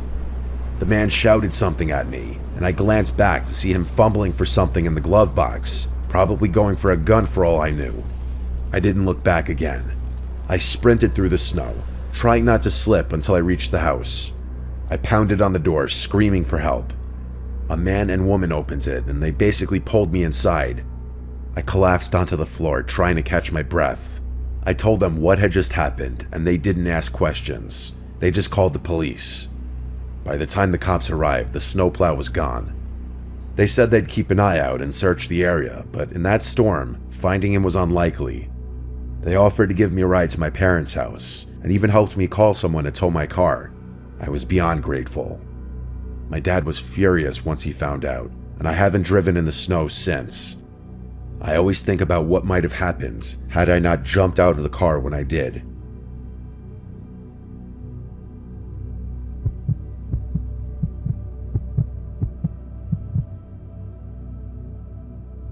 I've never been one for parties, even in college. I got sick of the whole going out culture pretty quickly, and I found that I always had more fun doing something meaningful with a few close friends. I'm from a rural area, northwestern Ontario. This happened a couple years ago. Ever since I was a kid, my dad and his buddies had a New Year's Eve tradition of going ice fishing while everyone else was celebrating the New Year however they celebrated. My mom wasn't really in the picture, and we didn't have much extended family, so I grew up spending New Year's Eve on a frozen lake in the frigid cold with my dad, his brother, my brother, and my dad's friends. My dad isn't around anymore, and my brother moved to Chicago a number of years ago, but I still try and go ice fishing as much as possible, especially as a way to celebrate New Year's Eve. I'm not really sure why, I just feel like I have some kind of obligation to keep the tradition going. My two best friends, Nate and Trevor, are pretty rugged guys themselves. You know the type, those burly, lumberjack-looking dudes that seem more in touch with wilderness than society. That's honestly how I describe myself too. Anyway, the three of us tried to keep the tradition alive as best we could, which was great because spending New Year's Eve alone would be depressing as hell. Nate was the one driving that day. His truck was perfect for the job. Big tires, four-wheel drive, and enough room in the back for all of our gear. We'd packed everything we needed: rods, tip-ups, bait, a sled to haul everything, and a small pop-up shelter to shield us from the worst of the cold. The forecast predicted a clear night, but in Ontario, you never trust the weather reports entirely. We were prepared for anything. At least, we thought we were. The lake we were heading to wasn't a well-known spot, and that's what we loved about it. It was tucked away, surrounded by thick trees with a surface that stayed frozen solid even in the milder parts of winter. It wasn't a place you'd stumble across unless you knew exactly where to look. As Nate navigated the snowy back roads, the excitement started to build. There's something about the quiet stillness of ice fishing. Just you, your friends, and the promise of the catch. Definitely beats drinking beer after beer at some random bar. As we pulled up to park near the trailhead, I noticed someone standing nearby. He was a few yards away, bundled up in heavy winter gear, but something about him didn't feel right. He wasn't moving, just standing there, staring at our truck. At first, I thought maybe he was just a fellow angler sizing us up, but then I saw him glance down at his phone, then back at us, then back at his phone again. For some reason, it didn't feel casual. I don't really know how to explain it. It just felt off. I muttered to my friends that guy was creeping me out. The two of them looked up. Trevor shrugged his shoulders and Nate nodded but didn't say anything. We were about to start unloading when the man suddenly rushed towards us, waving his arms wildly. I rolled the window down to hear what he was saying. He started screaming that we needed to come help him immediately and that his buddy had just fallen through the ice. He pointed at his phone, saying the other guy they were with just told him. He sounded frantic, and his desperation was definitely real. We didn't even think. Trevor opened his door, and then we were all out following the man as he took off down the trail toward the lake. We didn't stop to grab anything, not even our coats. The urgency in his voice was enough to override any second thoughts. The man was practically sprinting, and we had to jog to keep up. As we got closer to the lake, I started to notice something that didn't sit right. He wasn't leading us to the usual fishing spots. Instead, we were heading toward a more remote part of the shoreline, away from where the ice was thickest. I was about to stop following, but it was too late. They appeared in view before we could do anything. 2 more men standing near the edge of the lake. They weren't dressed for fishing, and they weren't moving. They were just standing there, waiting. I glanced down at their hands. They were both armed. My blood ran cold. One of them yelled at us to stop right there as we approached. He raised his gun and pointed it directly at me. I honestly can't describe the feeling that you get when someone points a gun at you. I hope no one ever has to experience what I felt that day. My heart dropped as the man we'd been following turned to face us, a smirk creeping across his face. We'd been set up. The second guy demanded Nate's keys, along with everything we had on our persons. We didn't really have a choice. These guys didn't seem like they were messing around. Nate reached into his pocket and tossed the truck keys to the man, and the 3 of us emptied our pockets. I tried to hang on to my phone, but one of the men told me phones too. Nate said his was in the car, which they laughed about. I've never been more furious in my life. How could we have been so foolish? I clenched my fists, wishing those guys weren't armed. I would have taken all of them on. Within moments, they grabbed everything and walked us back up the path at gunpoint before one of the men sped off in Nate's car. The other 2 backed away into the woods, presumably to their own vehicle. I debated following them, but I figured that wouldn't be much help. We stood there for a moment, shivering, before Nate pulled out his phone. I knew he had lied about it being in the car. I honestly don't know what we would have done had he not thought quickly on his feet. Somehow, we still had service. He called the police, explaining everything as calmly as he could. The dispatcher told us to stay put, and we huddled together for warmth as we waited for help to arrive. I was still so unbelievably angry. Nate was the worst, though. He kept kicking nearby trees and cursing at the top of his lungs. There was nothing Trevor or I could do to calm him down. The whole thing had happened so fast. I was honestly still processing it all. Why the hell would there be people out in the middle of nowhere on New Year's Eve of all days? It didn't make any sense. I'll skip all the boring details. The cops took an official report and were gracious enough to drive us all back to Trevor's house, which was the closest. As you might expect, Nate's car was never located, and those people were never caught. The 3 of us still can't believe what had happened. Trevor thinks we just stumbled into the wrong people at the wrong time. That they weren't planning on robbing us, but we just so happened to be the perfect targets.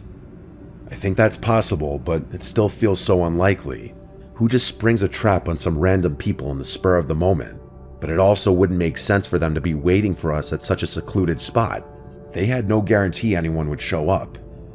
I really have no idea what to make of this whole incident.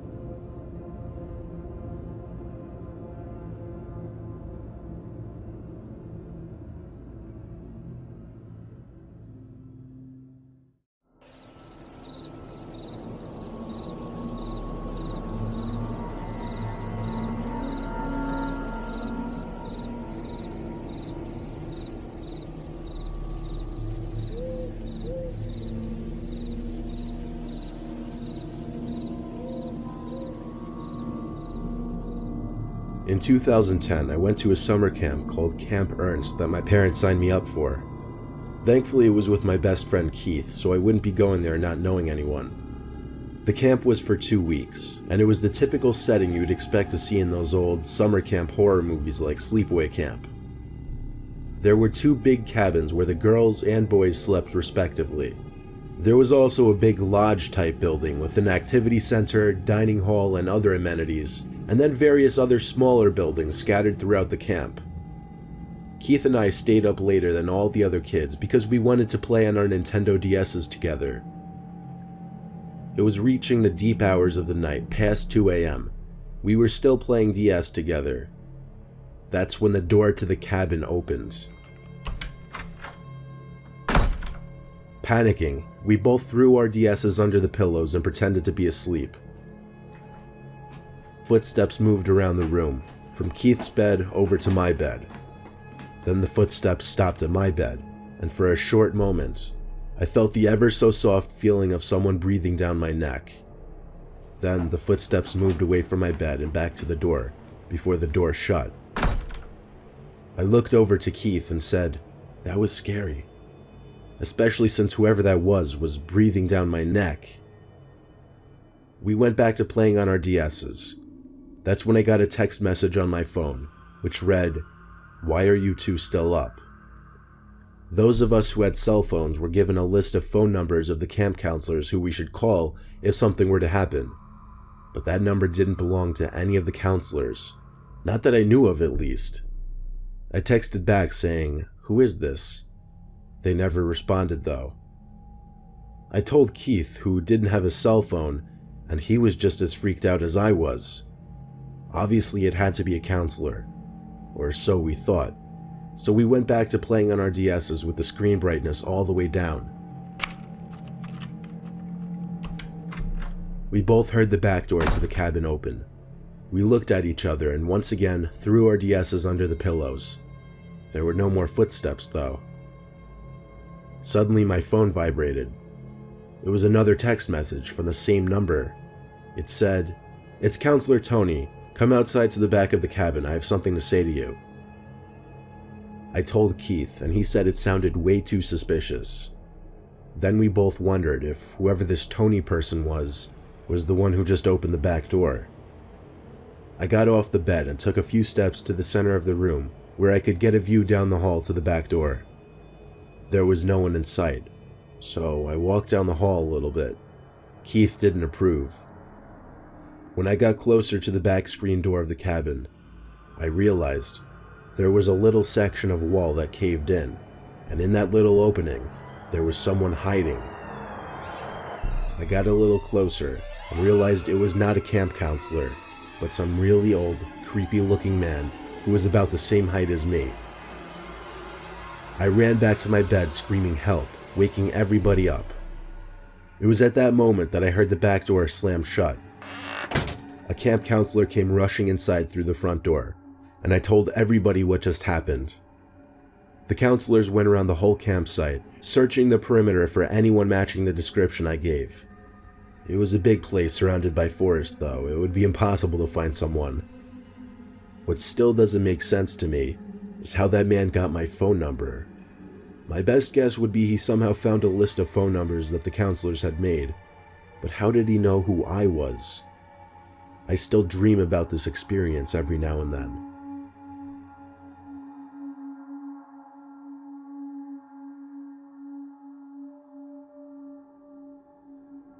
I was just 13. It was my first and last year at a teenager summer camp, which was basically a traditional summer camp for teens aged 13 to 16. The place had some history, though. An old woman who worked on the grounds died from reasons not disclosed to the public. The old woman was one of the former cafeteria workers, Miss Graham. Well, I'll keep this short. It was one of those nights that my brain just hated me and was basically telling me, "You're not getting any sleep tonight." I was rolling from side to side in an uncomfortable cot as everyone else was fast asleep. The full moon made for a bright night. Beams of light literally poured into the room from every window. I was so far from tired that I just felt defeated. I sat up and rubbed my eyes, and when I opened them again, I noticed the light from the window straight across from me was blocked by something. I gasped when I saw what was blocking the light. It was a person's head. It looked like an older woman with a red cap on. What the hell is this lady doing? I thought to myself. It didn't really hit me hard until I realized the woman was looking right at me. Like her eyes were locked onto mine. When I saw this, I flipped on my side and pretended to be asleep. Or maybe I just wanted to hide under the covers like a baby. I gave it a minute before I dared look back at the window. She was gone. I breathed a sigh of relief. The room seemed darker now, though. Something wasn't right. I looked up to the window right above my cot, and 3 feet away from me at most, there was the same older woman in a red cap, looking straight down at me. Once again, I covered myself with the blankets and cowered in fear. I don't know how long I stayed like that before I actually fell asleep, because the next thing I remember is going to one of the adults running the camp and telling them about the woman with the red cap. He looked at the 2 women who were also in his office, and they looked back at him with disturbed faces. One of the women said, "That's so creepy, that sounds exactly like Miss Graham." As she said that, my heart skipped a beat. To this day, I don't know if what I saw at that window was a real person, if it was in my head, or if by some off chance, maybe it was Miss Graham out there.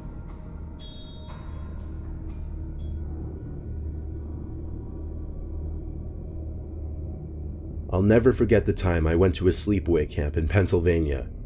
I was a little kid at the time, and I was very shy. Meeting all the other kids at the orientation on the first day was a scary experience for me.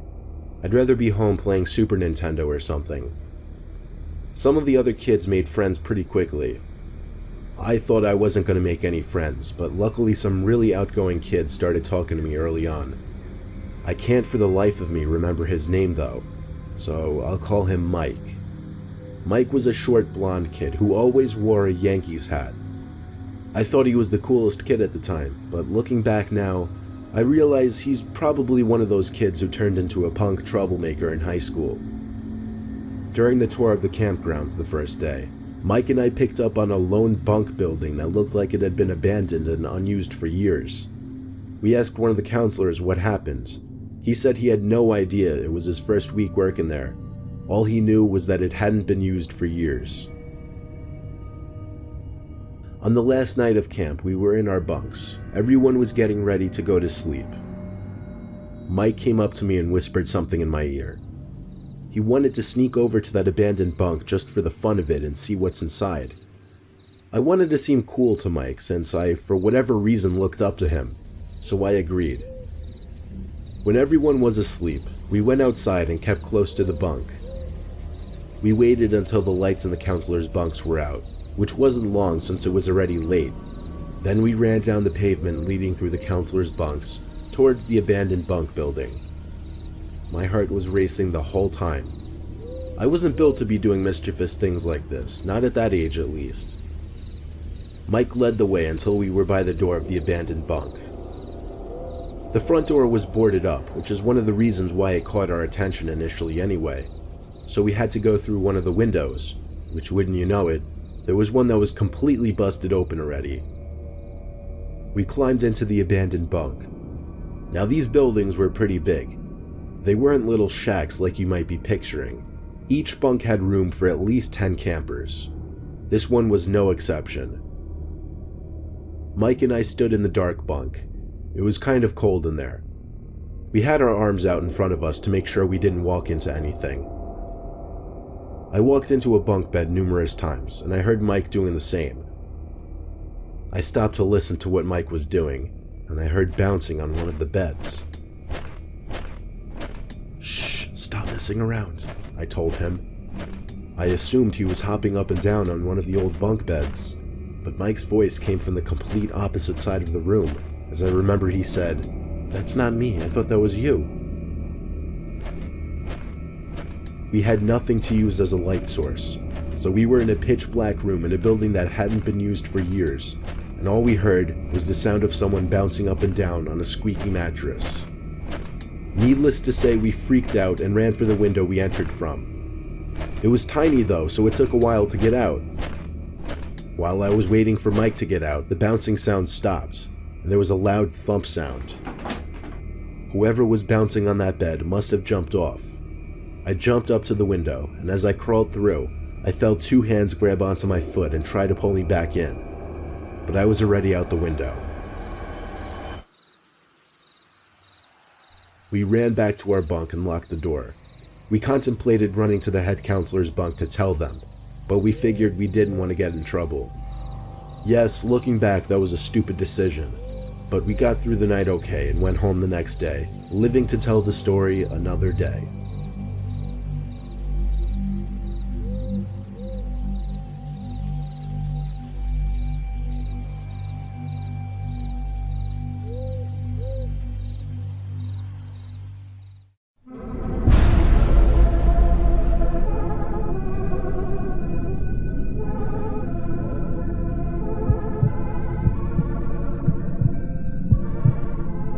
After moving to the dorms for college, I started drinking a lot more than I did in high school. It changed me. During winter break, I came back home to my parents' house to spend the holidays with my family. New Year's was just becoming a holiday that I looked forward to, since it entailed a lot of partying with other people my age. It was New Year's Eve night. My parents were out at a friend's party. I had my two best friends over. I'll call them Jim and Steve.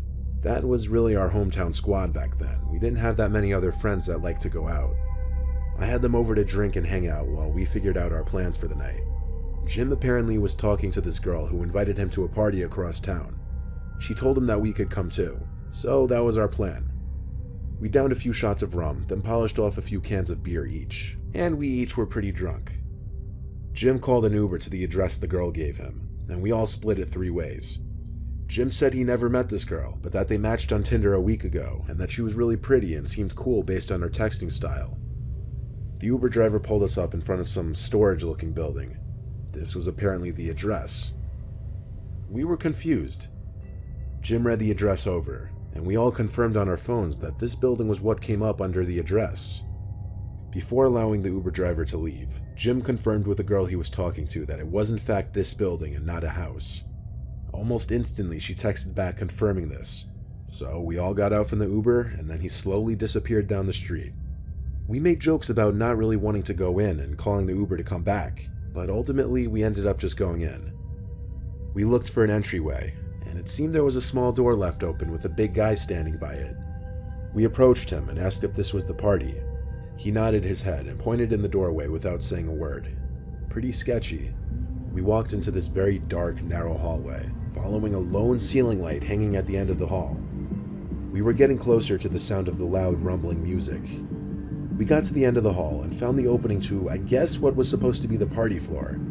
It wasn't nearly as big on the inside as the outside. It was very dark, the only lighting being from a couple cheap-looking strobe light machines. There wasn't a huge crowd, maybe 20 to 30 people sprawled out throughout the area. No one was really dancing either, everyone was kind of standing in their own little circles.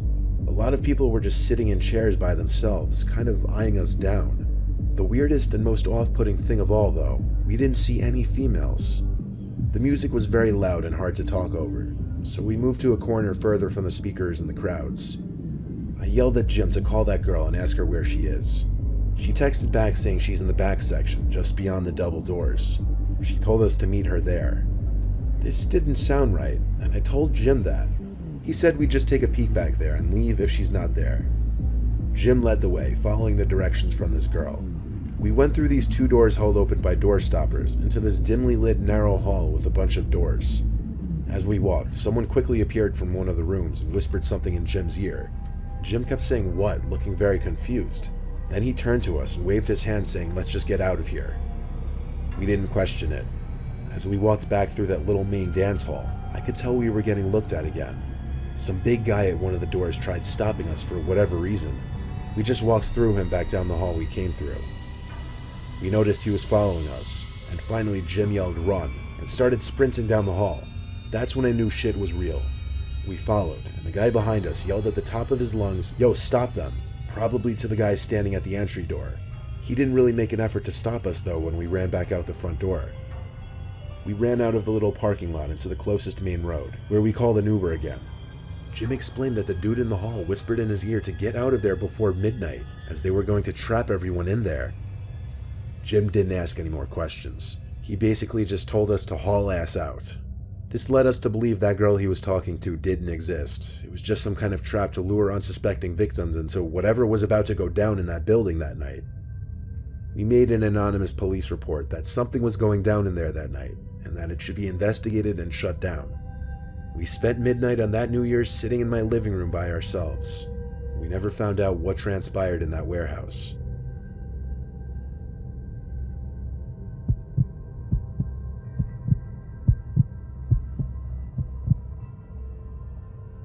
It was New Year's Eve of 2016. My girlfriend and I were hosting a party in my condo. I invited about 30 people and said they could bring whoever they want as long as they were respectful of my place. As we were setting things up for the party, we kept losing things and then finding them back in the same place a few minutes later, like the TV remote, her bag, or just anything we seemed to need at the moment. We thought we were just imagining it, but it kept happening over and over. We figured it was the two of us just accidentally moving stuff without the other knowing. Our guests started pouring in around 9 to 10. That's when we told everyone to arrive. Since my friends would be bringing friends, I positioned some of my surveillance cameras in rooms with valuables, such as the living room and the bedrooms.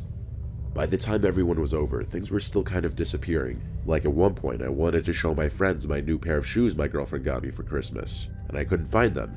And even more, my window was left open in my bedroom. Albeit it was a party, and I had to assume my girlfriend or some of the guests had to do with some of this stuff. But it started getting weird. Nevertheless, the condo was crowded, and I didn't have much time to be worrying about this stuff. I told myself I'd check the surveillance footage after the party, or if things persisted, I'd check it during the party. There were a handful of faces I didn't recognize, but I met most of them through whichever friends brought them over. That time of the night that people either can't wait for or dread finally came, and we all started to gather around the TV to watch the ball drop in Times Square. I looked around the room and noticed some tall guy in a black trench coat facing the wall opposite the TV. He was looking down at the couch doing something. I was about to ask my friend Alan if he knew who that was, but everyone started counting down, so I turned my attention to that and joined in.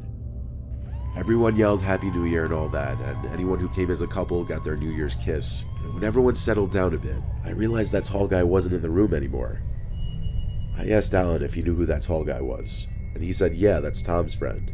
So that was that. One of my friend's girlfriends eventually came downstairs and said whoever the guy in the trench coat wasn't leaving the bathroom. I told her it was Tom's friend, and to just use the master bedroom bathroom, so she went back upstairs. Eventually the clock hit 2 a.m., and that's when things were dwindling down and people were starting to make their exits. When everyone was gone, my girlfriend and I said we'd clean up tomorrow. However, we did a quick inspection to make sure nothing was stolen. Her bag was gone completely this time, and so was one of my expensive watches. I rushed to our bedroom to pause the video cameras so I could download the footage and play it back. We started watching from the time guests started to arrive. I had it on fast forward, and we just skimmed all 3 cameras. Eventually, we noticed Tom's friend in the trench coat in the guest bedroom, going through our stuff. I paused the footage in a fit of rage. I cut the footage to a 30-second clip and sent it to my phone and then texted Tom immediately. I said, "Your friend stole shit from my apartment, bro." He texted back, "Dude, no way, what do you mean?" Then I sent him the footage. A minute later, he texted back, "Who the hell is that? I don't know who that is." I wrote back, "I was told that was your friend." Once again, he said, "Dude, I don't know that guy."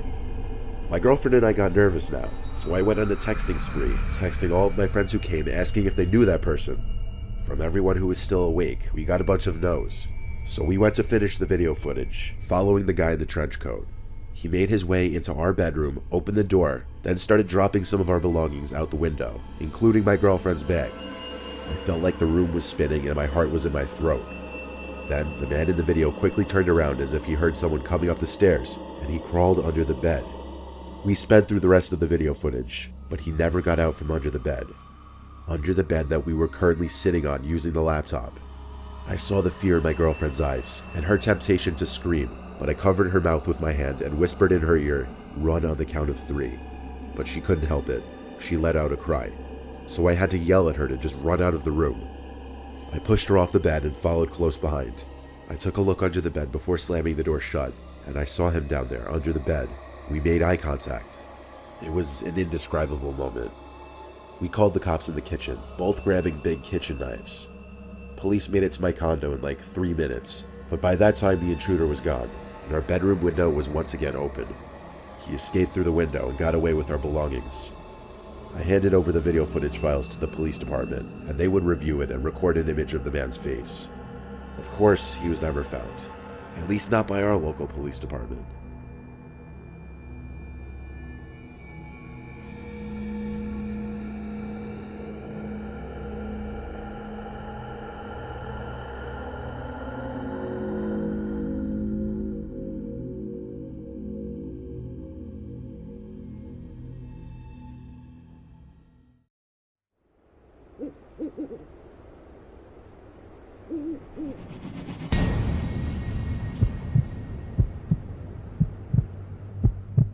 I love the sound of falling snow. It's kind of like watching lightning or seeing a shooting star. It's just one of those unique things you have no control over that doesn't always present itself. But when it does, it's a treat. I'm not really the hiking type, but when it's snowing out, I just can't help myself. We've all got those irresistible cravings. This happened during one of those snowy nights. I live in a woodsy area.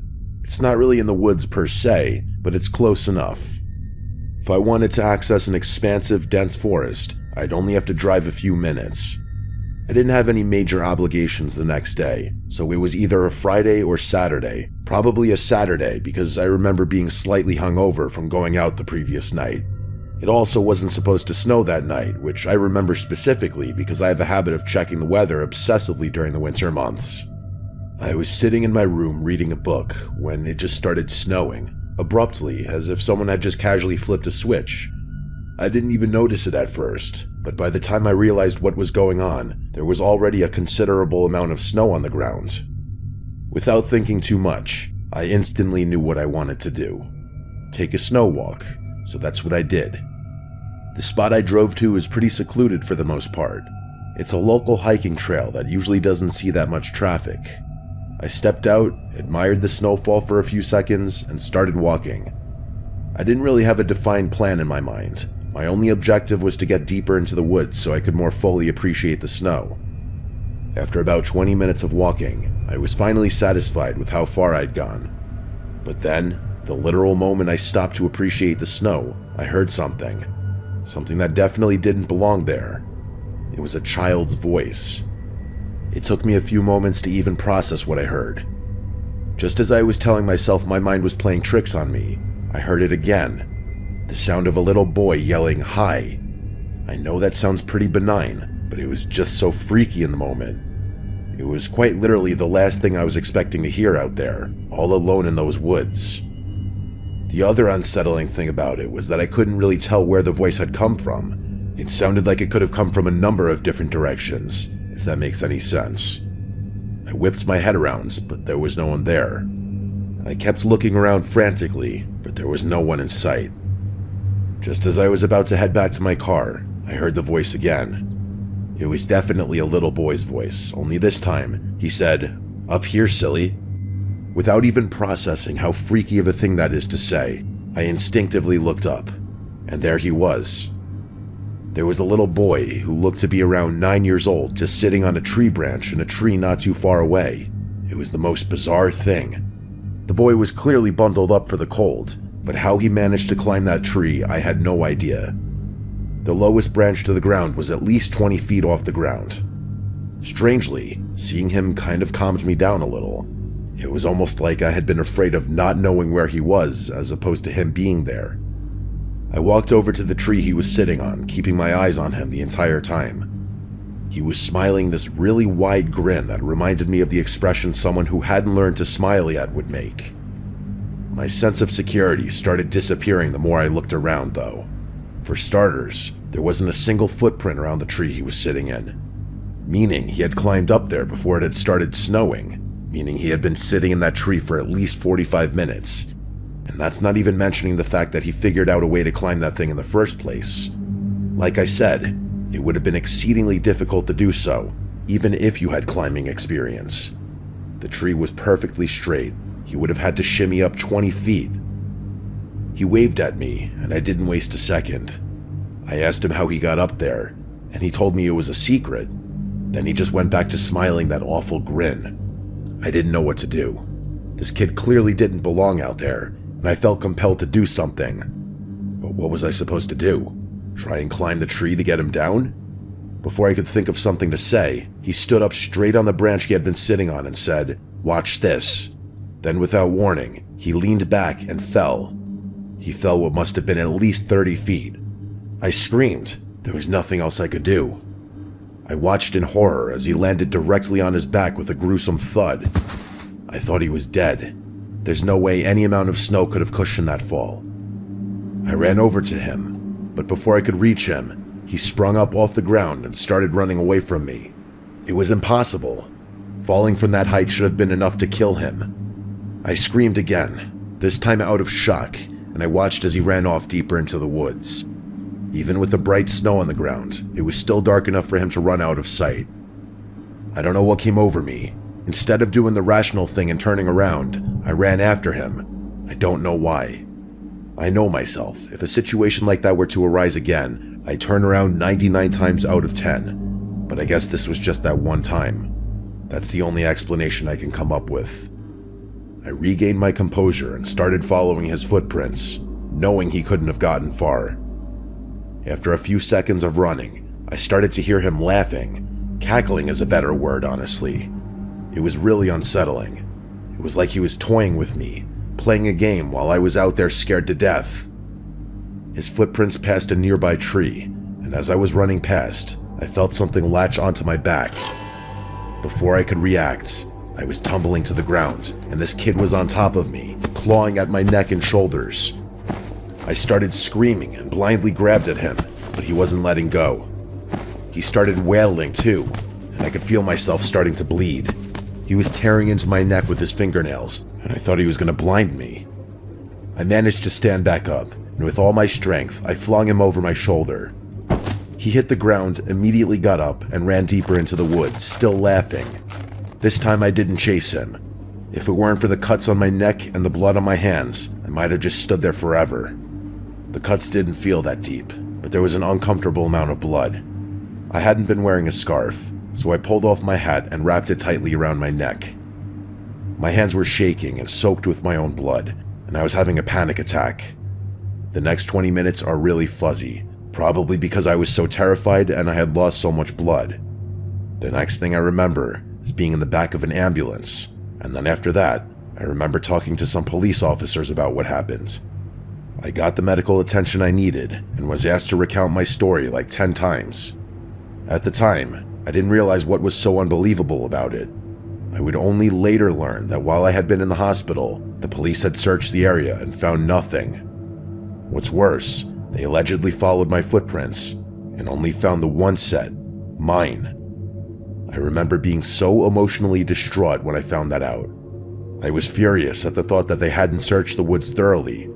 But why would they lie? By the time I was discharged from the hospital and done talking to police officers, I didn't have much energy to do anything other than sleep. I can't remember if this was the day after or 2 days after. Like I said, things got a bit fuzzy, but I eventually went back to that hiking trail. It had snowed considerably since then, so it wasn't too surprising to find that my footprints had been snowed in. I searched the entire forest. It must have taken me hours, but there was no sign anyone had been there. This is still one of the freakiest things that has ever happened to me or anyone I personally know.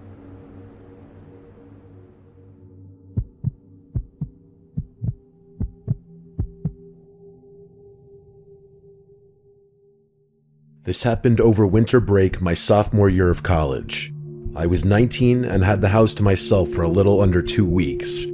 During the second week, a massive snowstorm hit. The forecasts were predicting something crazy, and they definitely weren't lying. By the time I woke up that Saturday, there was already close to a foot on the ground, and it was still coming down hard. Plows couldn't keep up, and by late afternoon, the roads were basically impassable. I should mention that my neighborhood isn't your typical suburban setup.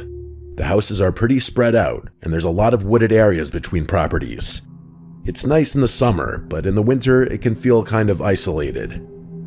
That day, with the snow piling up and no cars on the road, it felt even more so.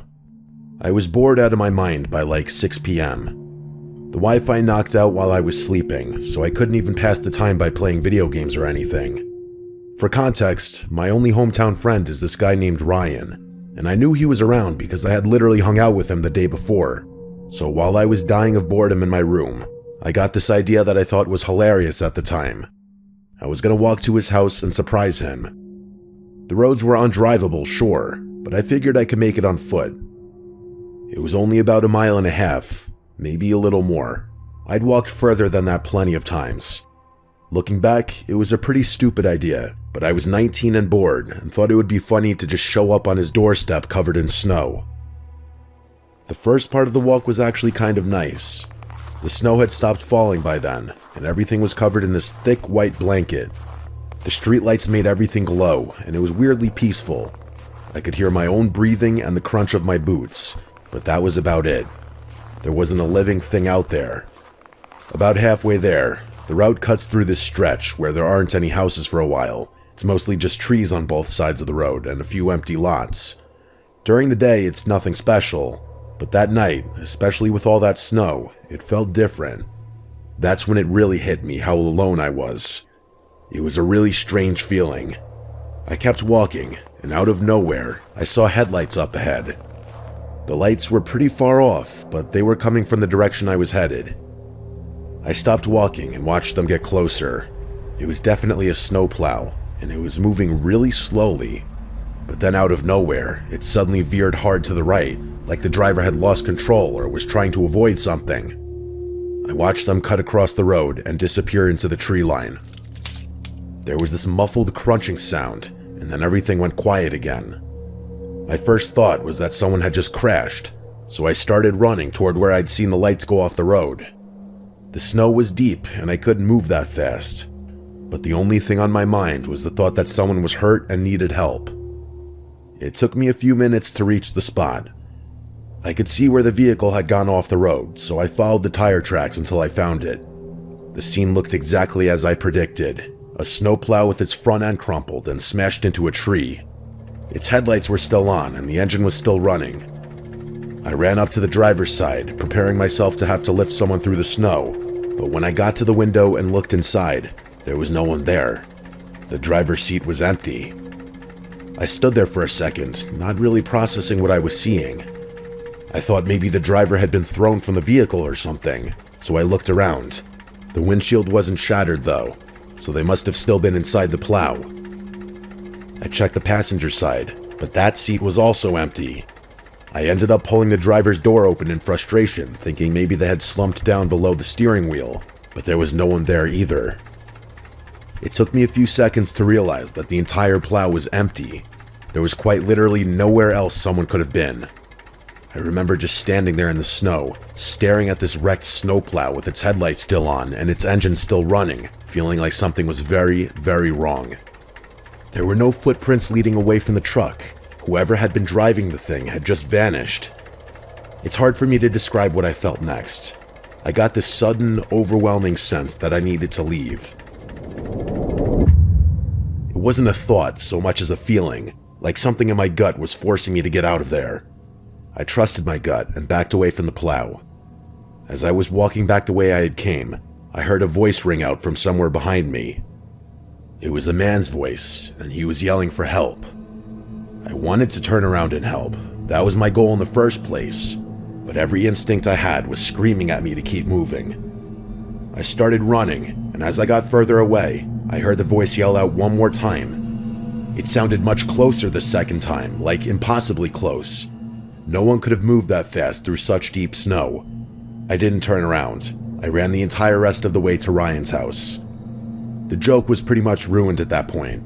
I must have looked insane when his mom answered the door. I explained what happened, and Ryan's dad ended up calling the police. In the time it took the police to get out there and back amidst all that snow, Ryan and I had gone back and forth about what I'd seen probably a dozen times. He kept asking if maybe I imagined it, or if maybe the driver had walked away before I got there, but I knew for a fact that my eyes hadn't been playing tricks on me. When the police got to Ryan's house, they revealed something horrifying. Apparently they hadn't found any tire tracks on that round at all. They had searched the entire road, but there was no sign that a plow had ever even been there. The officer actually accused me of making the entire thing up, and I had to argue my case. I was practically begging them to believe me. The officer ended up just leaving, and there was nothing I could do about it. I stayed at Ryan's that night. I didn't want to walk back home in the dark, and honestly, I don't think I could have even if I wanted to. The next morning, after the plows had finally cleared the roads, Ryan's dad drove me home. I've thought about that night a lot since then, and every time I do, I come to the unfortunate conclusion that what happened to me is just one of those unexplainable things. I guess it's possible that I hallucinated the whole thing, but that terrifies me just as much.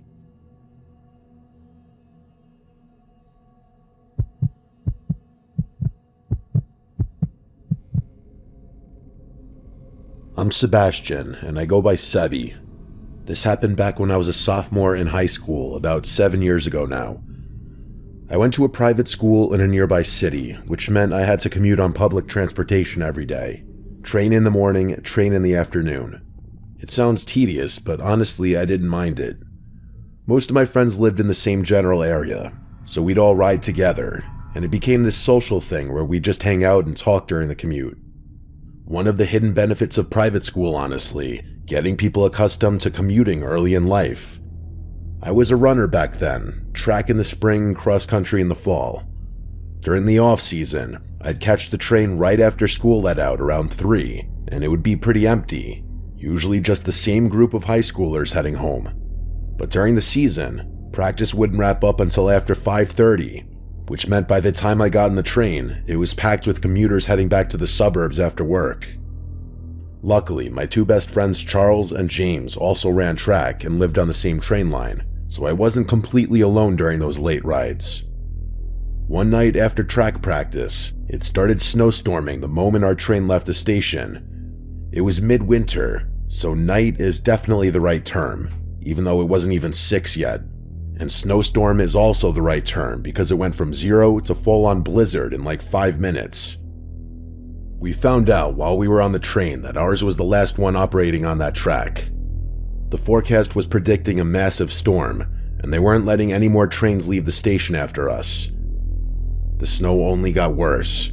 At one point, the three of us were genuinely wondering if the train was even going to make it to each of our stops, and even so, we quickly realized there was no way our parents could drive to pick us up. The roads were already a mess, so even if we made it to our respective stations, we'd have no choice but to walk home. For James and Charles, that wasn't a huge deal. They were practically next-door neighbors in a pretty lively, dense part of town, plus their houses weren't that far from the station. For me, though, it was different. My station was isolated. I'd have to cross a highway and then walk over a mile in this woodsy stretch to get home. I called my parents from the train and explained the situation. They told me I didn't have much of a choice. My dad told me to just suck it up, bundle up, and be careful. James and Charles got off at their stop, and I dapped them goodbye. The rest of the ride was just me and a handful of other passengers, and by the time we reached my station, I was the only one left. The doors opened and I stepped out onto the platform.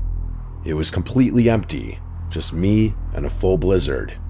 It was dark, but there was decent visibility because of the snow.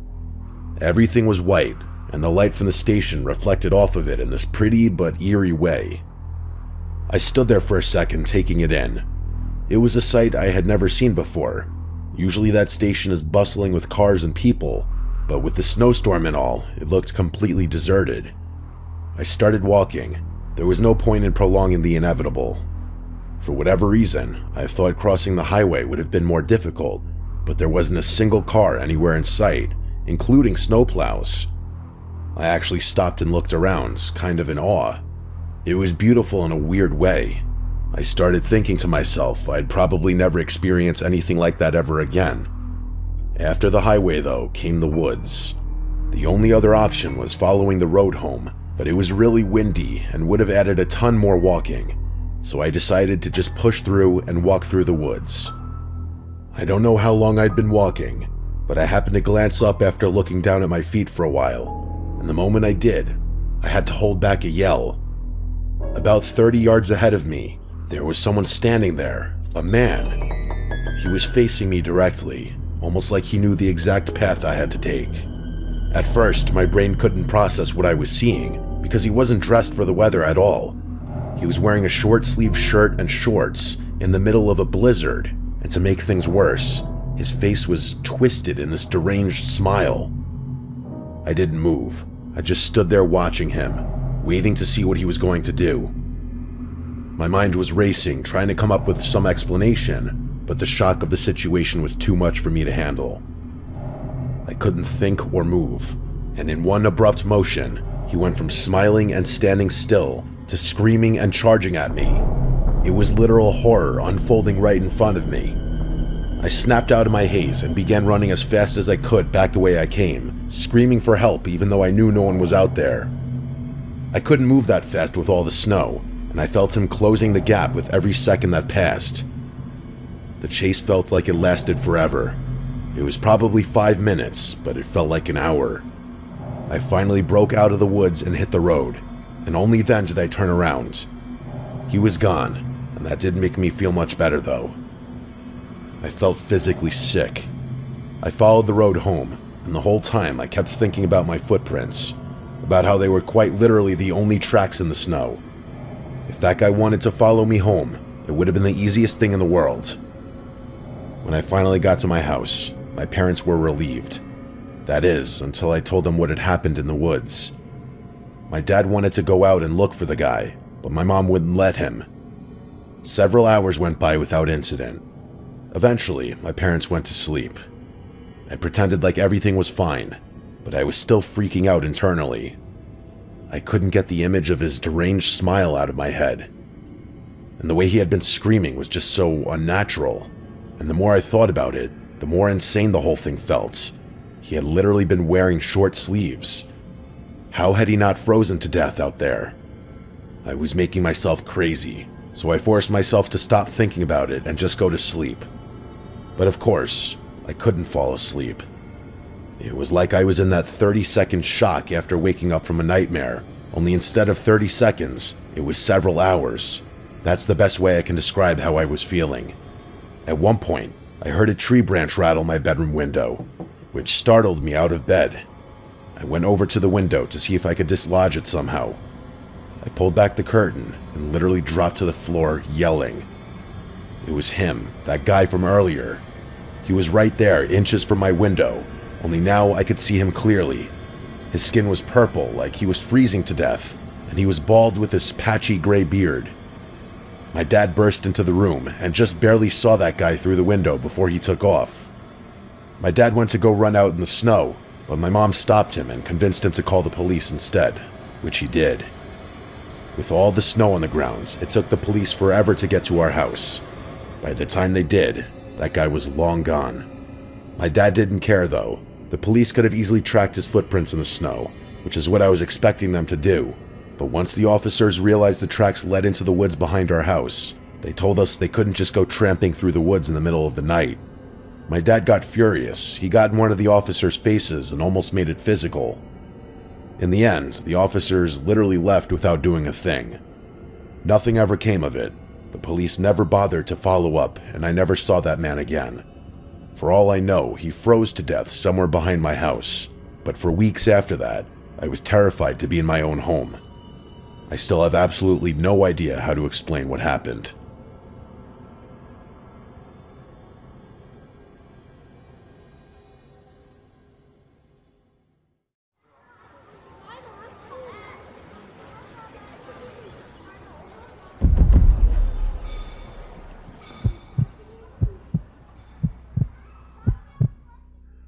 I was 26 when this happened, and it was my first time ever going to Coachella.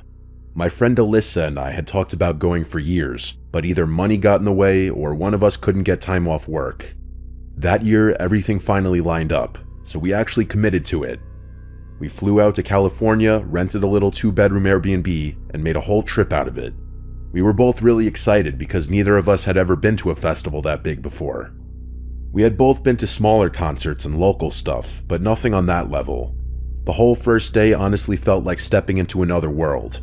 Everywhere you looked, there were huge crowds, weird outfits, music coming from different directions, and people acting like they had no responsibilities at all. Best way to put it, it was a fairy tale world. It was kind of overwhelming at first, but in a good way. We had a really good first 2 days, nothing bad happened. We saw a bunch of artists we liked, took pictures everywhere, ate overpriced food, and stayed out late. We were tired by the end of each night, but it was worth it. By the third day, we were exhausted, but it was that kind of exhausted where you know you just have to push through because it's the last day and you don't want to waste it. Before the trip, Alyssa had brought up the idea of bringing Molly. I had only done it one other time years before, and it had been fine, so I agreed. We kept saying we'd save it for the last day, and that's exactly what we did. Looking back, I wish more than anything I never touched it. We took it in the late afternoon before one of the sets we were really excited for. At first, I didn't feel much. We were walking around trying to get closer to one of the stages, and I remember saying to Alyssa that I thought maybe it was weak or old because it wasn't hitting me. She said the same thing because she wasn't feeling much either. For a while, everything seemed normal. Then, out of nowhere, it started kicking in hard. At first, I actually liked it. I felt lighter, more social, and everything around me seemed brighter and more exciting. The music sounded amazing. I remember thinking that I understood why people did it at festivals. But after maybe an hour, something started bothering me. I kept noticing the same person. At first I thought I was imagining it. There were thousands of people there, so of course you're gonna accidentally notice the same outfit or the same face more than once. But this wasn't like that. It was the same actual guy. The first time I really noticed him, he was maybe 20 feet away in the crowd. He looked older than most people around us, maybe around 35. He had dark hair, kind of scruffy facial hair, and was wearing a black shirt and boots, which already made him stand out because most people there were dressed way lighter and more colorful. He wasn't doing anything crazy, he was just standing there looking in our direction. I didn't let it bother me at first. Then later I saw him again near one of the drink stands, then again when we were moving between stages, then again when Alyssa and I were standing off to the side near a fence trying to decide where to go next. After the fourth or fifth time, I told Alyssa I kept seeing the same guy everywhere. She laughed and right away said it was probably just the Molly and that I was focusing too hard on random people. I remember laughing a little too because I didn't want to sound too paranoid, but it was getting hard to brush off. It wasn't like I was just noticing him in the distance once in a while. It felt like every time I turned around he was there. Not right next to me, but always somewhere in view. Hours went by like that. I was trying to still enjoy myself, but the high had started feeling off. It stopped being that warm, fun feeling and started turning into this restless, overstimulated feeling. My jaw tensed up, my heart felt too fast, and I couldn't seem to relax. I told myself I was probably dehydrated or tired. We had been doing a lot all weekend, barely sleeping, walking around in the heat, drinking, everything. At one point when we were packed into the crowd waiting for another set, that guy finally came right up to me. It happened so suddenly that I froze for a second. He came up on my side smiling and started trying to dance near me like he was just some random friendly festival guy. Then he leaned in and started saying stuff to me that I could barely hear over the music, but it was obvious he was flirting. I remember him saying I looked really good and asking if I was there with anyone.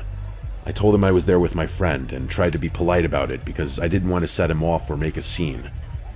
I kind of smiled and shook my head and said I was good. He kept hovering though. It wasn't aggressive yet, but it was pushy enough to make me uncomfortable. I turned to pull Alyssa closer to me so we could just move away, and that was when I realized she wasn't there anymore. I started turning in circles looking for her, thinking maybe she just moved a few feet away, but I couldn't see her anywhere. That made me panic way faster than it normally would because of how off I already felt. The guy noticed right away that I was looking around and asked if I lost my friend. I said yes. Then he said he could help me look for her. There was something about the way he said it that made me instantly not trust him at all. It was too eager. I just told him no thanks and started pushing my way out of the crowd. He didn't grab me or anything, but I could feel him watching me leave. I finally got away from that stage and found a patch of grass farther back where it was quieter and less packed. I sat down because I felt like my body was shutting down on me. My vision started getting weird in a way I'd never felt before. The best way I can describe it is that everything looked squiggly. Not blurry exactly, but like nothing would stay still. The lights, the people, even the ground all had this shaky look to them. It scared me because I knew then that I had taken too much or had some kind of bad reaction. I started calling Alyssa over and over. The calls kept failing or not going through because the service there was terrible. I probably called her 10 times before one finally connected. When she picked up, I could barely hear her, but I just kept telling her where I was and that I needed her to come get me because something was wrong. It felt like forever before she found me, but it was probably only around 15 minutes. She could tell right away I was not okay. I told her I needed to leave, and she didn't argue with me. We ended up leaving the festival way earlier than we planned because I was having such a bad high. The walk out felt endless. Every noise felt too loud, and every person brushing past me made me jump. I kept looking around, half expecting to see that same guy again, but I didn't. Back at the Airbnb, both of us were completely drained. We had one more night there, and then we were flying home the next evening. Alyssa started talking about packing some of her stuff up that night so she wouldn't have to do it in the morning, but I told her I'd do mine tomorrow. I just wanted to lay down. My body was exhausted in a way that overpowered everything else. Even though I was still high, I felt so physically dead that I just crawled into bed, shut the light off, and laid there in the dark. I didn't feel normal, but I felt too tired to care. I must have drifted off into this half-sleep state because I wasn't fully out. but I definitely lost track of time. Then at some point, I opened my eyes.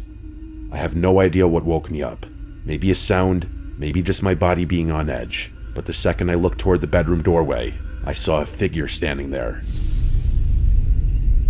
It was tall and completely still, just inside the doorway, facing me. At first, my brain couldn't even process what I was looking at. I thought maybe Alyssa was standing there for some reason, but it was too tall and broad. Then I focused on the face. Even in the dark, I could tell. It was the man from the festival. I know how insane that sounds, especially with the state I was in, but that's exactly what I saw. He stood there looking at me from a few feet away from my bed. I remember this horrible, cold feeling going through my whole body. Then I started screaming. Not just yelling, full-on screaming as loud as I could while throwing the covers over my head like that was going to do something. I kept screaming until Alyssa came into my room. The second she turned on the light, there was nobody there. The doorway was empty. The room was empty. Alyssa kept asking me what happened, and I was crying so hard I could barely get the words out. I told her I saw the guy from the festival standing in my doorway. She looked freaked out by how serious I was, but she kept telling me that it had to be the drugs and that I was still having a bad high. I honestly wanted to believe her, because the other option was way worse. But what bothered me was how real it looked. It didn't feel dreamlike at all. It felt like waking up and seeing an actual person in the room. I begged Alyssa to sleep in the bed with me that night, and she did. Neither of us wanted to go back to sleep after that, so we laid there talking quietly for a while with the lights on in the hallway. She kept trying to calm me down and make normal conversation. Eventually, somehow, we both drifted off. The next morning, I woke up to Alyssa screaming my name and shaking me. For a second, I thought maybe I was still dreaming. Then I sat up and saw her standing near my bedroom doorway, staring at the floor. I looked down and saw muddy boot prints on the hardwood. I still get chills thinking about it. They started near the front part of the house and came down the hall. Then they stopped right at the doorway, exactly where I had seen that figure standing. After that, the prints turned around and went back down the hall toward the front door. I remember just staring at them, feeling this rush of sickness go through me. It was like my whole body dropped. That was the moment I realized what I saw was not some Molly hallucination. Somebody had really been inside that house while we were sleeping. Or while I was half asleep, and unless there was some impossible coincidence, it was him. Alyssa looked just as scared as I felt. We started checking everything right away. We made sure the front door was locked now, checked the windows, checked both bedrooms, the bathroom, every room. Nothing obvious was missing, which somehow made it creepier to me. It meant whoever came in wasn't just trying to steal something. We packed faster than I thought possible. Neither of us showered, ate, or even really talked much. We just threw everything into our suitcases and got out of there. Once we were out, we contacted the Airbnb host and told them someone had broken in during the night. I remember sending pictures of the prints because I wanted proof that I wasn't crazy. The host sounded shocked and apologetic, but by then I didn't care. I just wanted to leave. We spent the rest of that day basically on edge until it was finally time to go to the airport. We made it home safely and nothing else happened, but that whole trip has stayed with me ever since. What bothers me most is not knowing exactly how he found us, assuming it really was him. Maybe he followed us when we left. Maybe he saw us call a ride. Maybe he watched from farther away than I realized. I don't know. I just know I saw that man at the festival over and over, then I saw him in the doorway, and the boot prints proved someone had actually been there. Ever since that happened, I have never touched Molly again or any drug like it. People joke about bad trips, but that experience permanently changed how I think. Even now, I guess due to PTSD, I still glance at the bedroom doorway first before anything else.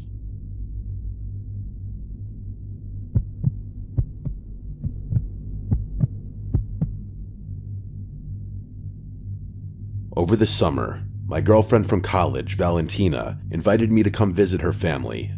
Her family lives in San Diego, California. My parents basically forced me to go because I wasn't doing anything else that summer besides working and sleeping.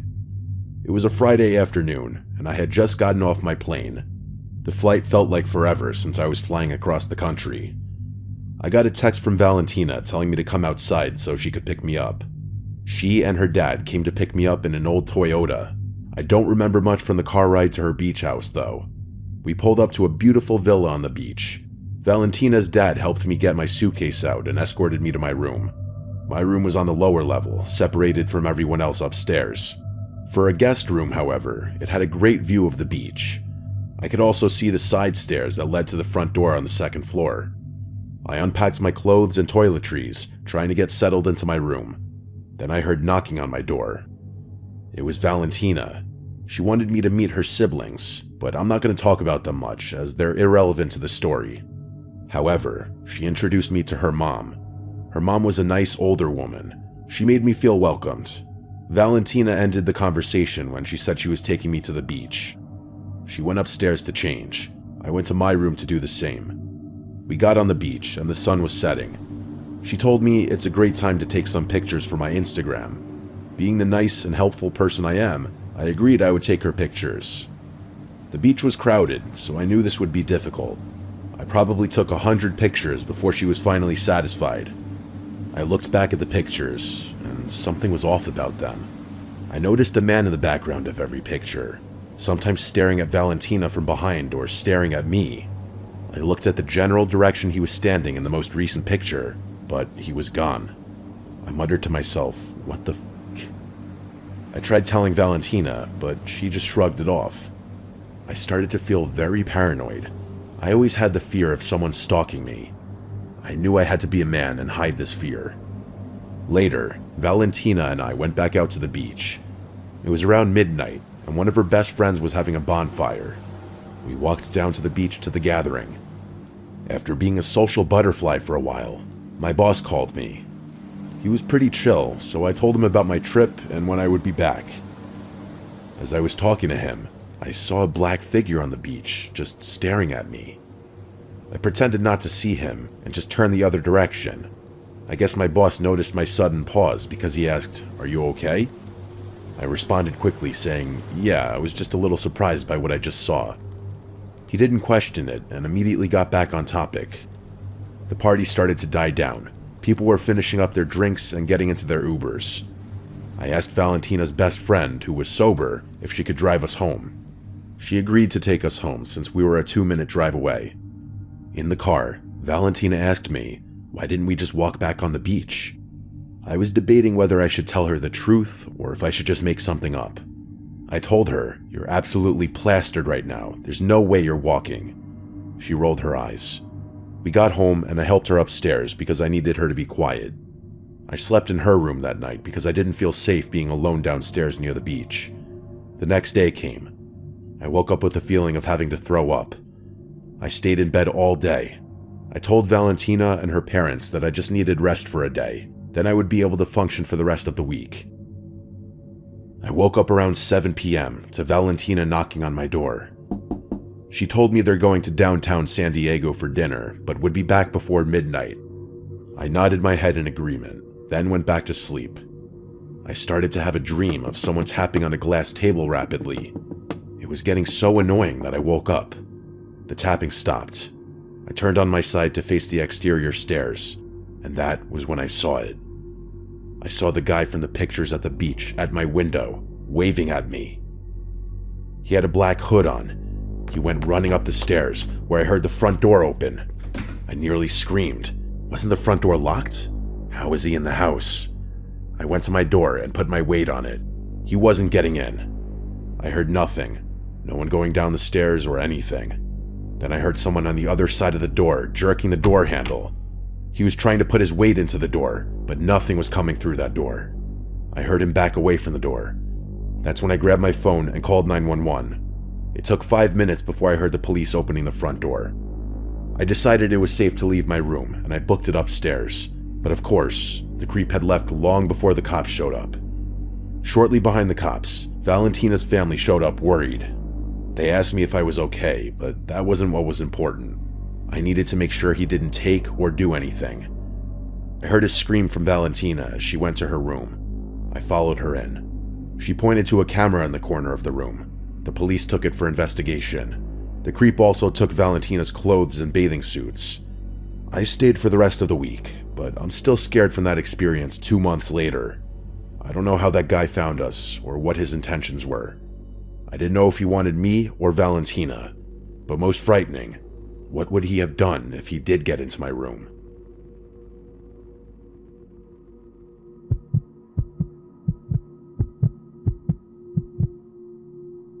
My girlfriend and I took a trip to Palm Springs last year because we both needed a break from work and just wanted somewhere quiet where we could sit by a pool and relax. We found a modern-looking Airbnb that was about 15 minutes outside the main part of the city, kind of on the edge where the houses start getting more spaced apart and the desert starts taking over. It was a one-story house with big glass doors facing the backyard and a decent-sized pool. The listing said it was very private and good for couples. That was exactly what we wanted. We booked it for 4 nights. When we arrived, the place looked exactly like the photos. It was clean, modern, had white walls, concrete floors, basic furniture. The backyard had a pool, some lounge chairs, and one of those small storage sheds off to the side that I assumed was just for pool equipment. There was desert all around the back fence, and you couldn't really see any neighbors from the yard. The host never met us in person. We just got a door code. Everything felt normal the first day.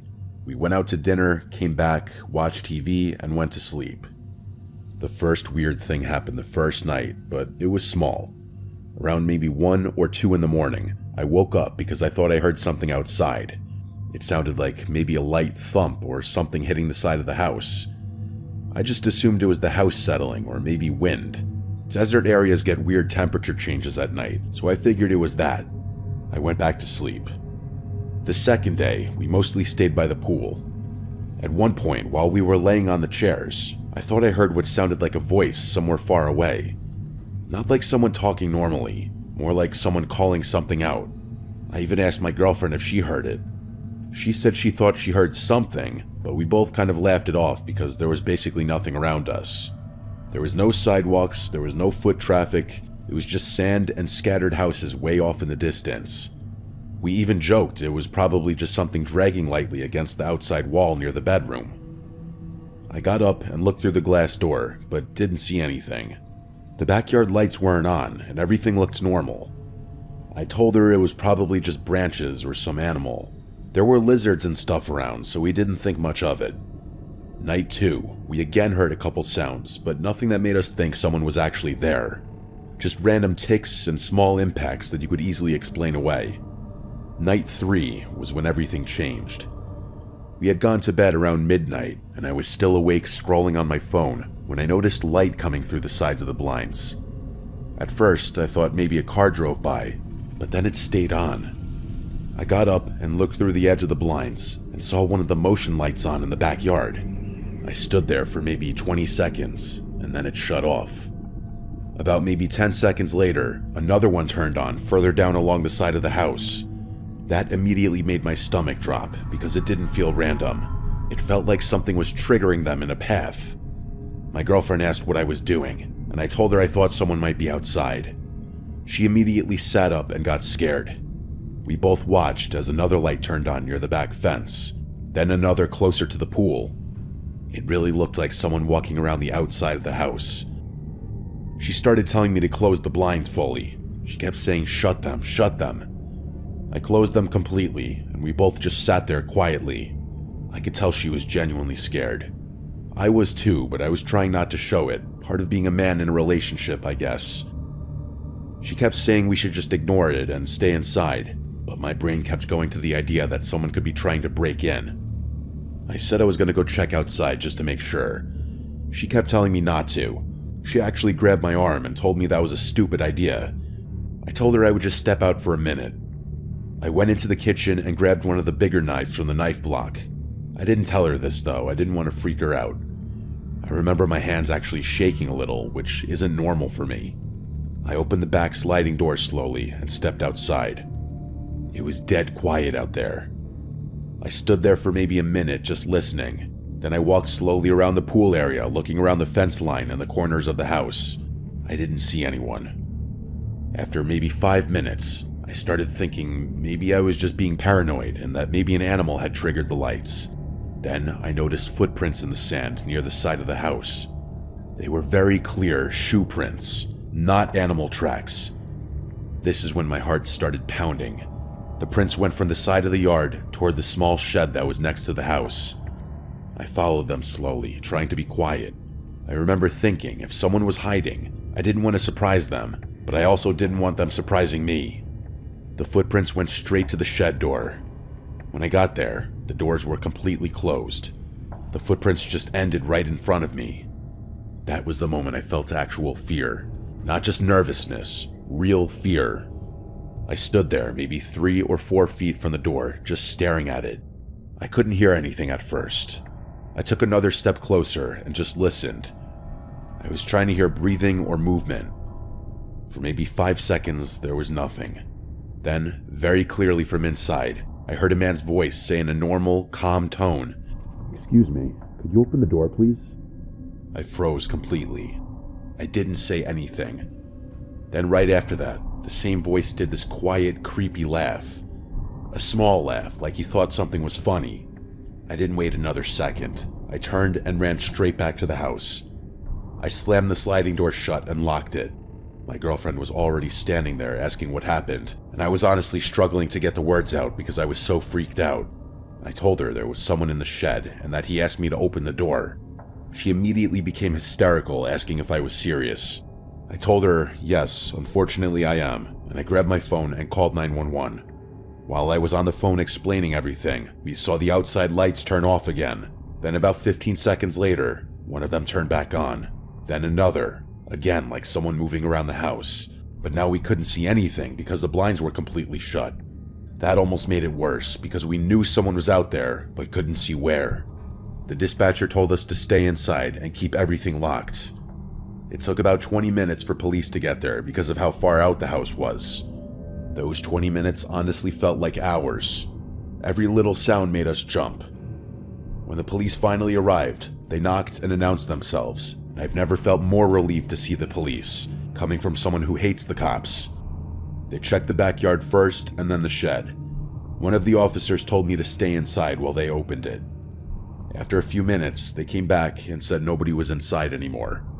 They asked me a bunch of questions about what exactly I heard and saw. I told them everything, including the voice and the footprints. They said it looked like someone may have been staying in there temporarily. They found some empty water bottles and food wrappers. One officer told us sometimes people hide in vacant properties or rental properties, especially in more isolated areas. He said the person probably left once they realized we had called the police. They recommended we not stay there that night, and probably not the rest of the trip either. Before we finished packing, one of the officers asked if either of us owned a dirty baseball hat he found pushed behind the couch. We both immediately said no. We went through the whole Airbnb multiple times, and we both knew for a fact that hat was not there before. The officer just kind of nodded and said it was possible the guy had gotten inside at some point, but we'd have no real way of knowing when. That honestly shook me almost more than the shed did, because it meant he might have been inside while we were there, maybe even while we slept. That was enough for us. We packed everything immediately. While we were packing, I tried messaging the Airbnb host multiple times explaining what happened and asking if they knew anything about someone accessing the shed. Every message showed as read, but he never responded. That honestly made it even creepier. No response, not even concern. We left and drove back toward the city and ended up staying at a cheap motel because it was the only thing available last minute. The next day, I contacted Airbnb support directly and explained everything and gave them the police report number. It took about a day of arguing, but they did refund us for the last unused night. We never heard from the host again. No apology or explanation or anything. We tried to still enjoy the rest of the trip and did some normal tourist stuff, but honestly, it kind of stuck with us the whole time. The worst part for me is just knowing someone had been right outside where we were sleeping for multiple nights, and we probably just kept dismissing the sounds as normal house noises. And I think about how calm that voice sounded when he asked me to open the door, like it was some joke to him, like he expected me to actually do it. And honestly, knowing now there was proof he had been inside the house at some point makes it even harder not to think about.